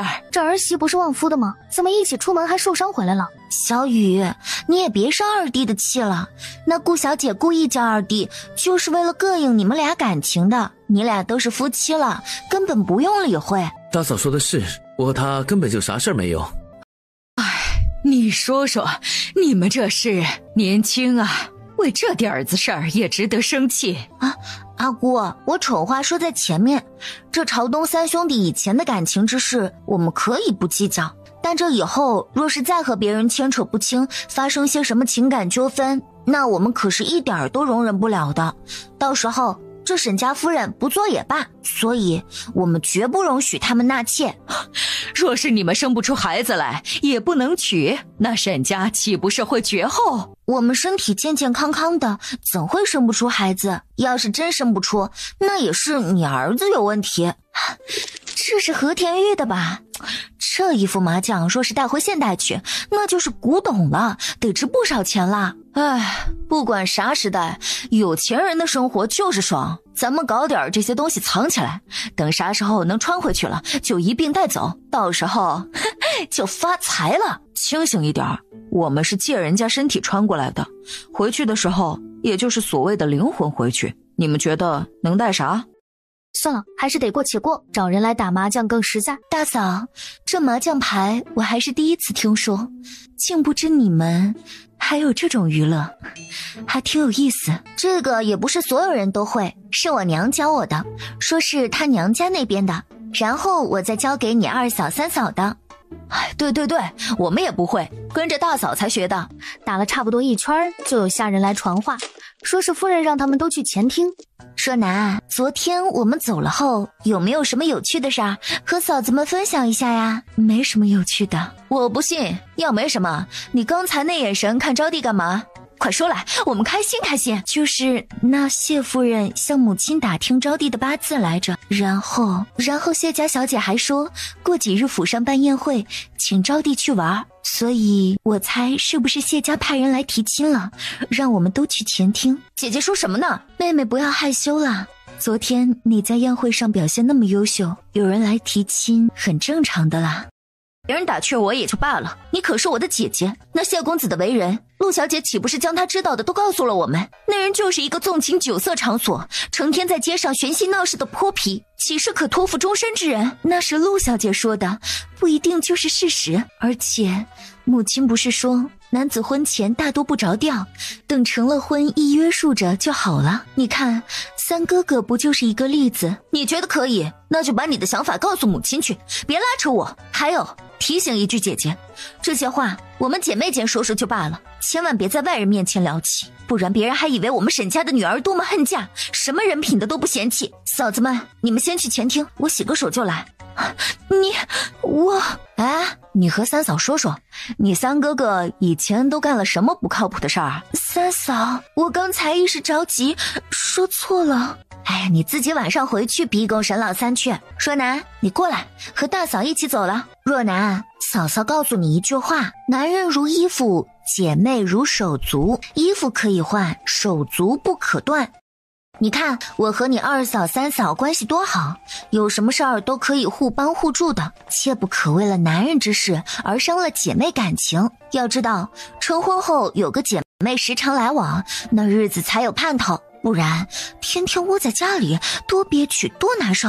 把刚才说的再给少夫人们说一遍。今天铺子里来了4、5个夫人小姐，想要少夫人画稿上的那种衣服，我想着这画稿是少夫人给的，自然得请示一下，是否可以供我们铺子上外售。这用倒是可以用。我先问你们几个问题，吴掌柜，来询问的那几人是夫人还是小姐？都是夫人，不过好像全是要买回去给家里小姐的。这事儿你给老爷汇报过了吗？未曾，小的原想着等得了少夫人首肯，再去和老爷说这事儿。那这事儿你就先不要告诉老爷了。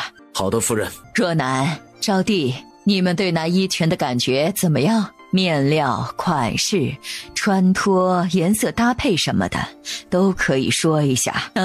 陆小姐对这衣裙是个什么评价？她觉得面料差了一点儿，其他倒没说什么。婉云，那画稿能再给我看一下吗？这衣服真的好看，你们都喜欢？行吧，不过我看这画稿画得挺粗糙的，婉云能否重新画细致一些？这种风格的还有没有别的款式，也画出来一些备用。若是那些夫人再来问，你就说咱们铺子里正在筹备这款衣服的成衣，1个月后可直接到店里来选，先吊一吊他们的胃口，等少夫人将画稿重新画过，再给你送来。沈夫人便跟沈老爷说，城西的那2家绸缎庄她要收回来自己管。那铺子我管理的好好的，你每月负责收钱就行，又何必费那个神呢？再说了，如今这府里添了好些人，管理府上的事都跟你忙不完了。不妨事，我想说的是另外一件事儿，就是我打算将府里的事儿一点点的交给婉云他们3人来管，让他们锻炼起来，好早日接手管家。这个好，府里的事你就交给他们年轻人，你呢就天天打叶子牌、赏花听曲儿，或者约着夫人们宴会也行。铺子你就不用管了，我替你管着。你为何要拦着我拿回我的铺子？莫不是你做了什么见不得人的事儿？你这是什么话？我能做什么？你那铺子每个月的盈利不都是给你按时送来了的？东儿，你如今接管梁庄，那铺子上的每日盈利是一样的吗？不一样。那每月的盈利会一样吗？应该是有多有少，不一样的。我的绸缎庄送来的盈利这么多年，每月都是一个固定数，你觉得合理吗？夫人有所不知，这是我给铺子上掌柜定的规矩，每月务必保证盈利多少，叫固定的收入回府，促使他们积极创收，至于每月盈亏他们自己调整。父亲的这个办法是挺好，不过用久了可能会让掌柜的钻了空子，要么就懈怠了，要么就把多余的盈利私吞了。就让那2家掌柜的每月将账本的交来母亲过目，管理的事交给我们就好了，母亲不必亲自操劳。不必了，那2家铺子从明儿起我就全面接手，然后重新整顿一番。请少夫人过目，这是今日的菜谱，都是按照老爷夫人和少爷们的喜好安排的。这怎么又是羊肉汤呀？这天儿都暖和起来了，再天天喝羊肉汤已经不合适了。这汤是三少夫人之前让换的。是吗？那喝了这么些天，也该换一换了，是吧，新月？罗婆子，这菜谱似乎没有多大变化，是采买的偷懒了，还是掌勺的手艺需要进修了？回少夫人，这菜谱是之前夫人定的，1月1换，期间会根据情况调整1、2。哦，这样啊，那就不怪你们厨房的了。不过如今既然是我们来管了，那这菜谱就重新理一个吧。可是夫人那里如今既然是少夫人管家，那少夫人的安排自然有她的道理。罗婆子不敢应承下来，是就只会这些菜式吗？罗婆子是要等夫人发话才做吗？那不如我去把夫人给请回来，你当面问她，我们做不做得了这个主？我不是这个意思，只是少夫人想要换什么菜式，还请少夫人言明。这个不应该你去理好了给我看吗？若是什么都我想好了，还要你干嘛？大嫂，咱不如招个新厨子吧。是，我这就下去重新理菜谱。只有一个要求，7天菜品不重样，1个月菜式不重样。打了这出头鸟，后面的人就恭敬了许多。这个等夫人回来了，交给夫人过目吧。啊，你们说阿姑把那画稿收了，会不会是准备给她的铺子先用？8成是。啥时候才能让她带着我们一起去搞事业呀？我们现在这日子挺悠闲的，阿姑也不怎么让我们立规矩了，天天吃好喝好，一起打打麻将，偶尔出门逛一逛，比当社畜强了千百倍。心里不踏实。有钱又不用干活，简直人生巅峰了，咋就不踏实了？这些哪一样是我们自己的？我们现在拥有的都是沈家的，或者说都是那些男人的，他们要都收回了，我们什么都没了。你看阿姑在这府上为什么能那么强势？不光因为她生了儿子，她还有自己的嫁妆铺子，她是有底气的。我们目前除了3个男人，什么也没有。其实我们可以自己开铺子。我们自己？可是我们哪有？我手里倒是有一些钱，不过是沈朝东的。我们也有，可是那点儿应该不够来开铺子吧？应该够。交代吧，你男人给了你多少钱？也没多少，是他的私房钱，放在我这儿的，几百两而已啦。如果我们真要开铺子，可以考虑借用一下，到时候还回去。就怕我们经营不好，若是赔了，我就……原本我是3人中最幸福的人，可穿越后，我怎么成了最苦逼的一个？你们一个有娘家给的铺子，一个有男人给的私房钱，就我啥也没有，太悲催了。哎呀，得了，你再眨巴，你那眼泪也出不来。我们倒不就是你的，不必假哭求关怀。这样一看，这3个男人，沈老大最疼人，看着闷葫芦一个，竟不知还是个最有心的，简直豪门情种啊！你说错了，沈朝东属于那种大男子主义，他所做的一切都是出于一种责任，并非因为爱。若是换一个人娶，他一样会这样做。如果说他们3兄弟会有一个情种的话，我倒觉得沈老二的可能性比较大。你看他屁颠颠的，一天天追着小雨讨好。好了，赶紧接着讨论正事儿。要不然还是入股分红吧，这样简单点儿。我们也没资金入股啊，看来还是得从阿姑身上入手。我有个想法，不如……关小雨面露担心，这样能行吗？思路就是这个思路，且走且看。反正沈夫人不是信命吗？我们的优势就是八字好，只要是有利于沈家，有利于他儿子的，他应该会答应。即便不行，那也没什么损失，我们依旧当我们的少夫人就行了。对，光脚的不怕穿鞋的，我们也没什么损失。不行，我们得打小一点，3人打2房牌来得太快了，不能打10文的底，还是打1文吧。你个抠门的，你兜里那么多钱，输这点就叫唤？就是我都没说什么呢。关键是那钱也不是真正属于我的呀。让你们仨学着管家，你们倒好，直接园子里打牌，一天天的不思进取，没点上进心。阿姑，你小点声，吓死人了！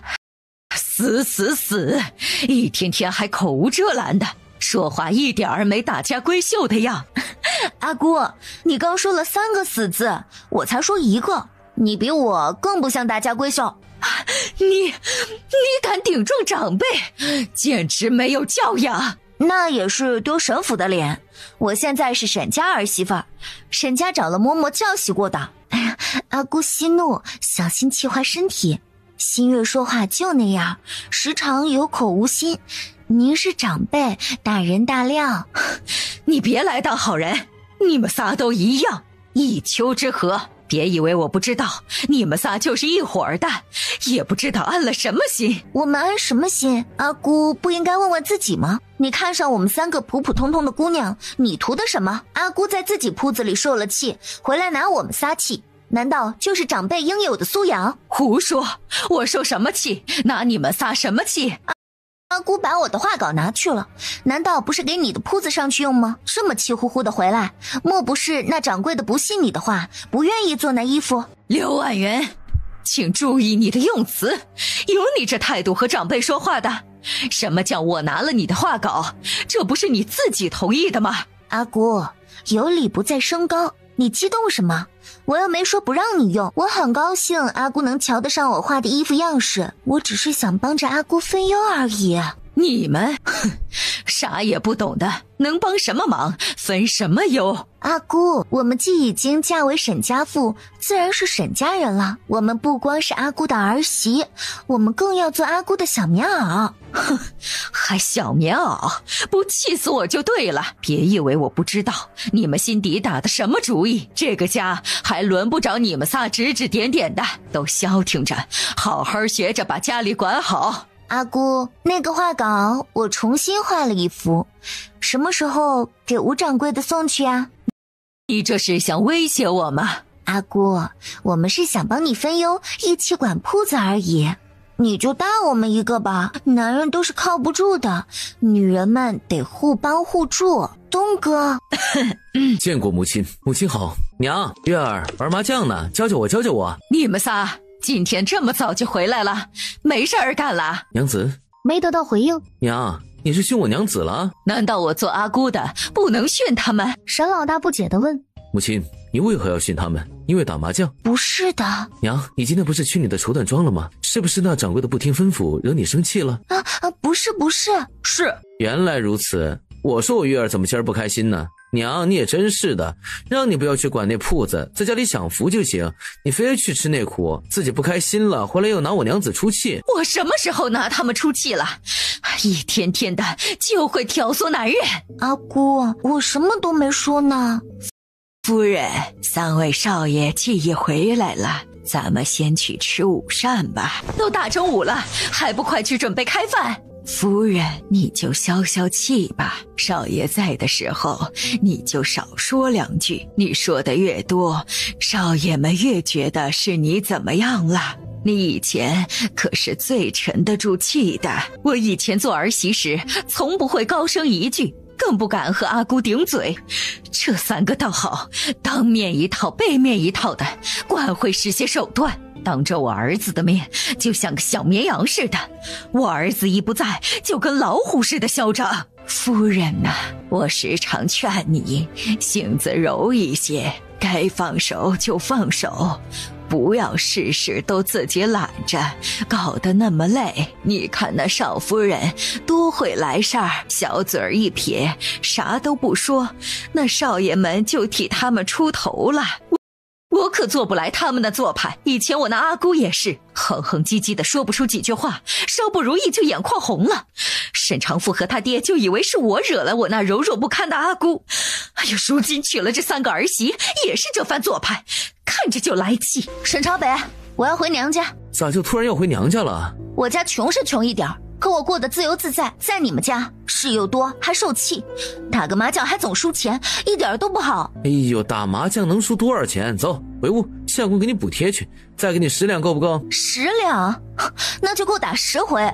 我今天就输了1两了。那再给你20两。沈朝北，你把我当要饭的打发呢？一点一点的给，你就不能把你的小金库都交给我？你就不能学学你大哥？大哥，你又干了什么坑我们的事？你没钱？怎么可能？对呀，我每个月的月钱也就那些，若是用完了就去账房的支钱，可也是有限额的，吃多了我爹得揍我。那大哥他就是个抠门的，出去吃饭都不对，他都不主动招待人吃饭的，也没啥交际，可不就省钱了？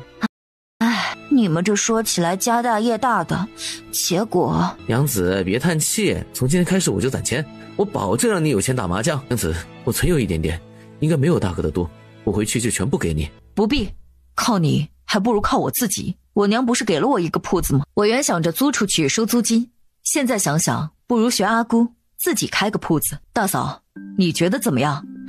好呀好呀。不行，阿姑为何不同意？我们也是想跟着阿姑学习自己打理的，可是朝东3兄弟又不让。我们也是想给自己找点事情做，挣一点零用。沈夫人反问道：沈家缺你们仨零用了，沈家也不缺阿姑钱花呀。这事儿就是夫人闹起的，好好的你去管什么铺子？这么多年了，天天坐家里收钱不挺好？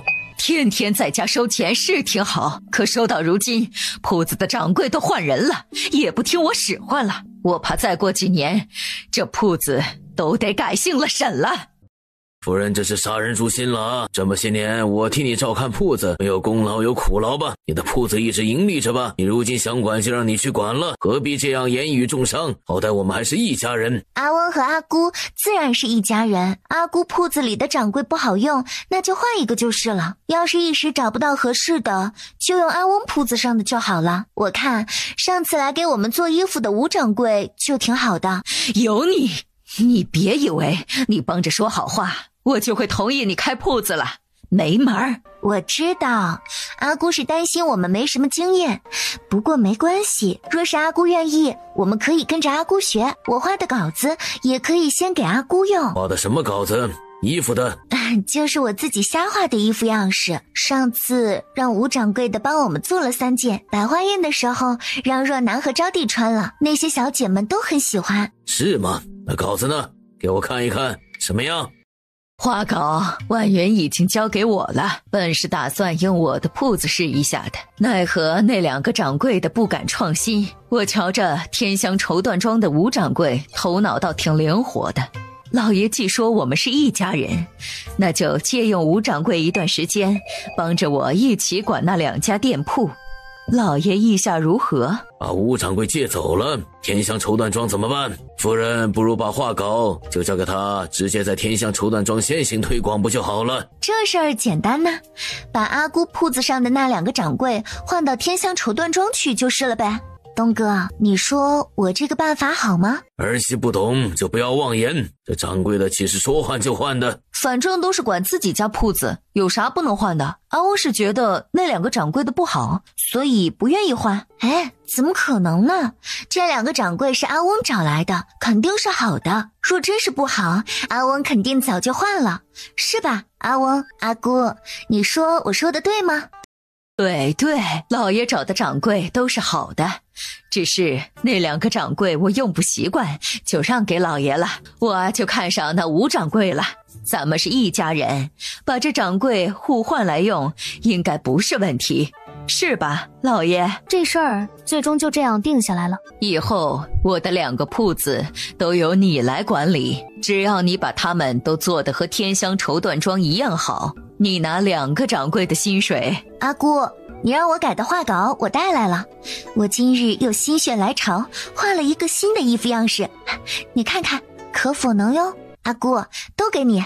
你这孩子看不出来，还有些这方面的天赋，以后没事儿就琢磨琢磨，有了新样式就交给吴掌柜帮你试做。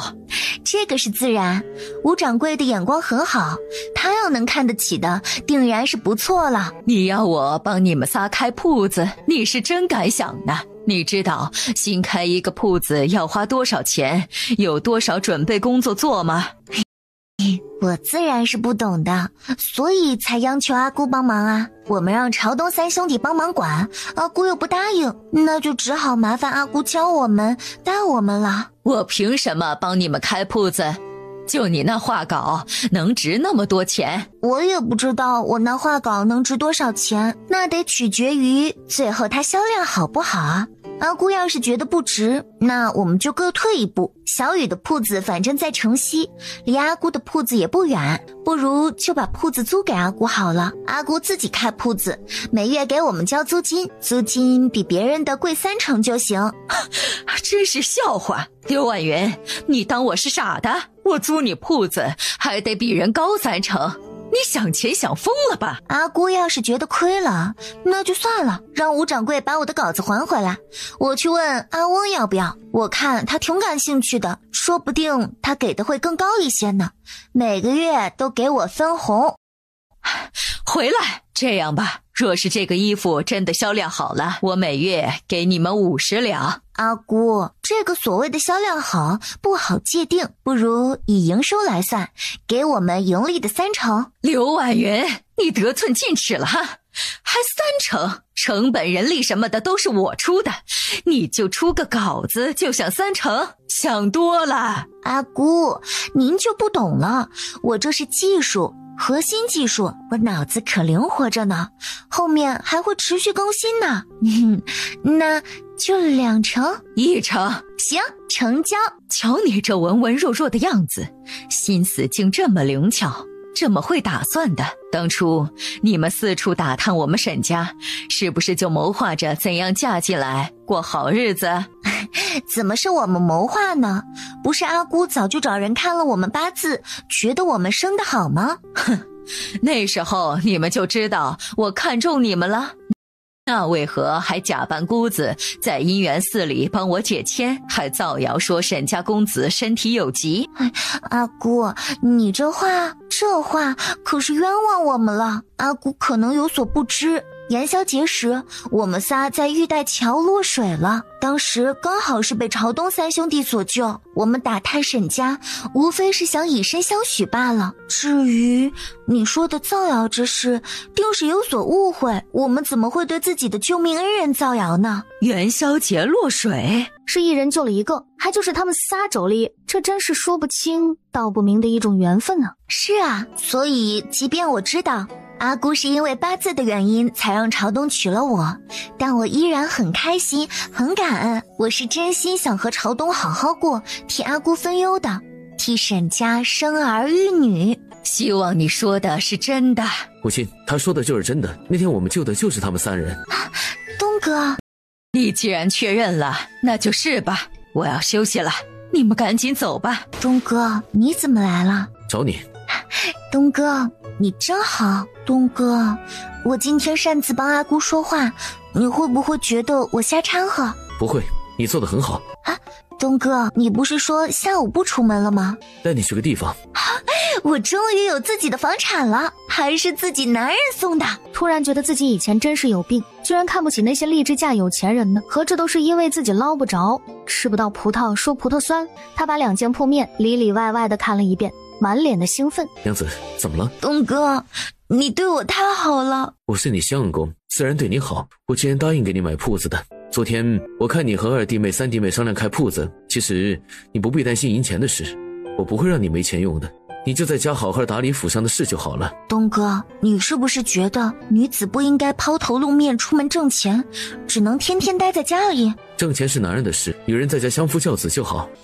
东哥，你根本就不是喜欢我，你是把我当宠物养，想把我天天关在家里。不是，我没有，我……东哥，你给我买铺面，我不出门怎么管理它？你不用管，我替你管着，是租出去也好，是自己开铺子也好，都由我帮你弄，你直接收钱就好了。东哥，你真好，什么事儿都不用我操心。可是我什么都不会，以后出门不得被人骗了。而且我不喜欢在家操持家事，我想自己开铺子，我也可以做事的。你看，我还给阿姑的绸缎庄换了衣服钥匙。女子也是人，有权出门。你是担心什么呢？不想我与别的男子打交道，还是怕我变得能干了，自己能赚钱，不依靠你了？我不是不让你出门，你可以出门，可以约了朋友聚会，可以逛街。我天天在家，哪里来的朋友？可是我和他们不一样，不想被关在家里。园子里，关小雨正在指挥沈老二。翻面，赶紧翻面，要糊了。刷油，再刷点油。辣椒粉呢？撒辣椒粉。少撒点儿。大嫂，你快尝一下，我家沈老二的手艺可好了。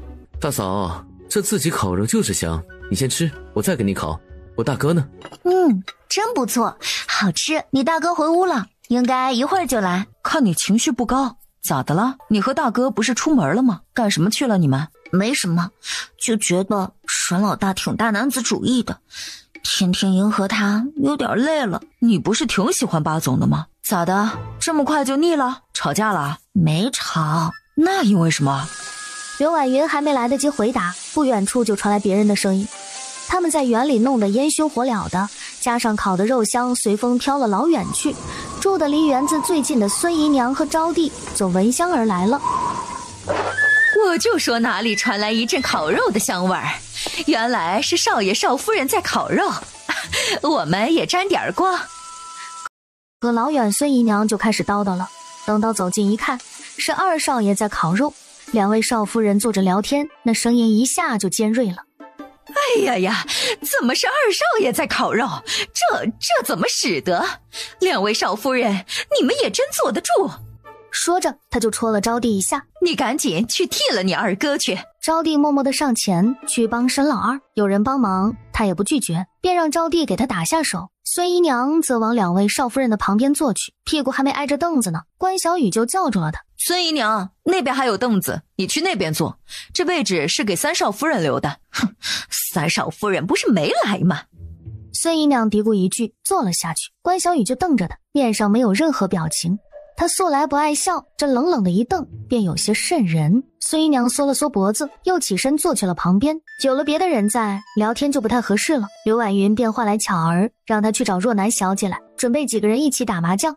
望着巧儿离去的方向，关小雨别有深意的道：你猜是若楠先来还是阿姑先来？刘婉云就笑了，你猜他看见沈老二在烤肉，我俩闲着，他会怎样？两人同时看了一眼旁边的孙姨娘，然后起身往静心斋走去。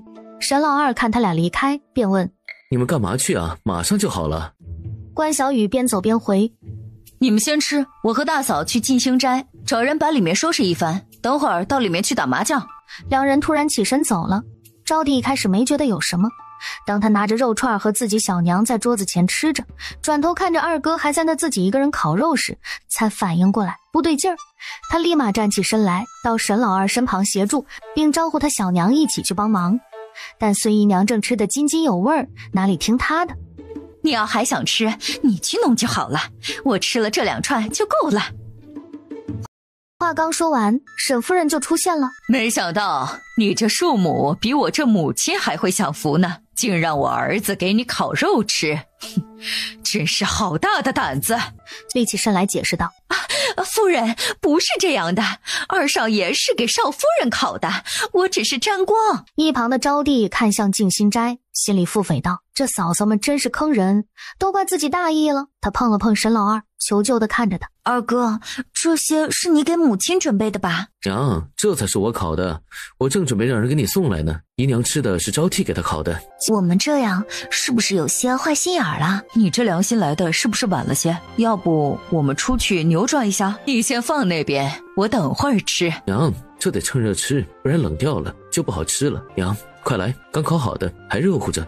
你不是给我烤的吗？娘，你不是等会儿再吃吗？这个先给小雨，我马上再给你烤。相公，你烤的你先吃。阿姑，你吃吗？咱一人一串。不吃。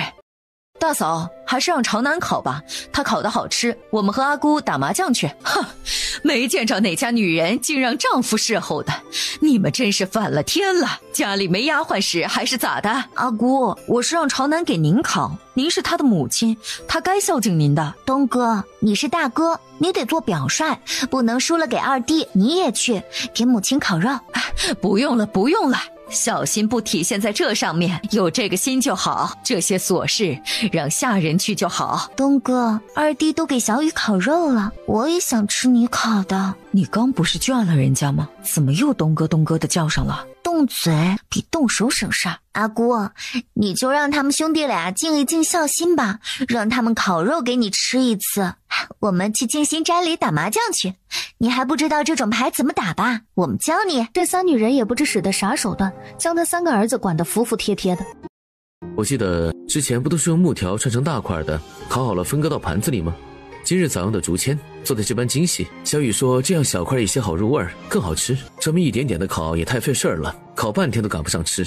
阿姑，家里的事儿都是小事儿，咱女人的眼界想要开阔就得出去。当初你要不是为了朝东三兄弟，为着府里的事儿，那绸缎庄若还是你自己管理着，如今说不定也新开了2、3家新铺子了。咱女人并不是生来就为男人服务，就该围着男人转的，咱们也不必盯着家里的1亩3分地，外面的世界大着呢。刘婉云让四喜端来了坐胎药，喝完了没过多久却开始肚子疼了起来。你先别去，我感觉是我月事要来了，你去帮我煮点红糖水。小姐，你之前月事来时都不肚子疼的，就是人犯懒一些。不会是小姐有了，然后你和姑爷昨晚那啥太用力，伤了胎气，要小产了。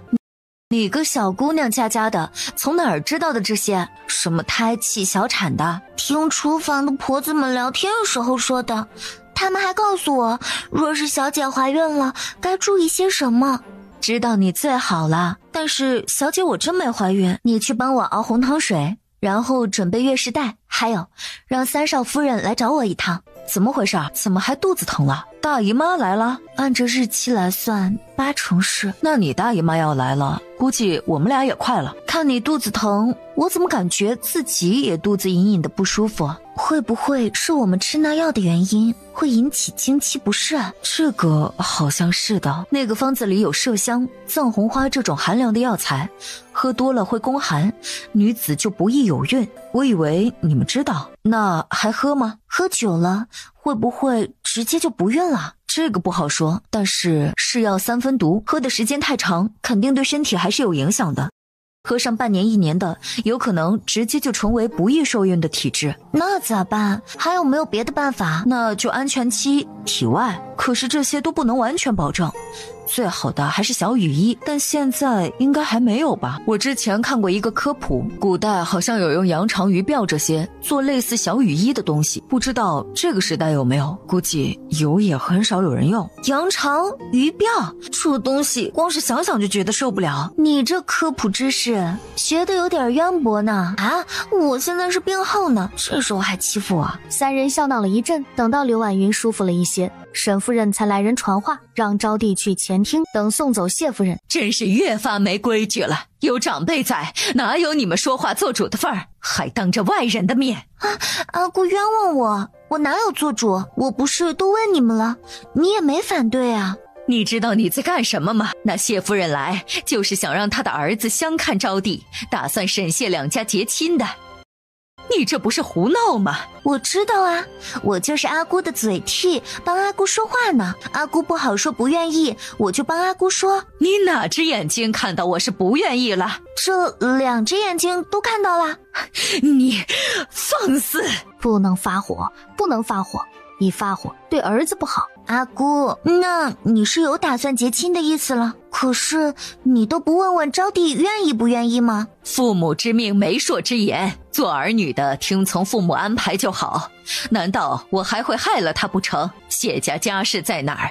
谢家公子也一表人才，这门亲事儿，多少人想结还结不上呢。阿姑，如果你当初嫁给阿翁前，知道他喜新厌旧，会纳2个妾，你会什么也不考虑，就直接嫁到沈家吗？纳妾不是很正常吗？怎么就正常了？我听朝东说，老太爷就没有纳妾。没规矩。阿姑，这儿又没有外人，就我们几个，随便聊聊天。这老太爷都不娶妾，当年你为何给阿翁纳妾？你这不是自己给自己找不痛快吗？刘婉云，你越来越放肆了。这是哪壶不开提哪壶，直接拿火勾戳他心窝子。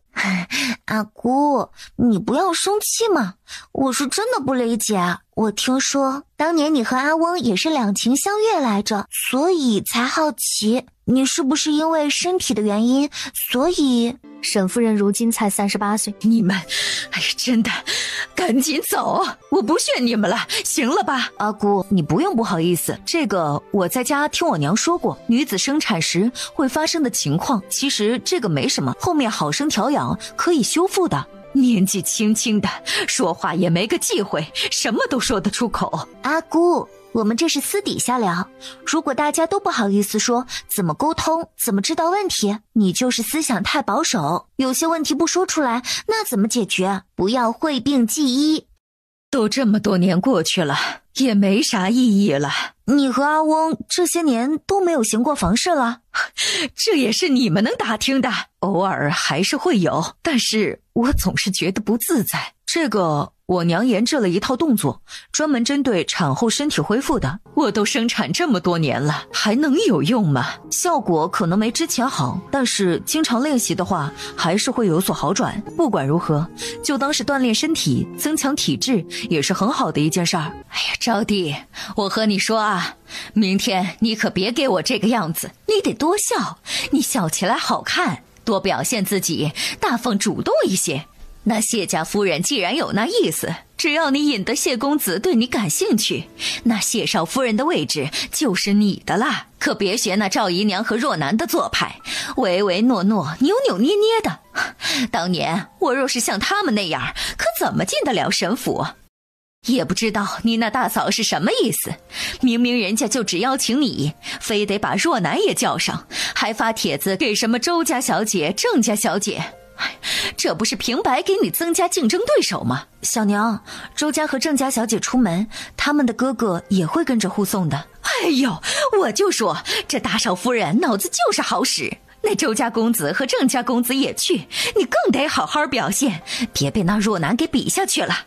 哎呀，不行啊，他们那两家是也不错，不过谢家老爷可是普宁城的典史，虽没有那两家有钱，可嫁入他们家那可是官夫人，你还是花些心思在谢公子身上。小娘，我对那谢公子不感兴趣。不感兴趣？那么好的家世，人也不差，你有啥不满意的？小娘，我长这么大，你可曾关心过我真正想要什么？你想要什么？这些年我尽我所能的在你爹面前邀宠，把能争取到的都给你要来了，若男有的你都有，你还想要什么？你那是为我争的吗？你那是为自己争那口气，不想被赵姨娘比下去。你觉得自己比她更有魅力，更能讨我爹的欢心。但凡夫人给了她什么，你就会找爹要同样的。嗨，好，没想到我养了你这么个狼心狗肺的。我要是不争，我能进这沈府，我们娘俩能有这好日子，能有这般好的姻缘找上来。你如今倒还矫情上了，挑剔这挑剔那的，还嫌我没关心你想要啥？你想要啥呀？你想要飞呀？对，我就要飞，我一点儿不想在这府里，我要出家去当姑子，你满意了吧？你每次去争这些的时候，从来不仔细掂量掂量自己，每每闹出笑话。你以为我跟在你身后我很开心吗？若男的娘想让她嫁去家风好的家里做正妻，过夫妻和睦的日子，你呢？你就一心想我嫁给有钱的或者有权的家里，给你争面子，也不管是嫁去做妾还是什么，你考虑过我吗？你想过我以后的日子吗？就连我的名字都在彰显你的私心。招娣，你是多想生个儿子？做妾怎么了？在大户人家做妾，有好吃的好穿的，还有下人伺候，总比在那穷苦人家吃了上顿愁下顿的强。你没过过苦日子，你懂什么？你那名字是我取的，你爹美名其曰让我取名，无非是借生了个女儿，连名字都不愿取，那我自然想之后再生个儿子。一个名字不就是一个称呼，这都值得你记恨。你要觉得这名字不好，你自己找你爹改一个去。这些衣服给你买的，你明天爱穿不穿，只要谢家有意，这婚事儿也由不得你。等你长大些见得多了，你就知道我这都是为了你好。娘一走，那眼泪却止不住的往外流。说，沈老大带你干嘛去了？不会又给你买铺子了吧？不是吧，不是吧，突然觉得沈老三那些甜言蜜语都不香了，我也想要这种道歉方式。果然会撒娇的女人最好命，让她做贵妾也是抬举她了，一个小妾生的庶女。若不是看在你的面子上，我都不会来这一趟。都是你那侄子看上了你家这庶女，非说一定要娶她，我都和你哥哥给她定好了谢家小姐了。你知道的，我们商户人家钱什么的都有，缺的就是人脉地位。那谢典史家正好也有这意思，大家各取所需。阿姑，听说舅母来了，我们来问候一下。大老远的就大呼小叫起来，成何体统？为了光明正大坐在这里听八卦，舅母教训的是，我们这是想着舅母来了，一时高兴忘了行，还请舅母多多包涵。既是来了，就坐下，好生听着我和你们阿姑说话，可别再随意接话了。是，容嬷嬷说过，周家规矩最是严厉了，今日一定好好向舅母学习。我说妹妹啊，你这当初是怎么想的？就算有那什么谣言，也不该这么急着找普通人家的。你看看你这3个儿媳。唉，话题很快又回到了若男身上。此事妹妹若是觉得可行，我回去就派人送聘礼过来，先把人定下，免得你那侄子闹着不愿娶妻。嫂子，这事儿我得和若男的父亲商量一下。哎呀，这沈府内宅之事一向不都是你做主的吗？你给他们沈家生了3个儿子，这儿子的婚事你都能拿主意，这庶女的事儿就是小事儿，你直接答应了就得了。在家从父，出嫁从夫，所以对舅母的话有些疑惑而已。到底要不要事事与夫君商量，遵从夫君的意思啊？规矩是这个规矩，但是要学会变通嘛。哦，那这样的话，阿姑，你还是等阿翁回来问一下的好。前几天谢夫人上门来，也是有意求娶咱家妹妹去做正妻，我看阿翁当时挺满意的。嫂子，你看这……行吧，那我就等你消息。不过你得想着你侄子，可不能让他伤了心。而且这若是成了，以后也是亲上加亲的事儿。我都不惜地说你，当初你把那2个铺子交给沈长富打理，生生的让他开了另外3个铺子起来，抢了我们多少生意。真是嫁出去的女儿就是泼出去的水，也不替娘家想想。如今好不容易把铺子拿回来，有了新的起色，还给分成给3个儿媳，也不知道你脑子里想的是什么。舅母这话有矛盾，既是嫁出去的女儿，出嫁就从夫了，那我阿姑的铺子不给丈夫打理，难道给娘家？再者说了，阿姑拿回铺子重新经营的好，那是阿姑有本事，给儿媳分红，那是我们给绸缎庄出了一份力，难道不该得一份报酬？若像舅母说的，把所有好处都往娘家搬才对。那请问舅母这些年将周家的好处拿了多少回娘家？阿姑，你可得回去告诉舅舅一声。你这小妮子，有你什么事儿？这里轮得到你说话？周夫人此言差矣，我们仨既已嫁为沈家妇，就由不得别人来欺负沈家人。我阿姑的嫁妆铺子，想给谁打理便给谁，那是她自己的事儿，轮不到你来智慧。你们敢这样对我说话？嫂子，你消消气。我这3个儿媳，普通人家出来的，最是不懂礼数，说话没个高矮的，你就大人不计小人过，原谅他们一回。看来那杜夫人说的不假，你这3个儿媳没点教养，你这阿姑啊，做的也不过如此。罢了，这是你的家事儿，也不该由我来说。我来呢，是想让你把新出的那个衣服样式送一件给你侄女儿。听说开宴那天，你都各送了一件给郑夫人和杜夫人。还有就是那个款式的画稿，给我拿回去用一用。自然是该送一件给我大侄女儿，我马上就让吴掌柜的安排。只是这画稿是我大儿媳画的，这事儿我做不得主。舅母啊，这画稿我阿姑可是答应给我1成分红，我才给她用的。如今她已经先用了，舅母再用已没什么优势了，我就少收一点，给我100两银子就好了。100两？你怎么不去抢？如今这衣服都已经在售卖了，随便买一件回去，一拆就知道怎么做的了。哦，就没见过你这么小气的。反正那稿子都没多少用了，不愿意就直说，扯这么多。因为话不投机，周夫人也就做不下去了。若楠那里，你们去跟他说吧。我那嫂子不可能让他去做正事的，而若是让他做妾，恐怕赵姨娘也不愿意。这事儿就交给你们去办了，务必办妥善了。阿姑如今使唤我们是越来越得心应手了呢。不是你说的，女人要互帮互助？是。我们和阿姑竟然相处得这么和谐了吗？傻孩子，不过是没有利益冲突且敌人一致罢了。那我们还替他跑腿吗？这也不算替他跑，我们也是这家里的一份子，他也不过是锻炼我们罢了。云啊，你说阿姑知道若楠的事儿吗？应该多少知道一些吧，这府里的丫鬟婆子很多都是她的眼线，府里发生的事儿，只要她有心了解，应该很快就能查清楚的。她真沉得住气？那能怎么办？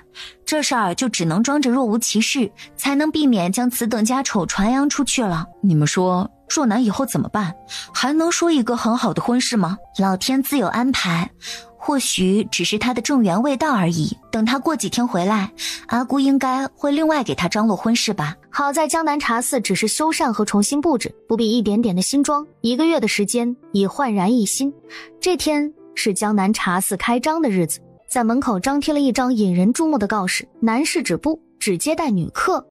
大哥，你怎么能啥都同意大嫂干呢？开个茶楼竟然不让男子去，他们一些女人聚在一起都干些什么呢？估计是打牌然后吐槽之类的，还能干嘛？你家新月不是让你做了好几副麻将吗？还有一些什么扑克牌的，就是挺担心他们安全。你多虑了，你二嫂专门招了10几个身强体壮的女子，提前去云鹤武馆找他爹训练了1个月。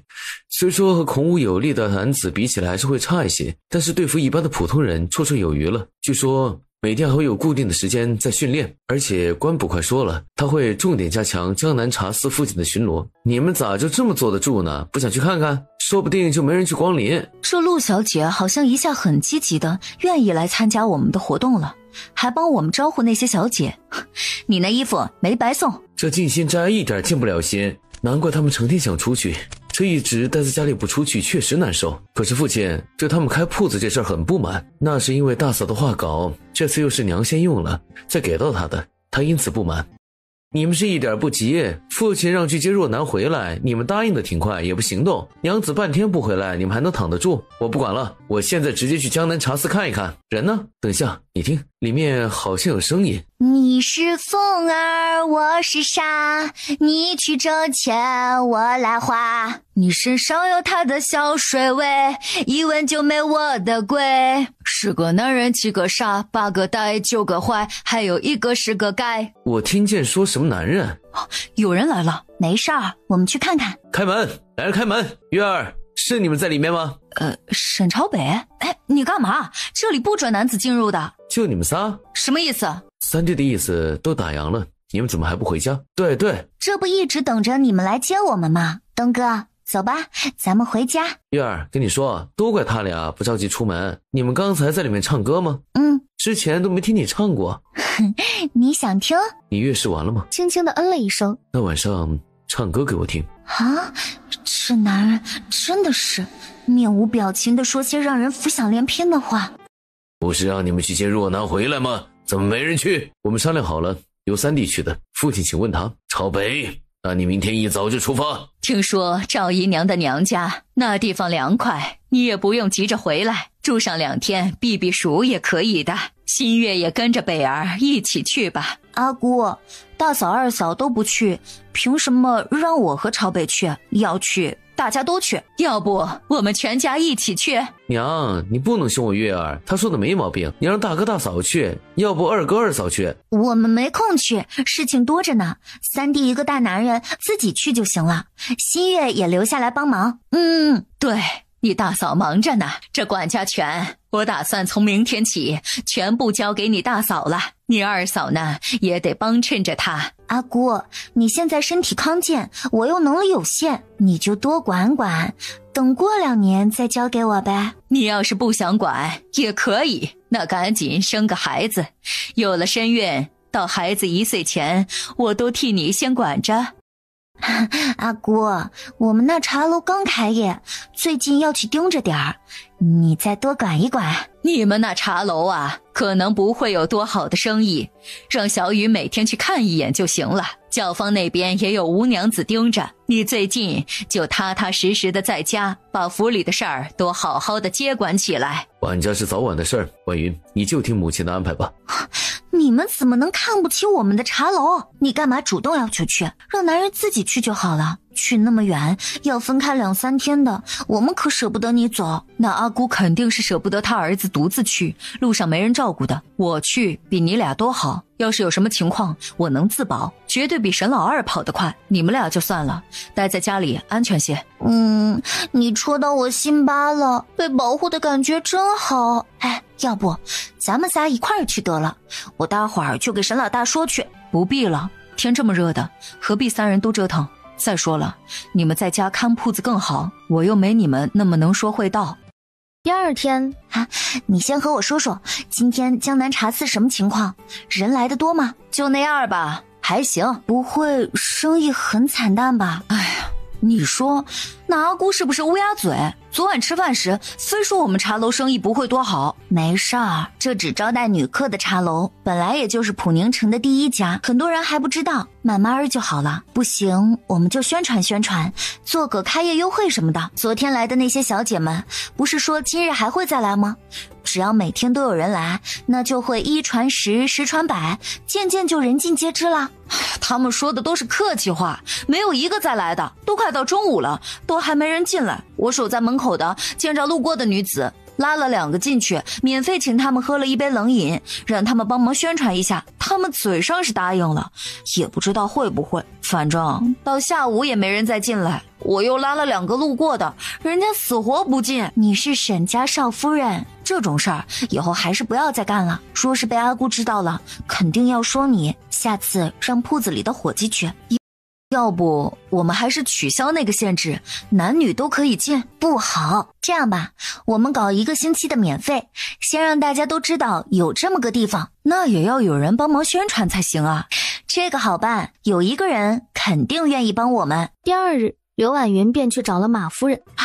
这20张发完了，还会有新的吗？来的人我们都会登记的，若是作假随便找人来冒充或者重复来的，那也就这20张，发完就没了。若是都是真实的，咱们后面就继续合作。哎呀，大侄女儿，你就放心吧，哄谁也不能哄了咱自家人。连着搞了3天后，这城西的大部分人也算都知道了有这么家茶楼。走吧，若楠，你外祖母会将那些草药给那个郎中的。哦，沈小姐，谢谢你。若是有缘再见，一定请你吃饭。虽没有见过这人，但是感觉人品应该不错，比那周公子强上许多。若是那男子未婚也有心，对若楠来说倒是一个好归属。可他的家世应该没有周公子好。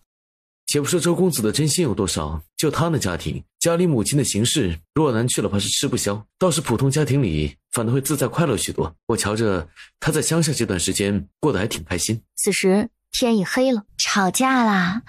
因为何事啊？关小雨把路上的事情及2人说的话大概给他俩复述了一遍。你家老二就是有些暖男性子，自以为是的觉得自己人很好，实际上就是边界感不清。因为身边的人都说他很好，便会让他越陷越深，反而忽略了最应该亲近之人。不过他遇到了你，那就是踢到铁板。咱不惯着他，就冷着他。他不是小太阳吗？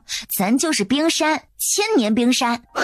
你这比喻。你们先去江南茶肆吧，我把府里的事儿再理一理，就来找你们。这几天全都是你在打理啊？阿姑她全都不管了？对，都是他。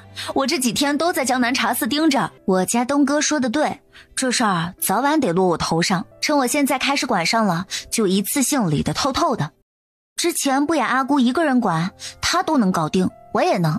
你们不用觉得怎么样，我想过了，等我完全理顺了，我就把府里的事儿安排出去，让你们俩还有姨娘各自负责一些，这样我就轻松了。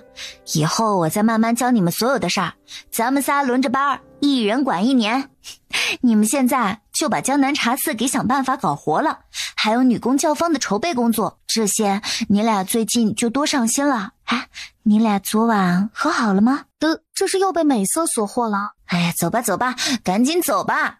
对了，新月，今日不用给马夫人送宣传单去了，沈朝东说了，他会帮我们想办法。哎呀，看你这唠叨的样儿，你是不是不想在府里，想跟我们一道出去？这管家呀，也不算坏事儿。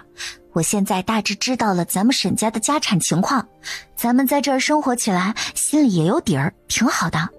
好好好，咱们出去挣钱，以后都给你保管，让你安排怎么花。啊，官爷，为何要封了我们店？总得有个说法吧？怎么上来就直接贴封条呢？夫人，请不要妨碍公务。不知我们想要重新开业，需要找衙门哪位大人？我们只是从典史大人那里接的命令，具体这个事情是怎么回事，我们也不知道。两人垂头丧气地回了府。怎么会这样？这事儿派人去通知他们三兄弟了没？官差来封店，整条街的人都知道了。店里当时还有不少客人，估计要不了多久就会传开了吧。他们说不定都在回来的路上了。没事，我已经派人去打听怎么回事了。来封店的人说是典史大人下的令。谢不凡的爹，他不是管治安的吗？你们店铺扰民了？打麻将算吗？应该不是那么简单，或许是来的那些人的问题。估计是那些妇人在交谈中得了一些经验，回去和家里男人掰扯，男人不服气，觉得都是来了这店铺，自家娘子才有了这些想法和行为，一时气不过，就把他们举报了。发生何事了？都一五一十地告诉了他。我之前就说了吧，你这铺子开不了多久。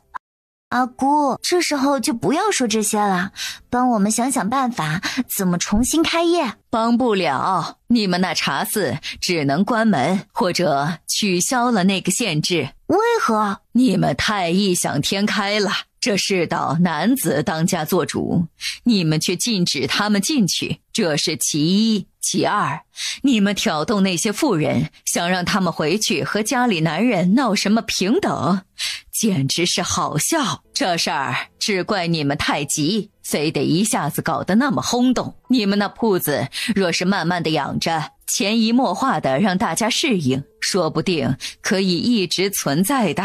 等着吧，等老爷回来，看他怎么训你们吧。这沈家的铺子还是头一次被官府查封，这多少会影响沈家的声誉，甚至影响沈家别的铺子的生意。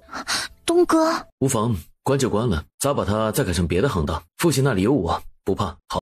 哦，好得很。那这家里的生意资源给你娘子的小铺子铺路。现在好了，铺子被官府封了，也引起了全城很多大户人家对沈家的抵触，说沈家的茶楼传扬一些破坏家庭和谐的思想。当初你不也拿着我的绸缎庄资源给沈家开铺子？夫人这话说的，我那是为沈家增加产业。夫人既加入沈家，就是沈家人，帮衬一点也是应当。可不是嘛，既是一家人，那老爷这会儿介意什么呢？东儿给江南茶肆帮衬，那不也是沈家生意？老爷与其这会儿在这埋怨，不如想想这事儿怎么解决。一家人得共进退。这江南茶肆就先关一阵吧，等把这阵风声过了，改个名字，换成别的生意。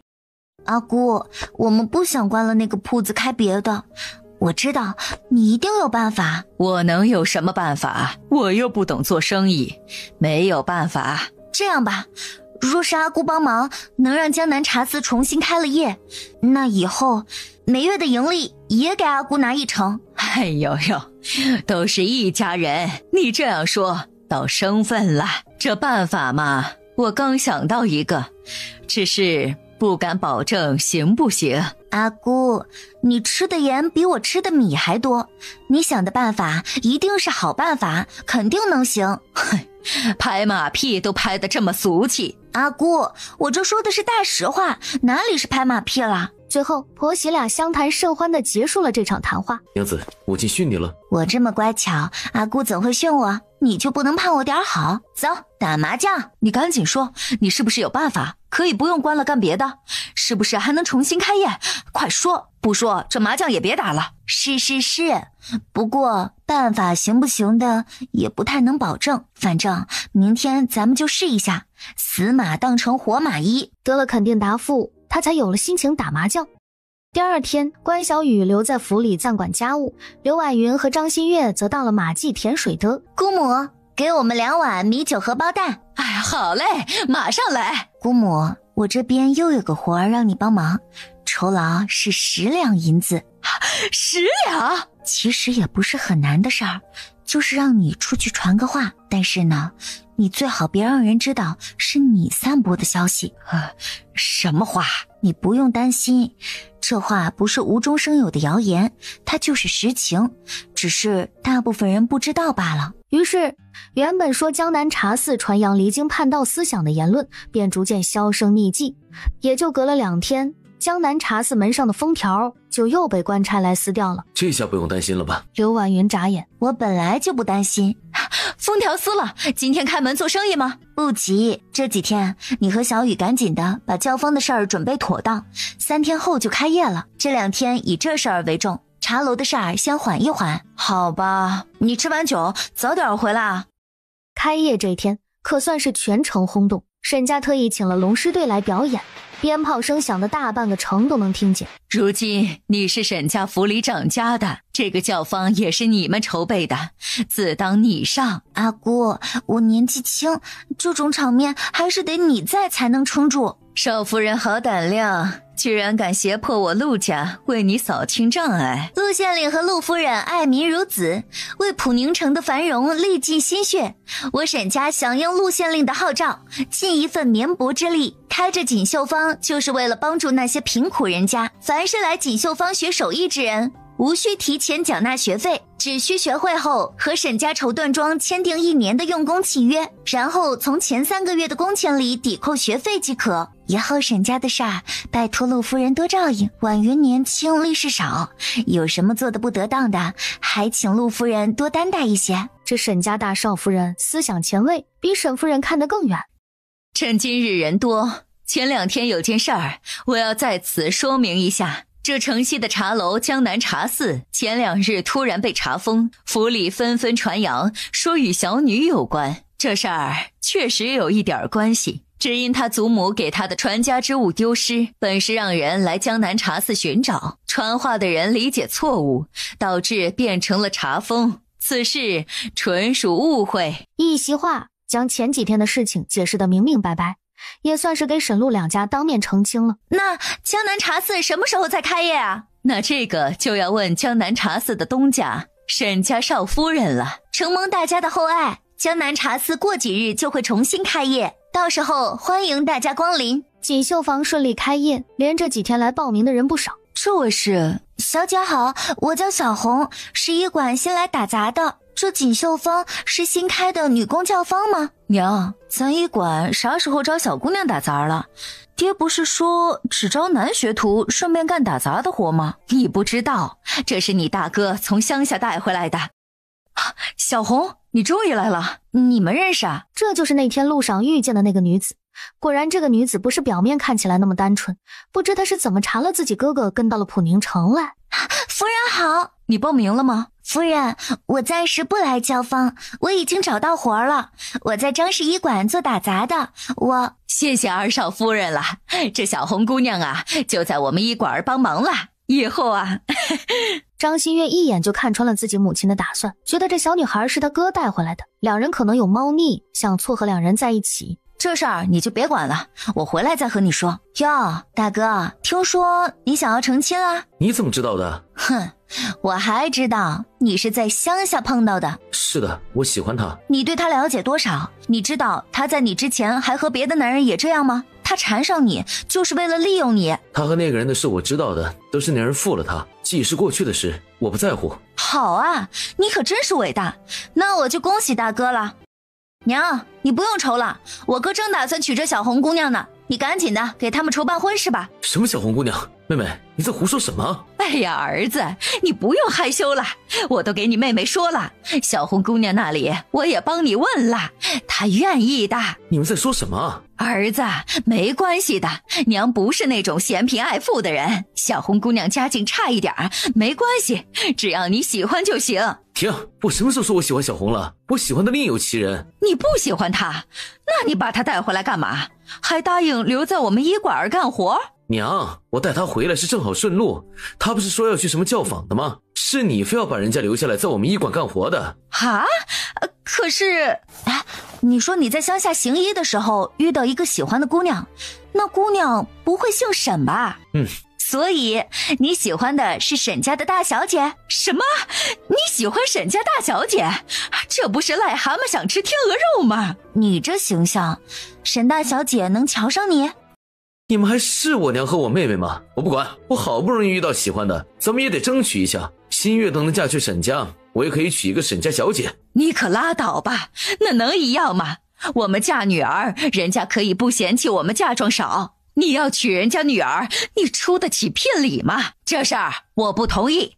你要娶就娶小红姑娘，我们这样的家庭可供养不了高门儿媳。大哥，你可知道人家是否也喜欢你？这个还要拜托妹妹帮我确认一下沈小姐的心意，若是她也愿意，我就上门去提亲。哎呀，打住，你们先别讨论这个，此事我不同意。娘，不是你之前一直催着我成亲吗？这会儿我有心仪对象了，你又反对。儿子，咱实际一点行吗？你先把后顾之忧解决了，我再去帮你确认。小红姑娘，我带你到城里来，是因为你说你要来这里找什么教坊，与我顺路作伴，而我娘却误会了，才跟你说了那些娶你的话。我替我娘跟你道歉，我不喜欢你，不会娶你，我有喜欢的人。为了避免不必要的麻烦，还请姑娘原本想要去哪里就去吧，张家不能再留你了。可是婚姻大事不都是遵从父母之命吗？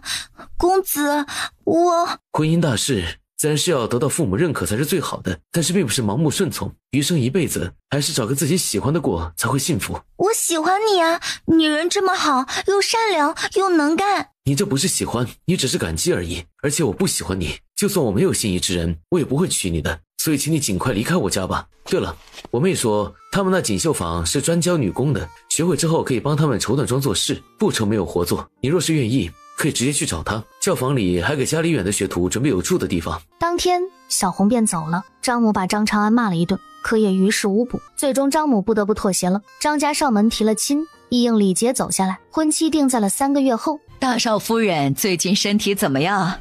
挺好的。不是说早起不舒服吗？是怎么不舒服了？可有什么表现？有些犯懒，不想动，想睡觉。大少夫人的月事这个月还没有来吧？还没。是不是胃口也不好？对。这些症状多久了？就这2天。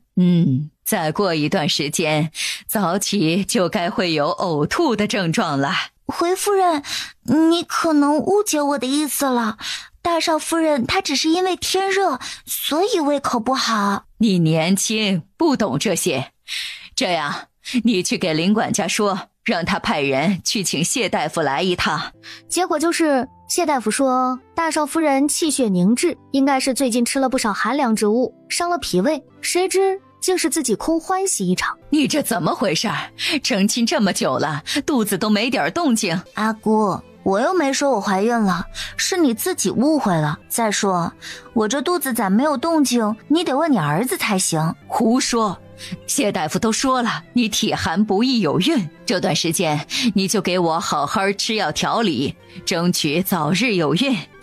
阿姑，这地好地孬，只要播种都能种出庄稼，可要是没种子或者种子不行，那地不管好坏都出不了庄稼。所以啊，这问题的根源在于你儿子。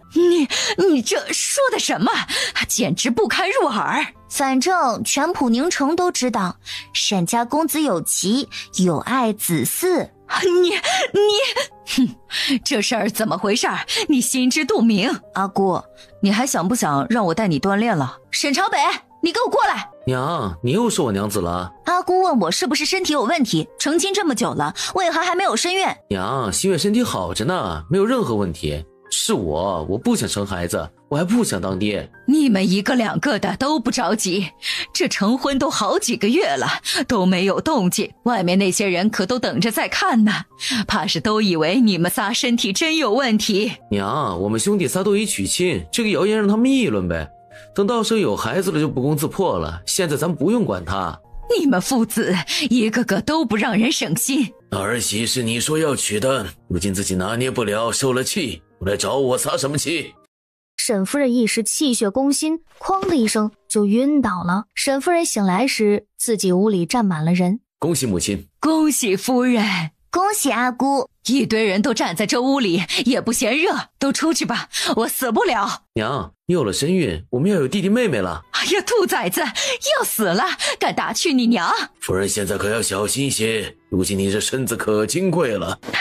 你们赶紧给我滚出去！夫人，不要动怒，小心身子。阿姑这算是高龄产妇了，这时代又没有剖腹产什么的，想到之后生产可能会出现的问题，就感觉提心吊胆的。别说她了，我想着我们仨之后若是怀孕生子，我都觉得全身抽抽。你看那几个男人都高兴成那样，丝毫不觉得女人生子那是要在鬼门关过一圈的。唉，刚得到这个想法的时候，我还挺高兴的，可这会儿我竟然有种想劝阿姑不要留下孩子的想法。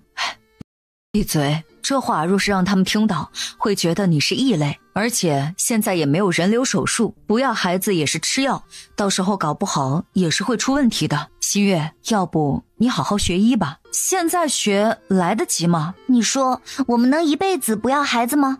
虽然我怕生，但是我还是挺想有一个自己的孩子的。想想我们的命，有可能就在你手上掌握着了。当天就回去找了自己父亲，抱了一堆医书回来，准备好好学一学。阿姑，你这是怎么了？新月，帮阿姑一个忙，给我捡一副药来，我想把这个孩子打了。阿姑，你确定吗？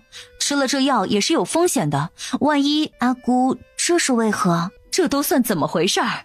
你们年纪轻轻的没有孩子，我这把年纪了还有了孩子，到时候外面那些人不知道怎么说我呢。那阿姑那里他怎么看？他自然是高兴的不得了，巴不得我再给他生3个。阿姑还是生吧，我可做不了这杀生的事儿。可是我这么大年龄，到生产那天，我怕与其到时候吃大苦，不如早点忍痛割爱。阿姑，这孩子能到阿姑肚子里来，便是你和他有缘，是老天爷给你的福气。万一又是个儿子呢？若是就这样没了，那多可惜啊！儿子，若真是儿子，我可一点不想再要一个了。我觉得应该是个闺女，而且我也想要一个女儿。阿姑，你若是怕别人知道这事儿，等月份大一些的时候，你就去庄子上住着，等快生了再回来。此事倒也不必如此，去了乡下反而什么都不方便，到时候我不出府就行。只是这人言，他们肯定会在背地里笑话我，说不定他们更羡慕你。还有就是我那绸缎庄，你阿翁肯定又想借机拿过去，我想让婉元帮我管着，可行？你不用假模假式的拿巧。这样吧，这段时间铺子上的盈利再多分1成给你们。成交。对了，过几天成完亲，若男就是三少夫人娘家的大嫂，而沈家这边三少夫人是若男的嫂子，你们俩以后该怎么称呼呢？这个简单，在沈家的时候他就叫我嫂子，去了张家我叫他嫂子，在外面的时候咱就互叫对方名字，对吧？若男大嫂。你看他好不知羞，还没嫁呢，我叫他大嫂就硬了。咱们沈家的大小姐过几天就要出嫁了，我们二小姐的姻缘不知道何时有结果呀。前段时间谢家夫人来府里打探我们夫人口风，有些想娶了我们招娣去做正妻，可是那谢不凡都在这儿了，大少夫人有话就直接说了，还拐弯抹角的，我就明说了吧。那谢不凡什么心思，我家哥哥也什么心思，只是上次听你们说了他思乡授受不对，他如今在家卯着劲儿学习，要去参加下次乡试，若是能中了举人，才好和我父母谈判。只是不知招娣小姐是否看得上我哥。我还坐在这儿呢，你们下次讨论这个，能不能先暗示我回避一下？那你现在回避也来得及。咱接着说，对于你家哥哥，招娣倒没有说什么反对的话，只是你说要考举人，这得等到什么时候？后年秋天。那还得等2年，若是没中呢？陆小姐见谅见谅，我这做大嫂的不是担心吗？得把所有坏结果都考虑到。你也是做女子的，应该知道女子及笄后的2-3年是最好论婚嫁的，若是年龄太大了，就该被嫌弃了。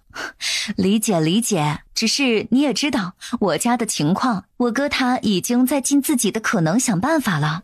看来这陆公子的也不是十分的靠谱，便把自己的想法一五一十的说了。大嫂，你真好，在这事儿上比我母亲想的还周全。长嫂如母，所以你一直没好意思和我们说这事儿，是因为那天有谢不凡。那天谢公子是不是特别英武？嫂嫂们，你们跑题了，咱们不是讨论开课堂的事儿吗？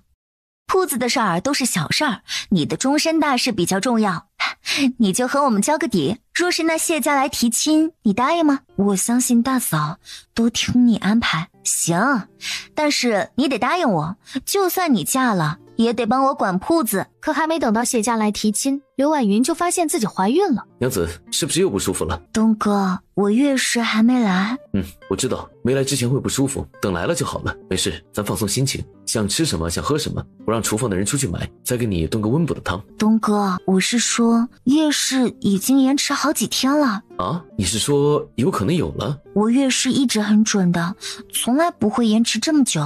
那咱找谢大夫来把把脉。不必了，再过一段时间再说。他不动声色的一边吃早饭一边吩咐人去请谢大夫。你俩先吧，我身体很好的。要么大嫂先，要么三弟妹先，我随后。咱们家是有优良传统的，怎么也得大嫂先。莫不是这2人月事也没来？新月，你最小，我做大嫂的怎么也得照顾妹妹些。对，新月先。你俩狼狈为奸。3位少夫人，老小后面时间很赶的，我还要去别家复诊，请你们不要纠结了，赶紧的吧，早晚都得知道。谢大夫给他们仨把完脉，再一起说吧。恭喜夫人要当祖母了。谢大夫，他们仨是谁有了？应该是都有了。大少夫人和3少夫人的脉象比较明显，肯定是有了。2少夫人的有些微弱，估计是时日尚短，再过几天应该就能确认了。沈夫人更是笑得合不拢嘴了。娘子，我要当父亲了是不是？娘子，走，赶紧回院子，好好躺着休息。娘子，没想到我这么厉害，就这1个月就让你有了。夫人不要生气，这少爷们也是突然得了好消息，一时高兴的忘了罢了。这3个白眼狼我也不指望了，希望我肚子里的是个贴心的小棉袄。娘子身体最重要，铺子上面都有管事的，就他们全权管理就行了。每过一段时间来府里汇报一下就好。大哥二哥说的有理，那茶楼月儿也不要去了，那里太吵了。阿姑，我倒是有个想法，前段时间招娣帮着我们管了几天，我看她做的挺好的，不如趁现在我身子还利索，将那些事情都交给她，等我们月份大了，身子重了，就让她替我们跑腿。不行，招娣要待嫁了，这段时间不能再随便出门了。待嫁？不知老爷要把招娣嫁给谁？自然是谢典史家，这谢典史都在我这里探了好几次口风了。你说前段时间谢家公子还帮招娣解了围，想来也是对招娣有些意思，这样嫁过去不正好？这不是还没来提亲吗？等来提亲了再说。还有这事儿也得问问招娣，不知道她愿不愿意。这出不出府的腿长在我们身上，只要我不说什么，他们爷仨不可能天天绑了你们在家。那铺子你们就放心管着，只是多注意身体，该放手的就放手让管事儿的做。至于招娣的婚事，我这边自有安排。娘子就好好在家休息吧，铺子上的事我去帮你盯着。好的，东哥，就是我天天在家很无聊，你也得在家陪着我，不然我就会不开心，不开心孩子也会不开心。这女子怀孕就会变得喜怒无常吗？我询问过谢大夫，他说女子受孕后确实会对身心有一些影响。老三，你这段时间最好消停一点，别惹事儿。我家小雨说了，要是我们3兄弟谁乱来，他就提棍子揍谁。没过多久，谢家真的上门来提亲了。父亲，上次您说帮我重新想一个名字的，可是想好了，如今既然要嫁人了，还是嫁给官宦之家做妻。招娣这名字未免太俗气了，还请父亲重新赐一个名字。你说的有道理，这名字确实不太像个当家主母的名讳，不过取名这事儿得慎重，等我晚点翻一翻书，给你想个极好的。父亲，我自己想了一个名字，说与你看看，你觉得可行不？你说来听听。如意。如意，沈如意，好，这两字好，朗朗上口又寓意美好，不错，就这个吧。我这就让人把族谱上的名字给你换成这个，然后谢家那边就送这个名字和你的八字过去。沈如意，如今你可是咱们沈府里最有本事的女人，什么都会，还做得很好。以后你嫁人了，也会是最有本事的主母。那谢不凡若是惹到你了，你可随时拍拍屁股走人，不带怕他的。这一切都很感谢嫂子，应该感谢你自己，因为你一直很努力。转眼就到了过年，沈夫人的肚子已经很大了，再过1个多月，沈夫人就差不多该临盆了。对了，若男吃了午饭就回了张家，他跟我说元宵节过了就回沈家来住，和我哥一起来，说是看护我们几个的胎。你哥的医术我还是挺相信的，就是他一个人看4个孕妇，够他忙的。5个，若男也有了，老天，这是孩子集体投胎了吗？有没有一种感觉，当你没怀孕时，好像身边没发现有孕妇，当你是孕妇时，身边到处都能看见孕妇。转眼就到了又一年的花神节，天气还是很凉，但沈府的4个孕妇却一早就起来了，在园子里散步。这才5个月，比你的小不了多少，不会他们仨也要生3胞胎吧？应该不会吧，少夫人们的肚子还没有大到你当初那么吓人。也是，这3胞胎岂是人人都有这个福气拥有的？哎呦，夫人怎么了？扭着腰了？好像是扭着了，又好像要生了，肚子突然下坠的厉害，哎呦，肚子痛了下。哎呀，少夫人，来人，快来人！福夫人回房，快去叫大夫、稳婆，还有老爷少爷们。云，我现在后悔了，我不想生孩子了。没事儿，没事儿。虽说现在医疗水平差，但咱们府里有钱，请了好几个大夫候着的，稳婆也好几个侍候着，没事儿的啊，没事儿的。刚才还只是发作呢，还没到生的那一步呢，这都吓到了。等生的时候，那声音更吓人。哦，你干嘛要吓我们？我说的是事实。咱们在这里担惊受怕的，不如去看看，到时候我们生产的时候也能知晓该注意些什么情况。一起去看看吧。看见了，看见孩子了。哎呀，不好，孩子卡住了。什么意思？什么意思？不好，看来沈夫人这一胎又难产了，孩子可能是头脚位置反了，只得让稳婆那些手段出来，将孩子拽出来，不然容易大小都不保。谢大夫，那你赶紧进去看看，给他们说怎么处理啊。这不太适合，这种情况有经验的稳婆知道该怎么弄，就是可能产妇会受些罪。阿翁，这种时候就不要顾虑那么多了，性命攸关的事就不要在乎什么男女大防了。大少夫人这是没见过生孩子的场面，这些都是小问题，不怕的。据说里面有2个稳婆，可是曾经给夫人接生过3胎的经验。你给我闭嘴！谢大夫，你进去看看吧，赶紧准备止血的药。还好还好，只是脐带绕了一点紧。过了几秒，就传来婴孩的哭声，沈府上下一时欢声笑语。前几日阿姑生产的事我还历历在目，我不知道你们3兄弟是什么感觉，反正我挺难受的。这几天我一直在想，当初阿姑生你们兄弟3时该是多么的凶险。听说全城的大夫都来了，抢救了1夜，连带着你们兄弟仨都将养了半年才和正常出生的孩子一样。我真的想象不出当初会是个什么情形。如今我自己怀有身孕，可能比较感同身受吧。婉云，我知道你这2天一直害怕这事儿，我也害怕，你放心，等你生产的时候，我一定陪在你旁边，我让大夫也跟着在里面盯着，做好所有的准备。你可以不用进去，但是大夫必须得进去盯着点，我可不想一尸2命。不许说这种不吉利的话。娘子放心，我不是那种迂腐之人。不必说那么多，我就问你，若是真出现意外，你是保大还是保小？但凡我们不是一起发作，一起再生孩子，咱们都相互守着吧，然后告诉大夫保大。肯定保大，必须保大，孩子没了就没了，以后可以再生，娘子最重要。咱不怕，等我们生的时候，让我爹和我哥都来看着，然后关伯父和关伯母也来，让他们俩外面盯着。若是沈家的人拦着不让大夫进来，或者说什么保小的话，让他们直接出手，不必顾着什么亲家颜面。反正我们的命也是命，咱们自己想办法顾惜着。一席话把沈家三兄弟整得哭笑不得。娘子，你也太不相信我了。这一年的夫妻情分，我是错付了吗？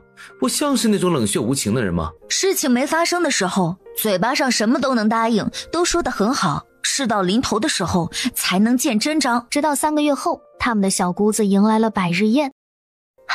这瑶妹长得好可爱，好萌啊！来，让三嫂抱抱。你们就别抱她了，如今她手脚已很灵活的，又是乱抓又是乱蹬，没个章法没个轻重的，小心你们的肚子。东哥，你过来，你快来抱抱瑶妹。滚一边去，一天天的一副别人欠你钱的模样，别吓到你妹妹了。大哥，你这副样子以后看你怎么抱你孩子，到时候你孩子天天被吓得哇哇叫。朝南，瑶妹和你长得还挺像。一大家子围着这个狄千金笑笑闹闹的，直到府里开始有宾客来了才各自散开。那谢不凡跟着他母亲一道进的府。之前都说好了，选个花神节后的日子就成亲，你非不听，说什么要等到中元节花好月圆的日子，你要早点成亲，也就早点能有孩子，多好啊！娘，你看看沈家，这上半年哪里有时间，哪里有人来帮如意筹办婚宴？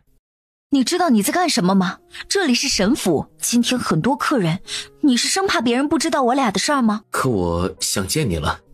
就和花言巧语哄我，不是天天都会在锦绣坊门口见到吗？可你有3天没去了，给你。你怎么带进来了？不直接给到门口收礼物的管事登记呢？傻瓜，这是我给你的，你这个姐姐今天辛苦了，也应该有礼物。谢不凡，你真的很讨厌。赶紧看看喜不喜欢，这可是我花了1个月俸禄买来的。喜欢，很喜欢。本公子挑的东西自然是很有品味的。好了，我东西送到了，我去园子里找你哥哥他们了，你去忙吧，我先走了。谢不凡，你真是不要脸。谢不凡，看不出来你挺会的嘛。当我丑话说到前面，你若是之后对我二妹不好，我可是要上门来揍你的。好的，我的大舅哥们，若不是因为你们，我早就可以把她娶进门了。到时候我们成亲的时候，你们少不得要送我们一份大礼。冲着你们答应让他等我们生产完你们再成亲，就得好好感谢你们，这段时间确实辛苦他了。老实说，一开始我们都不太喜欢你的，并不赞成他和你的婚事。好在你如今越来越靠谱了，你可别让我们失望。你要知道，如今的如意那可是真正的在家能是当家主母，出门能是得力掌柜。你要是对他不好，我们可是随时支持他回家来的。接受各位哥哥嫂嫂们的监督。在府里等了2天，依旧没等到自己父母回来的消息，关小雨的情绪就越发急躁，然后就有了早产的迹象。发动的时候正是半夜。朝南，我肚子有些疼。娘子，怎么了？是不是要生了？不知道，刚才疼了一下，这会儿好像又好了啊，又疼起来了。巧儿，快去请张大夫。我感觉有可能要生了。娘子，不要怕，我会一直陪着你。二少夫人的脉象没什么大问题，想来是心情不稳，导致了孩子早产。你先在一旁等着，我们和小雨说说话。你还好吗？疼得难受你就叫出来，我们不会笑话你的。对，这种时候就不要想那么多了，疼就大声喊，不羞耻。这会儿还好，能忍住。少夫人们不用担心，我瞧着你们身子骨都挺好，年纪又轻，没什么大问题的。这生头胎呀，都得疼一阵儿才能生出来呢。现在啊，把力气都留着，等着宫口开了，能看着孩子了，再使劲儿哭喊。你们俩赶紧出去吧，让沈朝南陪着我就行了。也不知道还要多久才能生出来，这会儿大晚上的，你们先去休息，等生了再来看我。你觉得我们这会儿回去能睡得着吗？我还是在这儿陪着你吧。对，我们陪着你。怎么了？没事儿，一切正常，正在生呢。云，我害怕，我也害怕，生完这一胎打死我也不生了。老天保佑，让我们顺利生产。伯母，你来的正是时候，你赶紧进去看看小雨吧，她一直担心你们呢。好孩子，你就在外面待着，保重好你的身子，有我在，放心。出来了！然后就是一个孩子的哭声响起。是双胞胎，双胞胎！哎呀，少夫人好福气，沈家好福气啊！女儿还好吧？挺好的，就是第一次生，有些累倒了，让她休息一会儿，等收拾利落了，你再去看她。现在先看看你的外孙女儿，2个都是。怎么2个都是女婴啊？亲家要是不喜欢这孙女儿，那咱就抱回官家去养，以后就姓关。反正我关系没有儿子，这衣钵就交给女儿，然后再交给他的女儿，这一代一代的只传给女儿。我不是那意思，怎么会不喜欢呢？这个是咱沈家的长孙女儿，是要上族谱的，亲家说笑了，怎能让您给带走呢？这孩子刚出生还小，不能在外面待太久，我先送进去了。娘子，你醒了，怎么样？有没有哪里不舒服？要不要看看我们的女儿？谁？孩子呢？孙小姐在隔壁屋里睡觉呢，夫人看着的。怎么了？怎么还哭了呢？是不是饿了？娘子不要着急，有岳母看着，还有2个奶娘在，他们会哄着的。你刚生产完，好好休息。你若是想见，我让他们抱过来，你别起来。长得好丑啊！怎么就丑了？哪里就丑了？我闺女多好看呢！不丑，刚出生都是这样，过几天长开了就好看了。我亲亲大侄女儿哪里丑了？你这亲娘就是胡乱说。有个事儿一直没和你们说。什么事儿？能让你憋住不说？不是说一孕傻3年吗？刚生完脑子不灵光，当时没机会说，后来就忘了。不会是大师兄他们？大师兄没事儿，他带着陆小姐去武当山了。武当山？难不成你爹是武当派的弟子？听我娘那话里的意思，应该是吧。天哪，你爹娘不会是隐士高手吧？难怪他们的气势那么足。那些劫匪是怎么回事？是真的还是大师兄找人办的？那天我娘就说了那么一句，我还差点忘了，具体的等我娘来看我再问问吧。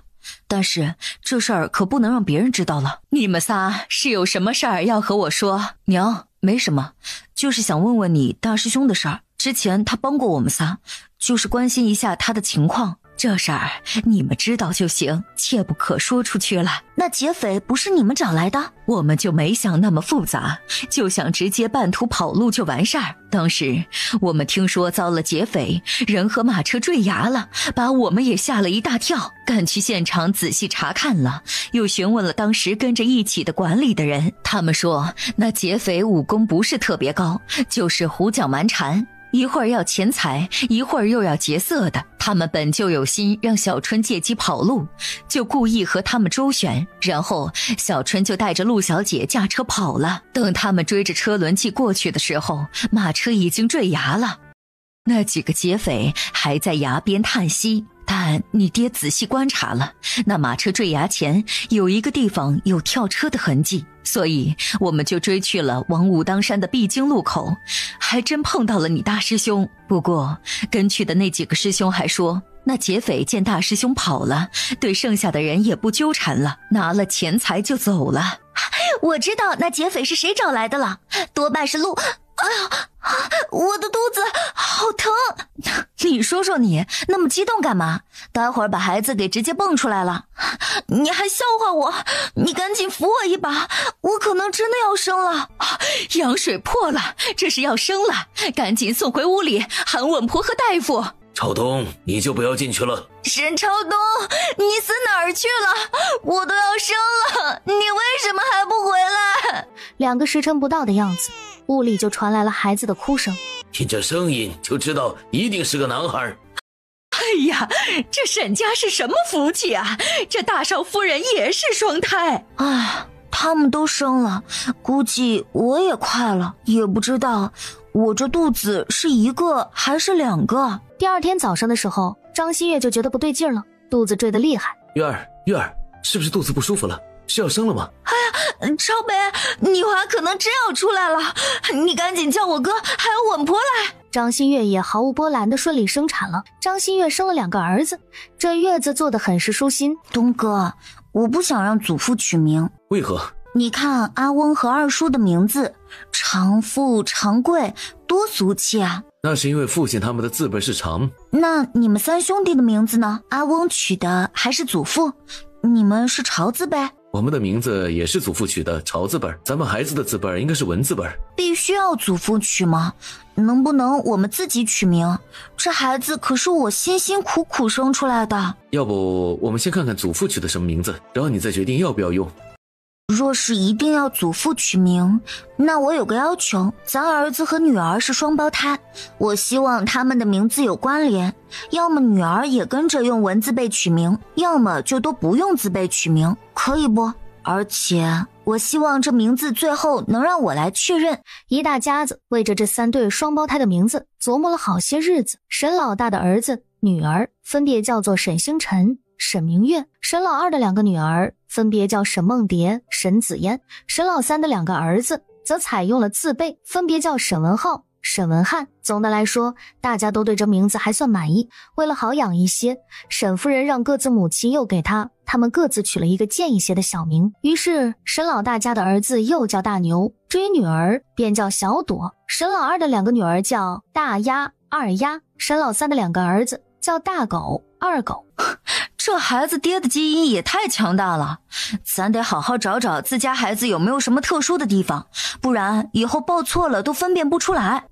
小姐，二少夫人发现孩子被换了，会不会生气啊？注意你的说辞，咱们是不小心报错了的，等他发现咱们换回来就是了。因为之前他老说要不和老二家换一个孩子养，这样的话大家都是一儿一女的，反正是一家子的孩子，相互养着又不怕被虐待了。好小雨，好二嫂，你让我养2天玩玩嘛，反正这会儿2个男人还没回来，他们都不知道。行吧行吧，只要老二没发现这事儿，你就养着吧。当时老三回来见着屋里3个婴儿时，也是有些震惊。看你这么想女儿，要不咱们再生一胎？去，万一又是儿子怎么办？现在我都觉得头疼了，以后这可是会有2个儿媳折磨我了，再来一个我直接不要活了。娘子，要不咱送2个孩子回南院吧？送谁？送你儿子过去吗？现在没法这样干了，肯定立马就被发现了。咱是把2哥的女儿送回去，再这样我要受不了了。不行，是我自己要抱过来的，这会儿送回去肯定要被埋怨，以后想抱来玩，小雨肯定不答应了。南院里，沈老二搂着关小雨。娘子，你终于想起我了，我还以为有了女儿我就不重要了。娘子，今晚能让我跪着侍候你吗？不能。转眼到了8月14，有件事给阿翁和阿姑请示一下。如今咱们府上有7个婴孩，加上老太爷，一共8个人，都是需要精心看护的，一不小心就容易生病。与其到时候到外面抓大夫，我想不如就聘了张大夫做府医。一来府里有人生病的时候随时有大夫，二来张大夫是自己人，也信得过，医术也是有目共睹的。至于第3，那就是若男也就可以跟着一直住在府上养胎生产，不用回张家去。以后这些事儿你不用问我们，直接安排就是了。大儿媳的这个安排很合理。又过了几月，沈家给孙小姐和孙少爷办周岁宴。大嫂，你们平时能分清楚谁是谁吗？婉云，这哪一个是小朵啊？别说你们，我天天看着的我都分不清楚。3位少夫人真是好福气，都是双胎，受1次罪就得2个娃。我在想，等他们长大后6个一起出门，那是什么个震撼的场面。丫丫，瑶妹这是认得我家大丫？有没有可能她说的是语气词呀？丫丫，瑶瑶，这个是谁啊？牛牛，阿姑，瑶妹说的是牛吗？这是谁？狗。转眼双胞胎们3岁了。东哥，好想你呀！东哥，你终于回来啦！爹爹跟你们说过几次了，不能这么叫我。可是娘说没关系的，还让我们可以叫她云姐。爹爹，娘说了，让你要多笑，不要皱眉，这样不好看。要像我这样。娘，我也要抱。南院里，小小姐，如今天热了，给猫猫狗狗穿衣服会让它中暑的。可是再热，我们也得穿衣服呀。那我们带他们去洗澡。黑子前2天才洗过澡，不可以再洗哦。可我们天天都洗澡呀，为什么他不可以？爹爹，这会儿娘不在，你可以喂我们吃吗？北院里，大狗二狗，这是你们谁洒的水？大狗，你不要把吃的放床上。二狗，你把不能带回屋里。沈朝北，快来管管你儿子。沈瑶问大牛，你的舅舅是不是我也可以叫舅舅？小姑姑，出门后你能不能不叫我大牛？那你也别叫我小姑姑，我才不要当什么小姑姑，叫我大姐姐。瑶妹，你是东哥的妹妹，东哥的孩子就得叫你小姑姑哦。还有，你不可以叫大牛的舅舅叫舅舅，你要叫哥哥。什么妹妹、哥哥、姑姑、舅舅的，你们大人的规矩就是多，我不管，我想叫什么就叫什么。这一年的元宵节，刘婉云破天荒地提出要去玉带桥看灯会。好像是哎，我们来这里这么久，从来没去过玉带桥看过灯会。东哥，这里可是咱们第一次认识的地方，那次也是元宵节，可惜当时你我都不认识对方。如今咱们算是重游，你可得把我敲好了。那边桥上观看位置最好，我们往那里走吧。娘子，这么多人，咱还是别往桥上去了，再沿着河边走走。你可得把我抓紧了，别把我走丢了。也不知逛了多久，人群突然喧哗起来。有人落水了！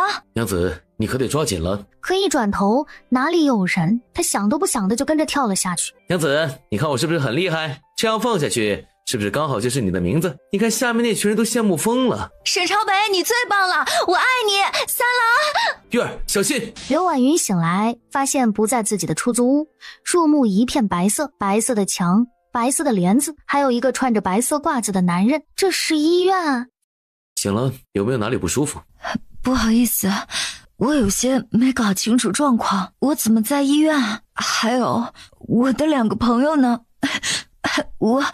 我的喉咙……你喝醉了，然后落了水，被人救了送到医院，受了凉，有些轻微发烧，喉咙痛应该是有些发炎。来，张嘴，让我检查一下。你的朋友是旁边的这2位吗？再请问一下医生，救我们的人还在医院吗？不在。沈大夫，多谢你帮忙，没想到这会儿一下子来了好几个急诊的，医生都忙不过来了。无妨，正好我跟着一起来了，也给自己拿点预防感冒的药。是，沈大夫真是大好人，上班救死扶伤，下班还救人落水。女士，这已经凌晨3点了，小声点儿。护士小姐姐，我那2位朋友怎么还没醒？不会有什么事吧？没事儿，你们喝多了又落水，这又是大半夜了，身体疲惫不堪，睡得比较沉而已。要不要我帮你叫醒他们？算了，让他们睡吧。我就是想问一下，送我们来的人有留下什么信息没？没有，送来就走了。张馨月埋头翻着网上的那些视频，努力找着想看看他们仨咋就落水了。终于让他找到一个拍了全程的，他看完后默默地转发给了旁边2位。他们仨这下肯定出名了。从医院出来，张馨月被他父母强烈要求的带回了家，刘婉云则和关小雨2人回了出租屋。云，你来看，这个人是不是很眼熟？这也看不太清楚这人长什么样子，不过打扮挺时髦，感觉挺年轻的，应该长得不丑。女人不要被皮相所迷惑，你不觉得这人像我们点的那个男模吗？你别说，好像是有点像，可是他为什么也在那里？刚好路过，还是尾随我们？转头打了一个车奔张馨月家去了。你们仨老大不小了，该找个男朋友了，有个男朋友天天跟着，那就不用担心这些事儿了。妈，你这是什么事儿都能扯到催婚上去，这找个男朋友要是遇到渣男，不是一样糟心？你爸给你介绍的人都是人品可靠又上进踏实的人，怎么会是渣男？你都不去看一眼，你怎么就判定人家不行了？妈，我刚落了水，死里逃生，你就开始催婚。你说你天天在外面瞎混，不着家的，我和你爸又忙，没时间盯着你，找个男朋友正好帮我们照顾你，我也放心呐。就这么说定了，我让你爸约好了，明天你就去和人家见一面。不是我，你妈妈说的对，你去相亲，顺便问问对方有没有单身的朋友之类的，也给我俩介绍一个，不管成不成的，让他们送我们回出租屋2次，应该能震慑一下那不怀好意的人，要不然我们就得考虑搬家之类的。没想到对方当即答应了，明天会带2个兄弟去。另一边，沈医生给他的2个弟弟发信息：明天陪我去相亲。你不是说你那相亲对象是瓦尔康，你不喜欢的吗？咋又要去见了？他们仨一起来，你是看上他的姐妹了？好，那必须来，撮合你俩。另外2个我俩负责带走也好。爷爷80大寿，让我们带女朋友回去，咱就3人1人挑一个，先应付了这事儿。二哥，你别高估了自己，不见得人家就能看上你。等他3人来到预约的餐厅，看着3个一模一样的男子坐在那里，3胞胎，还是说戴的人皮面具？你是那天晚上那个医生？那天点的男模不就是长他们仨这副模样吗？你们为什么要跟踪我们？关小雨连我的名字都知道，所以跟踪我们的是你。你们仨到底是什么人？我是沈朝南啊，你不认识了？之前我们在城南的流浪猫狗救助站见过。所以你跟踪我？不是，你误会了。所以你是来相亲的？不，我是来见你的。无妨，3个都长一样，那个高冷型的正好我不喜欢。我叫沈朝北，张馨月小姐愿意跟我约会吗？我想去城北的那家酒吧，你能带我去吗？刚好我是那里的 DJ， 那咱现在就走。啊，你就这样跟着走了？你不怕危险啊？他大哥不是医院的医生吗？要是出了问题，直接找他就好了。小雨，要不我们换到那边的位置去？那天见过你之后，我一直忘不了你。你别给我说什么对我一见钟情之类的，都什么年代了，老不老土？我可不吃这一套。或许这世间真有宿命轮回也不可知，你可能不相信。我昨晚做了一个梦，梦见你穿着一身古装，叫我东哥，